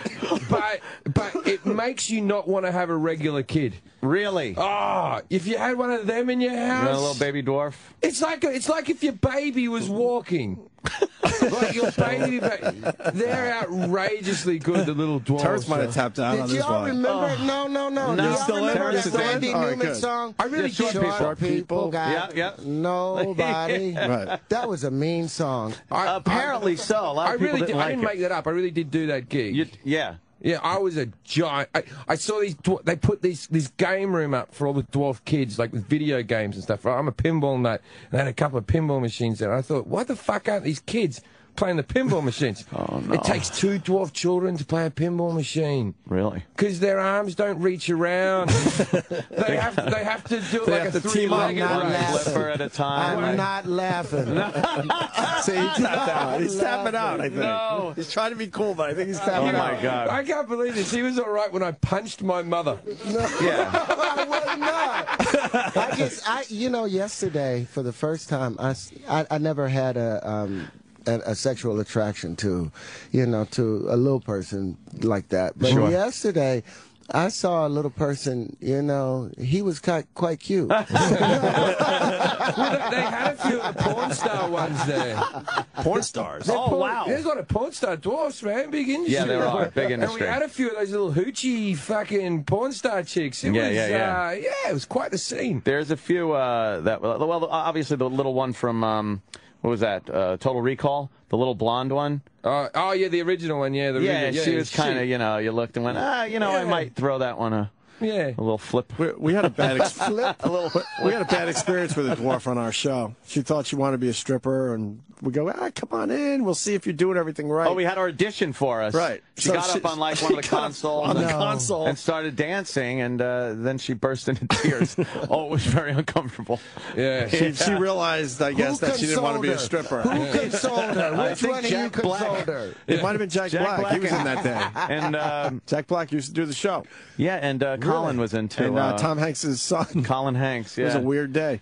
But she that wasn't odd. She decided she didn't want to be a stripper, so we helped her out in the end. Yeah. I'm sure you guys have the Miss Delaware thing, right? Oh, yeah. Okay, I did a routine on my last special, which was about when I was fucking Michael Phelps' ex-girlfriend. And Which he did, by the way, Terrance. Wow. Yeah, For the record. And I was, and like the thing was, she broke up with Michael because Michael had cheated on her with Miss America, and my joke was with Miss California, and I said, well, I could never do that to you. I said, it's not that I wouldn't, I just couldn't. You couldn't, right? It's Miss California. That bitch has got to be fucking tasty, right? Yeah. I'm a minor celebrity. I could cheat on you with, say, Miss Delaware, right? I just said that as a throwaway thing. You had 50 states to choose from, and you chose the one. I called it. You called it before it happened. As soon as that story broke, I had 1,000 Twitters going, maybe you could fuck Miss Delaware. Yeah. If I had $200 on camera, I've been trying to get her attention and get her to follow me on Twitter. So all the fans have just been talking about what a great guy I am. And I got a DM from her that was like, "Who are you?" Well, the thing is she taking a full point? She's a shit fuck. I don't care. Oh, yeah, I think she's adorable. Yeah, exactly. Thank you. Did you nut? Even a shit fuck is Did you fuck. orgasm? Let me say it politically correct. Did you arrive? When I was masturbating to it. Oh, okay. Well, I didn't fuck her. I just watched the point. Yes, I did, but I had to put a lot of work. No, he wants into to know what a shit fuck is. A shit fuck is someone who's not a good fuck. But he's saying if you're not, what's the difference? There's bad fuck is a good fuck. Do you always nut? That's what he's saying. Do you always nut? Insert, withdraw, repeat. I'll tell you the only good fuck I know. Right. That's why we're here. I'm not doing it for resume stuff. The only great fuck that I know is me, because I'm the only one who always makes me come. You need some therapy a little bit. I've got a great therapist that's been helping me deal with some childhood trauma and issues. You know. Yeah. Have you ever been like with a therapist where you've talked about your childhood and they've gone, Jesus. Wow, you do not want that. No. They tell you, I'm sorry that happened to you. I'm sorry. I heard one was like, that's not normal. Wow. And they've heard it all. Well, that's why I'm fucking here talking to you in the first place. Something's not right. Don't make me feel worse by thinking I'm the one real lunatic you've ever spoken to. My mother used to do a thing. do a thing when we were kids. She used to take me and my brothers down, and it sort of worked. Me and my brothers are both successful. We come from a very working class family, but she used to take us in our summer holidays down to this can't be good. No, it's not that bad. It's just hold on, let me get the lotion. Every Jim Jefferies story starts out sweet. I just want people to know that. This is a very quick one. It's not that bad. Mom getting it in the bread basket. She used to take us to a factory Terrance has to go. where you'd watch like some mentally challenged person just putting lids on a container just over and over and over again. She'd make you stare at that for 4 or 5 hours, constantly whispering in your ear, "That's what will happen to you if you don't work hard." Wow. Right? And look at what happened. And I told that to the therapist, like, see, my mum did some good things. And the therapist was like, that was a good thing? Yeah, because I didn't No, that's psychopathic. Yeah, helped you with your work ethic. I only just found that out. That's a bad day for a kid. She deserved another punch that day. Another punch to the bread basket. Registered in your neighborhood? Are you one of those dot people? Terrance has to go. Terrance, man, this was awesome. What a blast. This is great. It's been a long time since I've been able to talk to some men. Just hanging out. Since it's just us anyway. Yeah. I love y'all, man. It's Terrance, great. come man. back, please. We'd love to have you back. Great, Deadman man. Down. It's in theaters today. Go. Take your date tonight. Right on. And also The Company You Keep, April 5th. Limited release in New York and L.A. Yeah. Terrance Howard, just this was big a great fan. guest. This is wonderful. Love having you in. Thanks so much. Really, really I want to good, come back man. and see y'all again. Anytime you're in town, promoting something, come on in. You're a blast, man. A lot of fun. Thank you. Terrance Howard and Jim, I think we're wrapping up too. So Jim Jefferies. he's got the big show on FX, legit. Yeah, legit. I'm at the Best Buy Theatre tonight. I think there's less than 100 tickets left for all the shows put together. There's 2 shows, and I'm in Boston tomorrow, and Boston's sold out. So nice. fucking sorry. It's good seeing you, buddy. All right, thanks for having me, guys. Keep in touch. We got to read the mass sexual flavors thing. All right, it's the new way for foreplay.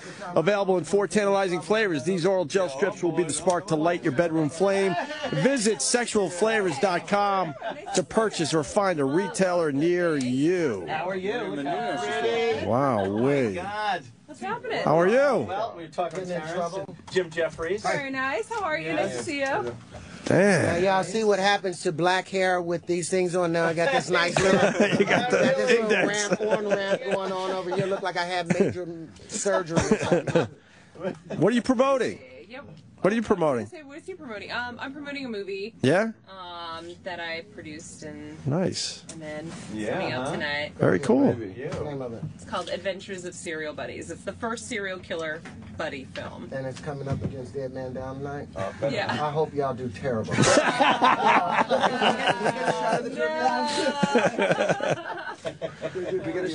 All right. Damn. Fucking taking a lot of pictures there, Jim Jefferies. You're still on the air, by the way. We gotta grab you guys. Oh, yeah. All right. So long. Nice to meet you. Thanks so much. Oh, Terrance, actually, both of you guys, Yes, get in please. here and Come on, let's get a over little here. photo Can here. I get a picture of you too? Yeah. Come on. This is my, yeah, there we go. Get in here. Nice. Great. Thanks so Tommy, you much. wouldn't have a pick, would you? Yeah, right? Got to fix your hair? To fix my afro. Oh, my God. All right. Tommy Davidson right there. What? Tommy Davidson. Where? He was just in here asking for a pic. It's crazy. What was he doing? I don't know.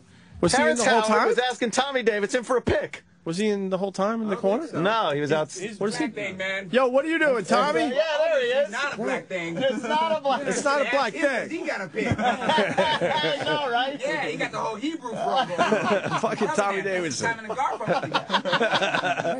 Later, Tommy. Right? Fucking when she turned around. She's got a nice, This close a nice to pulling my ass. cock out. What a weird end to the show. Oh, I really was just like, What the fuck just what happened? a great Friday show, man. That's what's her name from Extra? Maria Menounos. Yeah. Goddamn, Jim Jefferies, you she knows who you are. fucking Huh? kill me. Hilarious today. That's very Holy cool. shit. And then Terrance Howard killing Terrance- it. I thought he was going to be a stiff. I thought he was going to talk someone has about to like say it. acting. I thought he was and- going to be very Yes, like just yes. serious, He's out of his monotone. fucking mind. He's I love out of it. his mind. Holy He didn't shit. tap out once. What is it? From Heather B. What is it? Real World. Pineapple martini. All right. She said to give one to you. What? They're drinking martinis over Holy there? shit. Friday. Gin and juice. Gin and She juice. said make sure you got one. All right, thank you. I love Thank you, Heather B. Calm from that it's down. Friday. the original Real World. You can do that with anything. It's Monday. I'm getting over the weekend. Holy shit. I don't know what the fuck just happened, but that was cool shit. Yeah, that was a blast. Foxy, man. She was foxy. And you don't need shit like that in your face, man. You're trying to keep from fucking women. Yeah. Yeah. It doesn't matter how hot your girlfriend is or anything like that. It just doesn't matter. You get bored of fucking all of them. It's amazing, right? Yeah, no one's fucking... All these sitcoms over the years where it's like the husband's like, can we have sex? And the wife's like, not today. You're like, that's fucking bullshit. The only sitcom that was almost a reality show, and it looked like it was Married with Children. Right, yeah. Where the wife was like, can we fuck? And he's there going... she was way hotter than him. And he'd be like, he'd go up the stairs, just, Yes. It doesn't matter. I should have fucking gotten a chick who was as ugly as sin, but really funny and good to hang out with. Right? But instead I chose like a dumb girl who's kind of hot. Because I thought that would make me happy, and it did for like 6 months. I'm telling you, just pick someone fucking ugly that you get along with. Because that's all, you're never going to enjoy fucking anyone for more than 6 months. Sound advice, Jim Jefferies. Holy shit. Jim Jefferies. I love it. Fucking never God disappoints. damn. Dude, you were beyond hilarious today. All right. All right, we got to go. I guess we're out of here. Have a great weekend, everybody. Yep. See ya. Monday is David Lee Roth Day. Fuck yeah. What happened? Tuesday's David Lee Roth Day. Yeah, I got the headphones still on. It's not bad. You're all right. Oh, it's pretty bad.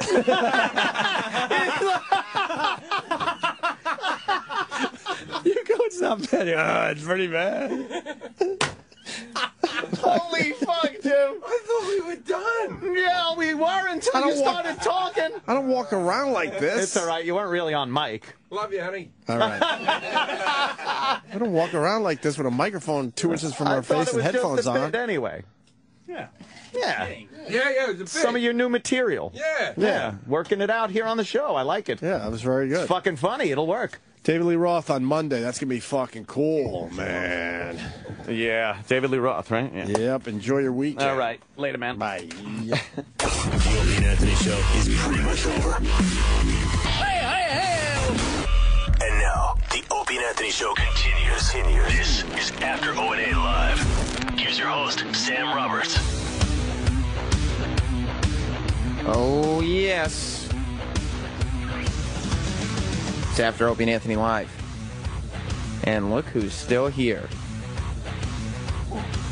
Not so much after. What happened? Because Opie's still in the building. I'm just trying to tweet a picture. A little tough for you? You've done it before. Dude, I'm like... I wasn't going to come in today. I am so fucking glad I'm not even supposed to be here today. But I'm so glad I came in. That was amazing radio. It was a great show, top to bottom. I think the first hour with describing my day yesterday. Great. Terrance Howard, I've heard that, not that he's a stiff, but he's a very serious interview. Well, you never know with these actors because they don't like to hang. You know what I mean? Dude, after the show, he's like, I can't wait to come back. Right, well, he could hang. And Roland said, look, the guy doesn't do interviews like that. He's usually pretty mellow, pretty straightforward. Well, we didn't get that today, man. No, not at all. I hope we have the isolated audio clip of him saying, what is a shit fuck? Yeah, that'd be good. That's what we need to farm out to the press. True. Did you get your tweet out?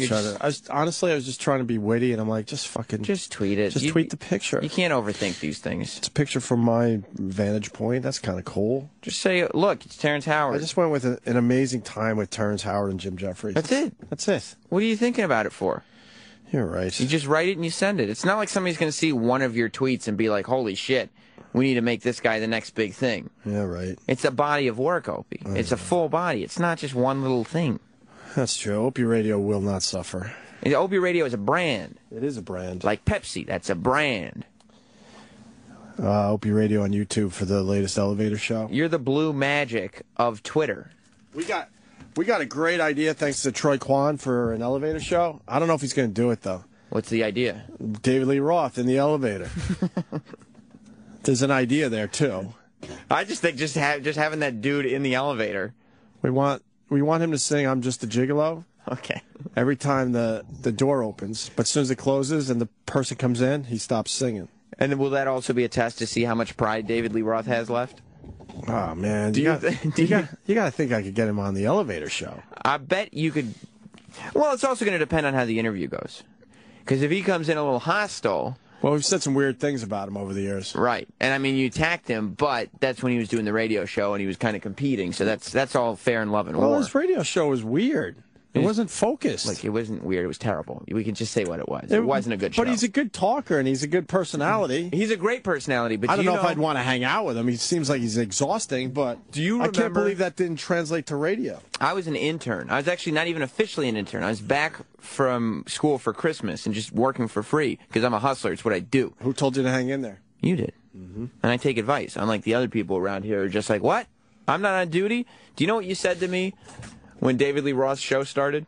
You guys were listening to it before the show just to hear what it sounded like. And you walked towards the studio to start your show, and you rolled your eyes at me and said, you sure you still want to get into this business? Wow. Based on David Lee Roth's show. I'll never forget that. Well, it was a bust. We all know that. Because I thought to myself, no, but I didn't have anything else to do. And we were wrong about Van Halen because they're going back on tour. I was reading about that the other day. Well, they say they're going back on tour. No, they got dates and everything at festivals overseas. Troy Kwan, are we going to do the David Lee Roth elevator video? I'm down, man. I hope he does it. But to be fair, you're down for... Whatever. Okay. Just a recap from the video, the new elevator video. By the way, that's up on YouTube /Opie Radio. It's the first video, so you go to youtube.com/Opie Radio. It just plays for you. I made it nice and easy. Just search an elevator show. Yeah, and you'll Troy find Kwan's it. the big star of this week's episode. Well, big star. Let's be fair.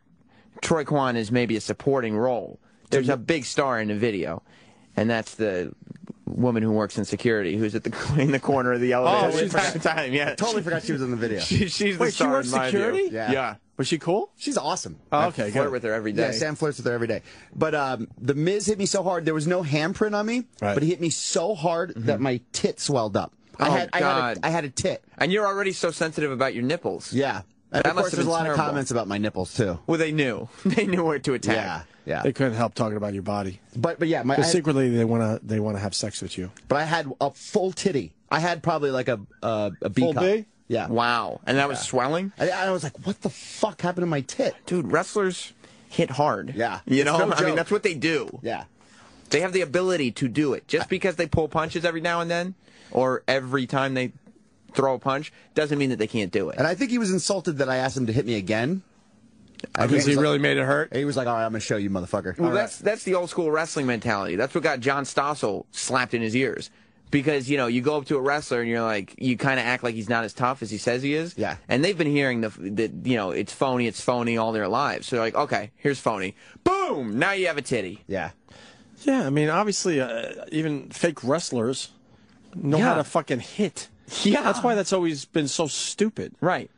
They could, if they were in a fight with you, they would win the fight. Okay, so they're doing some fake wrestling shit. We're going old school, because the newer guys definitely fucking hit. They hit each other a lot more than they used to, old school. They'll throw a potato every now and then. Is that what that's called? When you just, when your fist is a potato and you just knock somebody with it. Yeah. But I always thought the reporters challenging the wrestlers was so stupid, because I'm like, he's still a man. He's still a big man, and you're insulting him, so of course he's going to now hit you like a man and not like a guy that does fake wrestling moves. He's 6'5", 250. Right. I don't care if he's faking it. He could still kick your ass. Right, no matter what.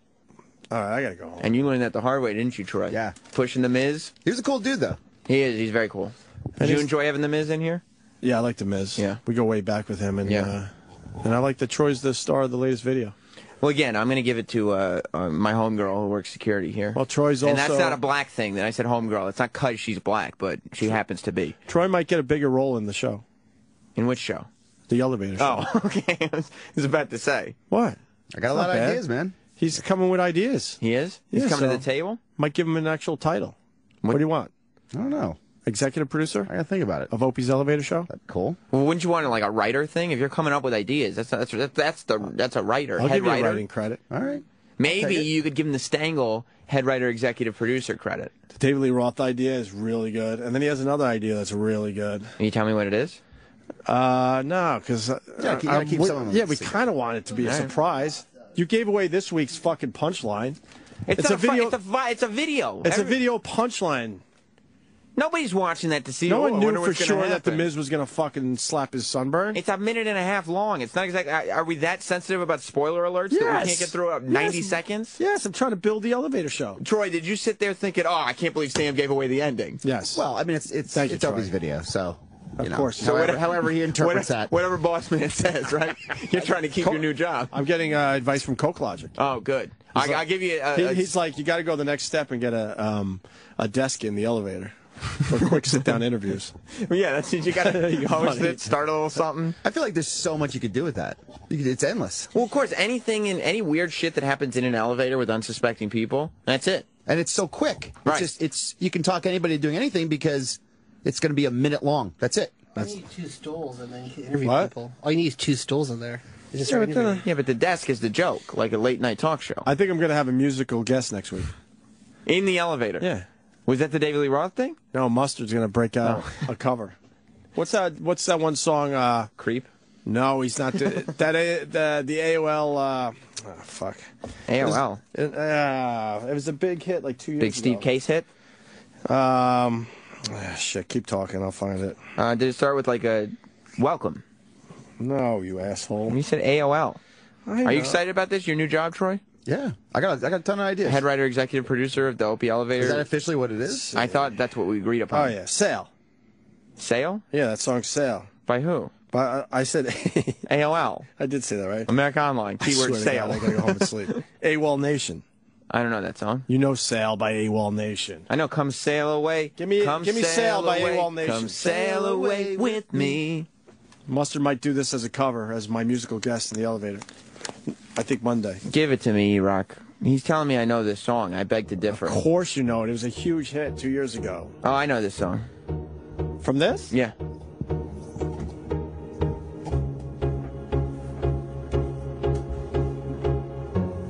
You know this? I think so. You better. You're in the club. It's a great song. Oh, yeah. Yeah. Now you know it? Sail! I went to a club or a bunch of bars last weekend. I can't get away from Macklemore and Harlem Shake. That's it. That's all the clubs are playing. Absolutely. Over and over again? Macklemore and Harlem Shake. You know this shit, Are you right? playing that? Of course. You got to, right? Something for the ladies to dance to. So Mustard's going to redo this. This would be cool. In the elevator. Acoustic. Yeah. This would be really cool. With his raspy voice? Yeah. I would do the Anthony Infections part, but I'll leave that to him. Infections. Inflections. Although they may be infections, too. Oh, this song. He'll do a good version. This will be good. I think so. Yeah. So it might be my first musical guest. This will be good. And then stupid Rich Voss. We're still talking about the elevator show, huh? Thank God, yeah. You must be in paradise. Well, Rich Voss, I write him. I go, hey, Rich, are you up for doing like some stand-up in the elevator? This is perfect for Voss. I mean, one of the funniest things that we did on this show, before the elevator show took off, when we still did the radio show, was the Rich Voss, was the Rich Voss Starbucks comedy tour during the walkover. And we did Route 57. So he did Pick a Bagel. And he did some weird diner in, where the fuck were we? I think it might have been Cleveland. And what? In Cleveland. Yeah. And so I'm thinking this is an extension of something he's already done. I go, hey, man, you want to do stand-up in an elevator for my web series? He writes, we'll think about it. What? And of course, they didn't write him back. I'm like, go fuck yourself. He's big time in you a Troy little Kwan, bit. I got plenty of ideas. I don't need him doing stand-up in the elevator then. Plus, let's be honest. Or we could get DeRosa. Just replace him. Ooh. Yeah, call DeRosa. Troy bit his tongue on that one. Oh, sorry, Troy. He didn't say anything, though. Troy, you got to say in this. You're the executive producer now. That's true. Executive producer, head writer. Is DeRosa the guy?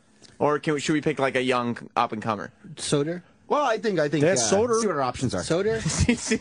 Gotta go over the options. Well, there's a lot. I think there's a lot of young, hungry guys like the dude that was on the after show yesterday. Chris Stefano. Did you hear him on the after show? I did not. He's awesome. He was really funny.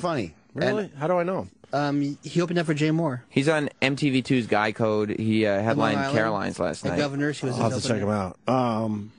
Yeah, we could get Virgil in the elevator, I think. Yeah, it's gonna cost you. It's gonna cost you. I need a sexy episode. I decided. Something with some girls. Yeah, but I can't figure out exactly. So you're gonna bring the girls back to the elevator show before you bring them back to this show. I know what everyone's thinking. I should probably start coming up with ideas for the actual radio show. It might help. I mean, it's not gonna hurt anything. Yeah. Stephen Lynch is coming back soon. I got an idea for the sexy. Yeah? Yeah. I think you should have a girl. You know how they get down on their This is for the radio show? Or? No, this is for the elevator show. Oh, okay. It's all about the elevator show. Right, I'm sorry. Get with the program. Have a girl. You know how girls get down on their like almost doggy style and they put their ass up in the air and then That's downward facing dog. Yeah, but like shake their ass, like booty clap. Head down, ass up? Face down, ass up. Right. Wait, why don't we do fucking a yoga class in the elevator? There you go. But they can only do downward facing dog. But you're thinking about booty claps. Like booty clapping, and then we just sit there and make it rain on her the whole time. So the door opens and bitches just getting it rained on. It's a great idea. Troy's brought the whole the door opening concept to the elevator show. What's the door opening concept? Where, door opens and you're seeing some weird shit. That's when the shit happens. Right, and then the door closes and everyone's just kind of cool again. Aren't you going to need, to get the full perspective, aren't you going to need a cameraman outside the door? Yeah, I'm going to go with a 2-camera shoot. You are? And I'm working on some lighting right now as we speak. Oh, you are? And I got my really good camera finally fixed. I'm glad you're putting in the shop. Glad you're putting so much energy into the elevator show. Yeah. Yeah. Yeah. We have a vision for the future. I'm way more excited about the elevator show than the radio show. I had no idea. And the videos only do, I don't know, 50,000 views. It doesn't matter, though, does we it? talk to way more people. I don't care. I don't even, you go home, but it's like... all those videos that I make with just a camera pointed at me, I don't even look at the hits. It's way more exciting to just be able to post it. Why is that so much more fun? I don't know, because it's you. You don't have any sort of conglomerate over your head being like, well, you know, we had some ideas and what we could do. Shut up. I'll just do it myself. Plus, it's just new and different. Yeah. I like new and different. And Troy Kwan. It's what's next, Opie. Now that I'm bringing Troy Kwan aboard, this fucking show's endless. Well, I don't know if you know this about Troy, but he tends to be down for whatever, and then whatever. What? Then he disappoints? No, I said he's overhyped in the past. I've never seen him disappoint. What? I've never seen Troy Kwan disappoint. He's overhyped in the past. What did I overhype? Chicago. Well, because I couldn't go. Right, you didn't make it on a plane. Well, that's your fault. No. The flights got canceled. Okay, well, I'm just saying. And it was bad scheduling. Yes. I remember that. Roland claims that when he went out to Vegas with you, there was a lot of hype, and it was too much hype, and it didn't happen, and that's why. Well, because both of us were exhausted. Well, both of us, Roland included. Roland couldn't even keep his eyes open. Yeah, but Roland can't keep his eyes open through anything. I've never seen him keep his eyes open through a normal day. I don't think he's made it to 10 o'clock once. I made the elevator show. He doesn't keep his eyes open through a phone call. Let us have a good night's rest in Vegas. Roland. I'll show Roland You a good time. officially have not been on the elevator show. I'm sorry. I know. You were in the background, but I didn't film you. Well, the head muckety-muck of the show is not written him on. That's Troy. Yeah. Well, well, we got to do just a tickle me Roland on the elevator. That's a quick, easy one. Roland's had a lot of good ideas, too. He's definitely contributed a lot of ideas. We were brainstorming some ideas in the studio. Now, when the elevator show. When I... Well, I'm going to start getting A-listers in the elevator. You watch. Yeah, I can't wait. If you watch. I bet you if you have Roland book you, Roland could book you. Terrance Howard would go in the elevator in a second. Yeah, and I have another idea of a big guest coming up soon. Do ideas have to go through Troy before they get to you? They certainly do. Good. Good. Set up a system of checks and balances and filters. Troy's my mouthpiece. He is. Yeah. He's the guy to go through. Like, nobody's going to come to you and be like, hey, can I be on the show? You'll be like, well, Troy's the guy to handle that. We still got to do the E-Rock waxing. We've decided. E-Rock. Do a sexy video. You excited about that? We have to do He stepped out for a second. What, did he take a shit? What's he doing? And then that's the Star Trek that's coming up soon. So. Oh. We have to do Tickle Me Roland. We're doing the Davey Lee Roth thing hopefully Monday. Hopefully. You think you make that happen? Yeah, because we're going to have Florentine here, so I think with enough people we could coax him. Just an idea. He's by himself. If you can't get David... Tell him it's the hottest web series on the internet. That's not true. Someone out there said it. He's living in Someone Tokyo tweet that right now so I can retweet it to prove that it's the hottest right fucking now, web David Lee series. Roth, and he has a radio show in Tokyo. Really? Yeah. So, but his videos are international. That's right. If you can't get David Lee Roth, what if we get Eastside Dave up here to do Davey Lee Roth? Davey Lee Roth could work. If not David Lee Roth, Davey Lee Roth. But then the will shut us down. I saw scare people. his dumb video, and I use the word dumb in a loving way. I really do. Some people still haven't figured that out. Yeah. I'm working on that myself. He does an elevator video. It's pretty fucking funny. Is it as good as yours, though? Or the bad elevator operator fucking video he did? Eastside Dave has a theme where it's just like he takes something and it's the worst blank. But it's funny. Like it's he's so the worst stupid, but he's the worst funny. wedding guest, the worst elevator operator. Right. I think it's called worst elevator operator. I don't know. It's Eastside Dave videos, I think. Yeah, Eastside Dave videos. On YouTube, you'll find it yourself. EastsideDaveCountry.com is Can we his just website. book people just for the elevator show? Yes. Okay. Yes. I mean, I've said that's not a great idea, but I mean, it's Opie. Yeah. So I would say yes. Yes. I mean, there's still tons of stuff. There is a radio show. Can we film one right now? Oh.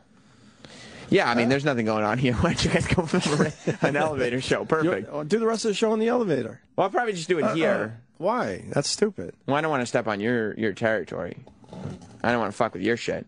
You know how creative you could be in a small fucking space? That's what I'm proving here. Almost as creative as you could be in a larger space? I know, but... Wait, by the way... It's been done. By the way... It's been done a bunch of times by a lot of different people. What's that quote that you just said? You know how creative you can be in a smaller space? Yeah. Do you realize that Steve Blatter, Gary, and Rob have just isolated that? Every time you ask for a bigger studio, all they have to do is say, Opie. But that's why I do it, so then I come in here and this feels like a gymnasium. Look at all... Imagine the possibilities in here. Oh my God, this is just amazing what we can do with this space. Plus the door doesn't open every 4 seconds. Amazing. It's fucking psychology. I guess if I could book a weather guy to give weather reports every time the door's open. Rob Bartlett. He's a performer. He's a brilliant stand-up comic, a Broadway star, and works on Don Imus's radio show. Broadcaster. broadcaster extraordinaire. He just wrote me. Yeah. How's the family? Healthy again, I hope. Well, no, not yet, Rob, but we're getting there. I'd like to read my text on the air so I don't have to write them back. Well, you should still write them back. I don't want it today. Oh, Jesus Christ. Kids being sick sucks balls because he's a father himself. You have meatballs.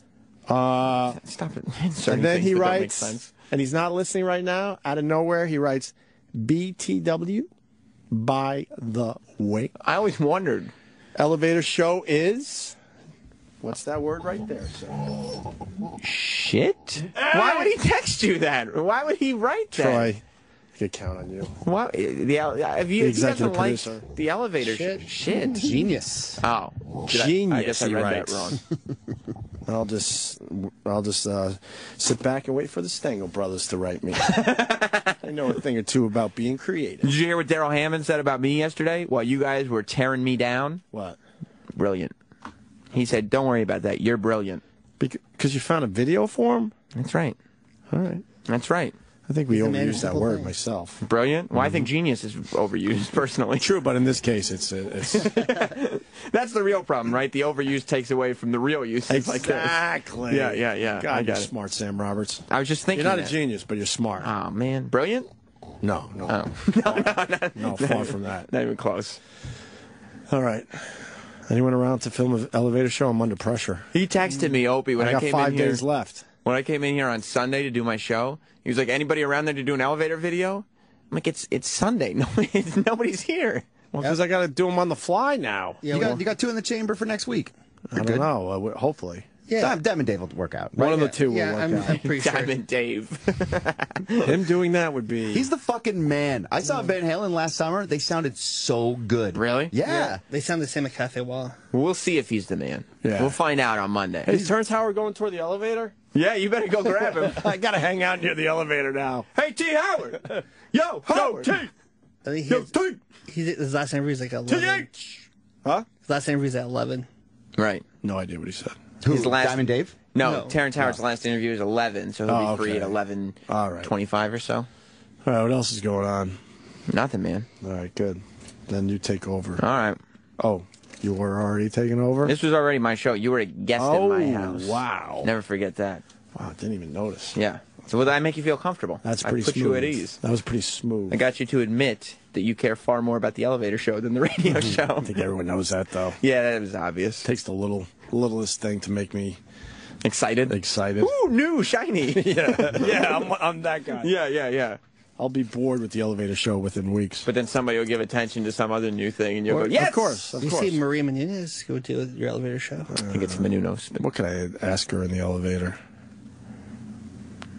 Just be like, hey, I know you knew who I was from my show. Did you suck it? Something like that. Just just something real, literal. Throw and it out easy. there. Troy, what do you think? I mean, throw it out there. See what she says. You writing all these down? He's got a right here a Mary Lou Henner memory. Until Friday. All right, let's push the elevator show to the wrestling people because it stars one of their own. Well, You got those connections. I don't. Well, I'm not employed by the elevator show. Yeah, but you're like contributing editor. Yeah, you kind of want to still work for the Opie and Anthony show, so I would probably do that. I probably would do that. Yeah, let's see. Let's make sure that video gets out there. Yeah, I'm going to make sure they see that video. You're right. Son of a bitch. You're right. I think Sam has a lot to contribute to the elevator show. Sam's a funny motherfucker. That he kind of came up with the last one. Which one? The Miz thing? Yeah, that was Troy's idea.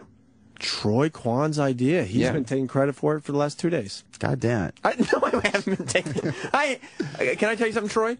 I haven't mentioned the elevator show once in the last 2 days. I'm not taking credit for anything. I think he was taking credit. You know what's not on the forefront of my mind? Elevator? The elevator show. That's your mind. Oh, that's your problem. It's taking over the internet. I'm the one who's behind on the times on this. Yes, you are. I got to realize something. And then you had a cameo in the Half a Hulk face elevator show. Sam, that's right. Can we do a lobby video, you and I? Whoa. Whoa. Did you see that? What just happened? I didn't answer that. I need to realize I'm stuck on generation now, whereas you guys are generation next. You know what I mean? And I need to realize that you guys are the bandwagon to get on. Not this. The next level shit. Right. What he's saying. Is that good what he said? Yeah, that's great what he says. Right? We're ahead of the game. Right. Head of the curve? Yes. Go talk about sharks. There's a lot of them in the water. I saw that picture. But even more importantly, you know, there's a lot of blades on your razor. You don't need them. You don't need them, Opie. You got a beard and everything. There's no... I hate the copy. Huh? I hate the copy, but I love the product. You know why I hate the copy? Because I don't get to say anymore, is that in pesos? Oh, they took that line out. Yeah, that was my favorite line. Everybody, it was becoming a catchphrase of mine. I enjoy when you say zombied out, though. Well, that's what happens. You end up with these blades that zombie out your face because they're old. Because you ran out of blades. And you forgot to replace them. Or you can't afford it. So what are you going to do? This, ladies and gentlemen, is your Dollar Shave Club moment. Dollar Shave Club is for guys who routinely forget to buy or simply hate shelling out for blades. So here's what all the Dollar Shave Club buzz is about. Everyone buys razor blades, right? Right? Yes, of course you do. Well, brand name razor companies, they nail you. They build them up with 10 blades, a vibrating handle, as if you needed that. What, a back scratcher? No! You end up paying up the wazoo for all this shit. Dollar Shave... I can hear what you're saying. Dollar Shave Club says stop overpaying for shave technology you don't need. With Dollar Shave Club, you send them a couple bucks a month, and they deliver great quality razor blades right to your door. You save a fortune, plus you always have fresh blades on hand. Join all the After Opie and Anthony Live listeners who have already found the smarter way to shave and save at dollarshaveclub.com. Dollarshaveclub.com. That's dollarshaveclub.com. And I got a tweet yesterday from somebody asking me, hey, is there a coupon code for this place? It's called Dollar Shave Club. How much of a coupon do you need? You don't have a couple bucks? That's the whole point. dollarshaveclub.com. Check them out right now. And tell them Sam Roberts sent you. Roland, you ready for your big show this weekend? I am. You are? Yeah, the Cuban is researched, and he's pumped up for the show. Is Eric in there? Yep. How come Opie and Anthony had this star-studded end of their show, and I'm left with nothing? Nothing. Well, I tried to get a guest for you. Why wouldn't Maria Menounos want to come in and say hi to me? Because they're running behind, and she just started doing her last interview, so she wasn't going to be done before you are. I'll watch that runner, have her run that behind, whatever that means. You know she's a wrestling fan? We would have had so much to talk about. Yeah, she's a diehard... she was in WrestleMania. She wrestled at WrestleMania. And... she's a diehard Pats fan. She's a hot chick. You know how much we could have talked about? We could have been like a little bit like, oh, so what wrestlers do you like? Oh, so what it's like being a hot chick? You know what I mean? Like, how easy do you give it up? And all these questions. I had all this stuff in the barrel. E-Rock, you got to be on the ball. How come she wasn't on the list of people coming up today? I don't know. I had no idea she was even going to be here. She was here. last minute. She was, right? Yeah, because you never know when she's in New York or L.A. for the extra. Roland, I need you to tell Spencer something. Okay, tell him, remind him we took that Reno 911 chick. Okay, she was a wonderful guest, okay? Great interview. But let's be honest. That wasn't one I was clamoring for, you know what I mean? I know. That was a late night email that I was like, I got you, buddy. Me and you, Spencer. Remind him, next time Maria Menounos comes up, it's all about the after show right now. She's coming back. Front's just a few weeks away. Oh, really? Yeah. You think she'll do the after show? Yeah. Or at least the Sunday show, something. She'll probably do the O&A show, then ask her to stay after. Yeah. The Sunday show this week has Matthew Fox from Lost, which is big. And I think Mary Lou Henner from Celebrity Apprentice, both on the Sunday show. Are you going to have the other person too? Or no, not this week. Okay. We got to spread them out, Roland. We got to spread them out. That's something you don't learn. Roland is all about having guests, but he likes having 1 hour and just chock full of guests. Yeah. They're all coming to hang out. So you got like 4 or 5 chefs coming in. 4 chefs are all coming at the same time to hang out. Now, the Roland Food Court show goes down Saturday. Tomorrow. 5 p.m. Eastern, correct? Yeah. Do you need me for this one? Yes. I got your back, buddy. You know I got your back. It'll also be on demand, too, right? Yeah, we'll put it up on demand, but listen live, because that's an experience that, you know, bring your friends and family. You call in, and if you have any questions, we have Chef Michael Simon. What if the question is, what the fuck did you just say, Roland? I'll just go, fuck you, next call. You will, and you did it last week. Yeah. And Eric, are you really sitting here and telling me that Roland is going to have to go into an hour of pre-recorded random shit? You're not going to do your show? Not this time, no. Why? Because I'm not ready to do it yet. What's ready? It's an hour. He's never going to be ready. There's no such thing as ready. Do I ever seem ready for this show? I do it every day. Yeah, you fly by the seat of your pants if you have to. Yeah, if I have to, I do it every day. I'm always flying by the seat of my pants. Look at the elevator show. It just happens. Right. It's magic. It just happens, Roland. You've seen it happen before. E-Rock, how much prep do Opie and Anthony walk into a show with? From themselves, not much. Have you ever seen Opie and Anthony ready at 6 a.m. to do a 4-hour show? I guess. No, you haven't. Have you, Troy? No. Roland? No. They've never. When have they been ready to do a 4-hour show? Well, they do it. So why can't you? That's the point. It's 1 hour. It's 52 minutes. Then you do it, Troy. It's not. I'm Have not fun. the one that wanted that's like telling everybody that I need a podcast. They're like, okay, you have your own show. Honestly, and Troy, I hope you take no offense to this. There's no listener demand for a Troy show. No. Listeners don't want it. You know what? I pitched this to people, and I said, do you guys want a Troy show? And you know what they said? Ain't nobody got time for that. Yeah. They didn't want it. Everybody wants to hear E-Rock. What does E-Rock have to say? Right. What's on the mind of the sex man? Yeah. Because he's got a unique perspective. Nobody wants to hear from a guy who, like, can get girls, who goes to cool places. Like, nobody wants to hear from somebody who's cooler than them. You know what I mean? Right. People want to hear from somebody who's like, that's a guy I can relate to. Yeah. In the trenches. Right. That's why I've been able to do this. A man's man. Right. Or a loser. They want to hear from a loser. You know what I mean? He's like Don Julio. I don't. Who's Don Julio? Or is it the guy? Corn Julio? The most interesting man in the world? Well, yeah, no, I don't think that's what we're saying at all, actually. That's the complete opposite of what I was saying. My bad. I I'm said, excited. They don't want a guy who's like sitting there being like, oh, man, I'm not a good-looking dude. I can't get girls. I don't want to hear about a guy who can.